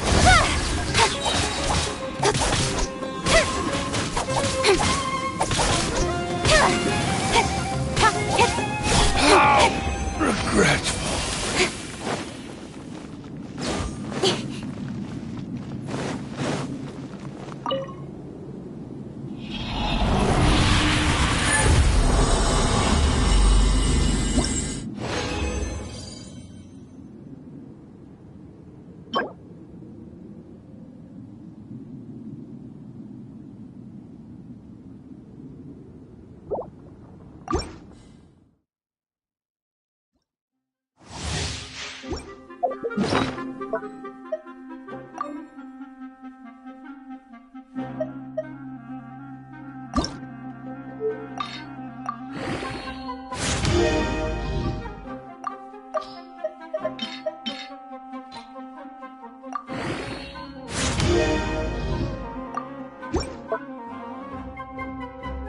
I'm all for work-life balance, but I think this is pushing it.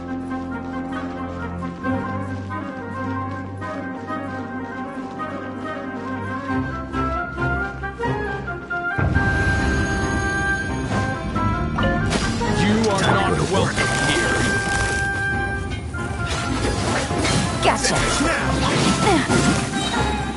Here comes the catch. Cut to the chase!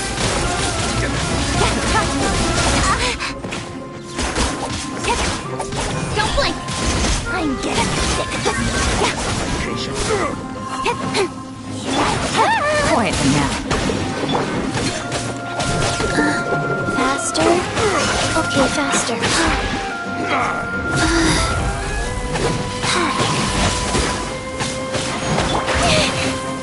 Incoming!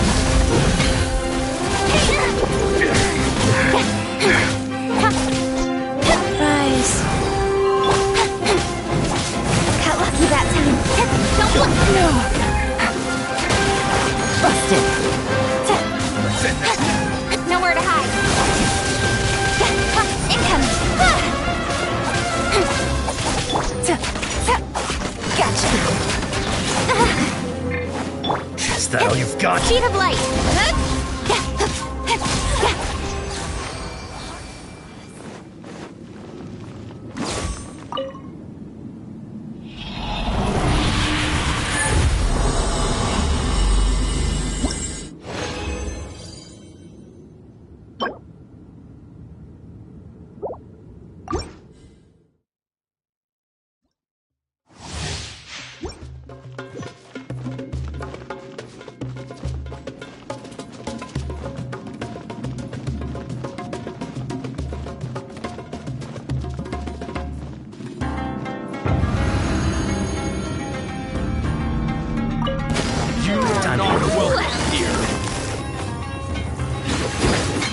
Busted.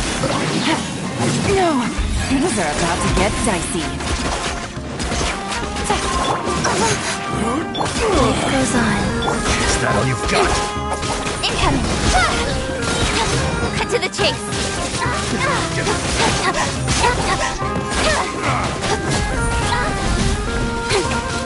I'm getting sick of this man.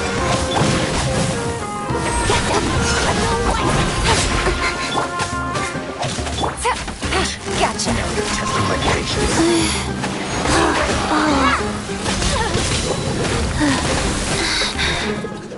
Orders given. Orders received.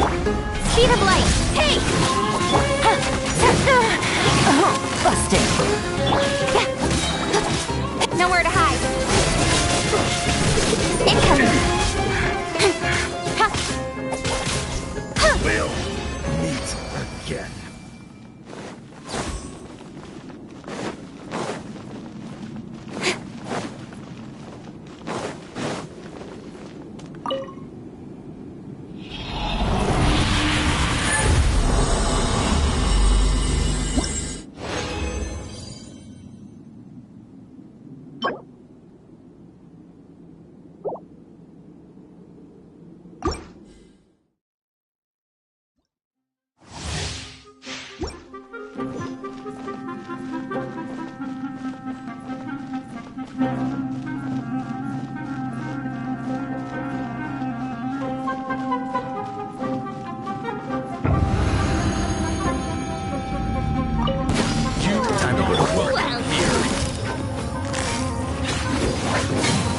Gotcha.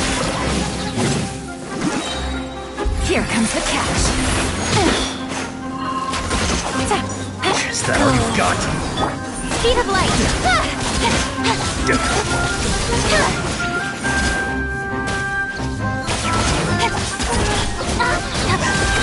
With sword comes shadow.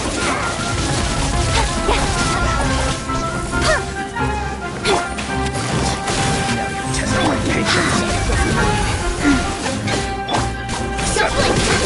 Got lucky that time. Stronger than I thought. Let's end this now. I will not. Quietly.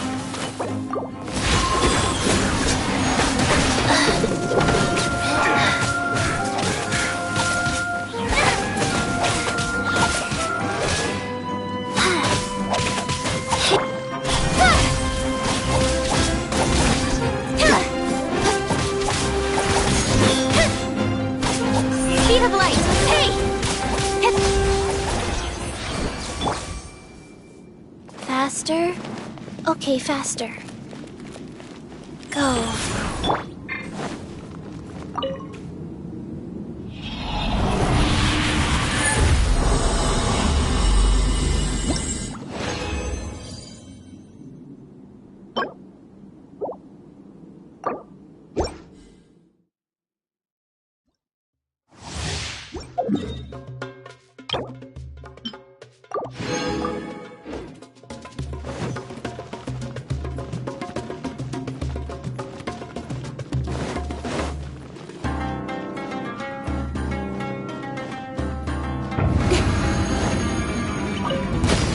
Time to go to work up here. Busted. Take it easy. Guys. Nowhere to hide. Incoming. Hey! Quietly now.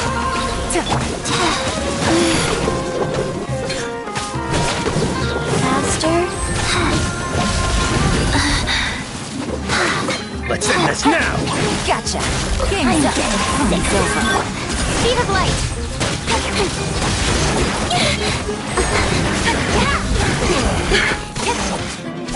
Don't blink.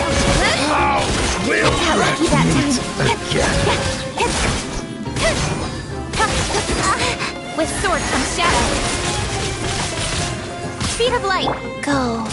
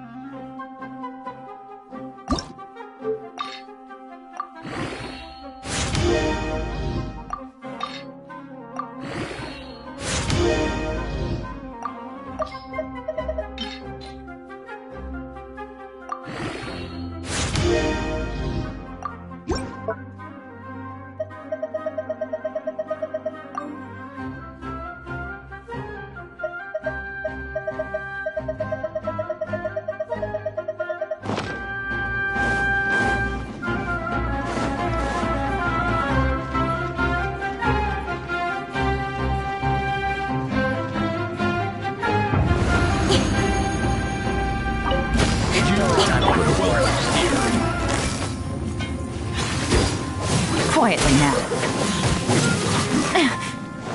Life goes on. Don't blink!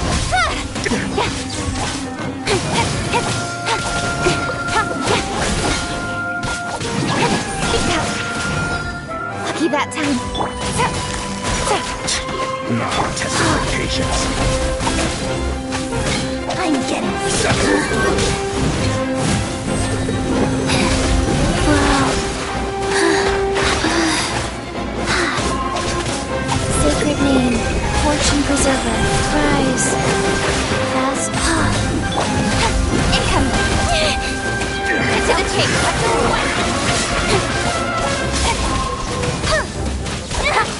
Speed of light! Hey! We'll meet again. Incoming! Regret.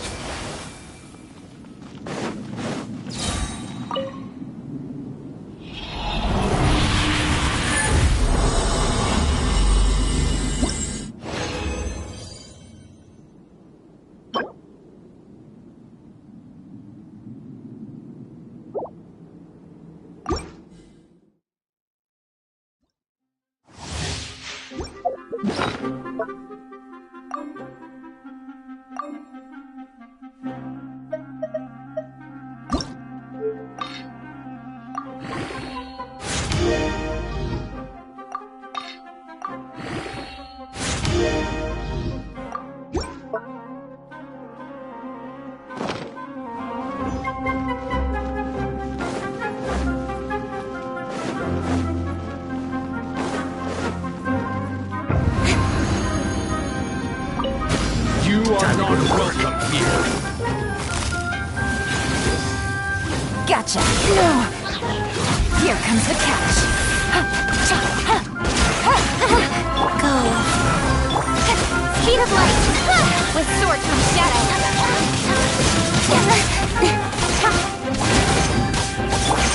Quietly now. Tested my patience.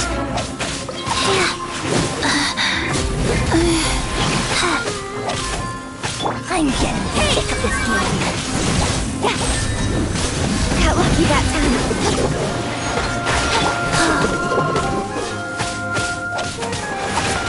Rise. Let's end this. Busted. Take it easy. Don't blink. Nowhere to hide.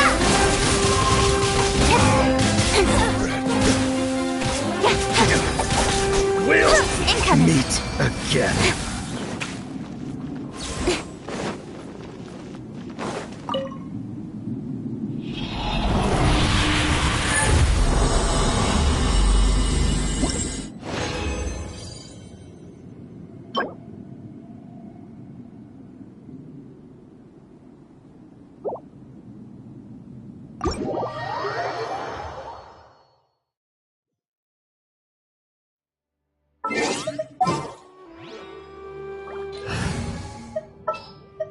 Just what will become?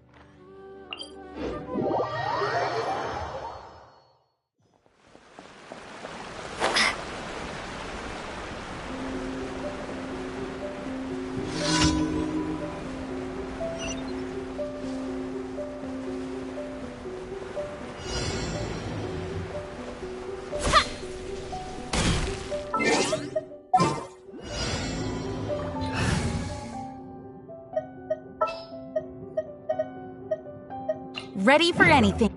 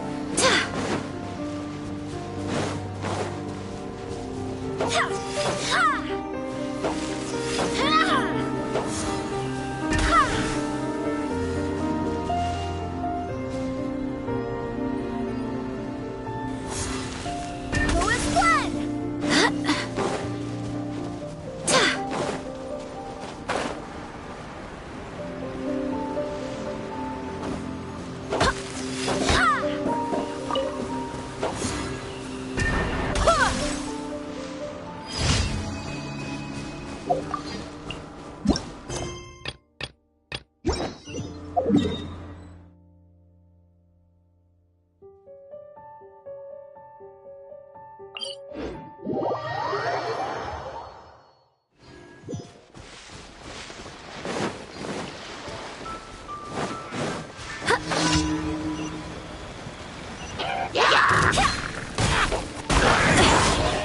companions need me.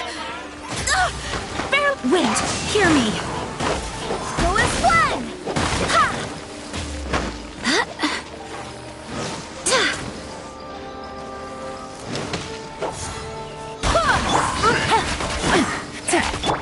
Propagate! Spring forth!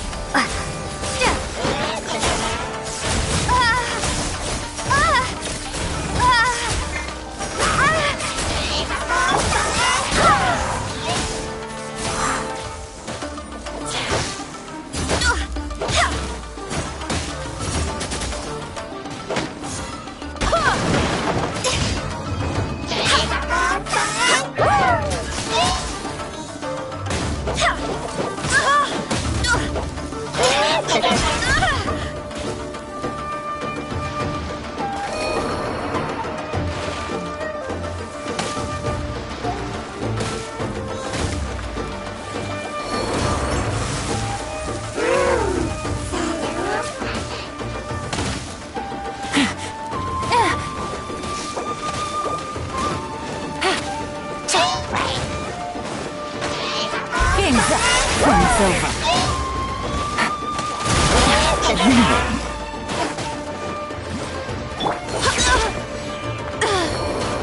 Monster.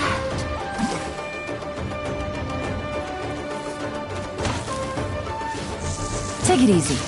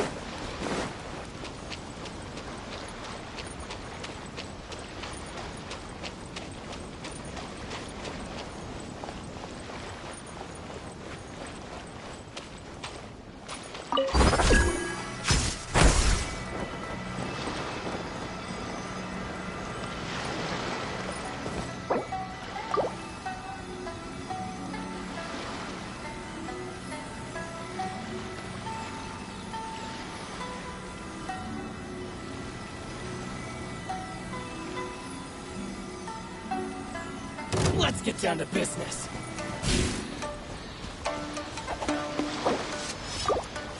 Boom!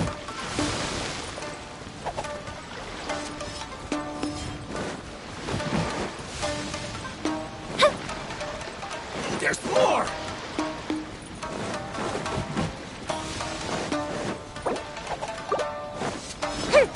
My blade! How's this? See no more!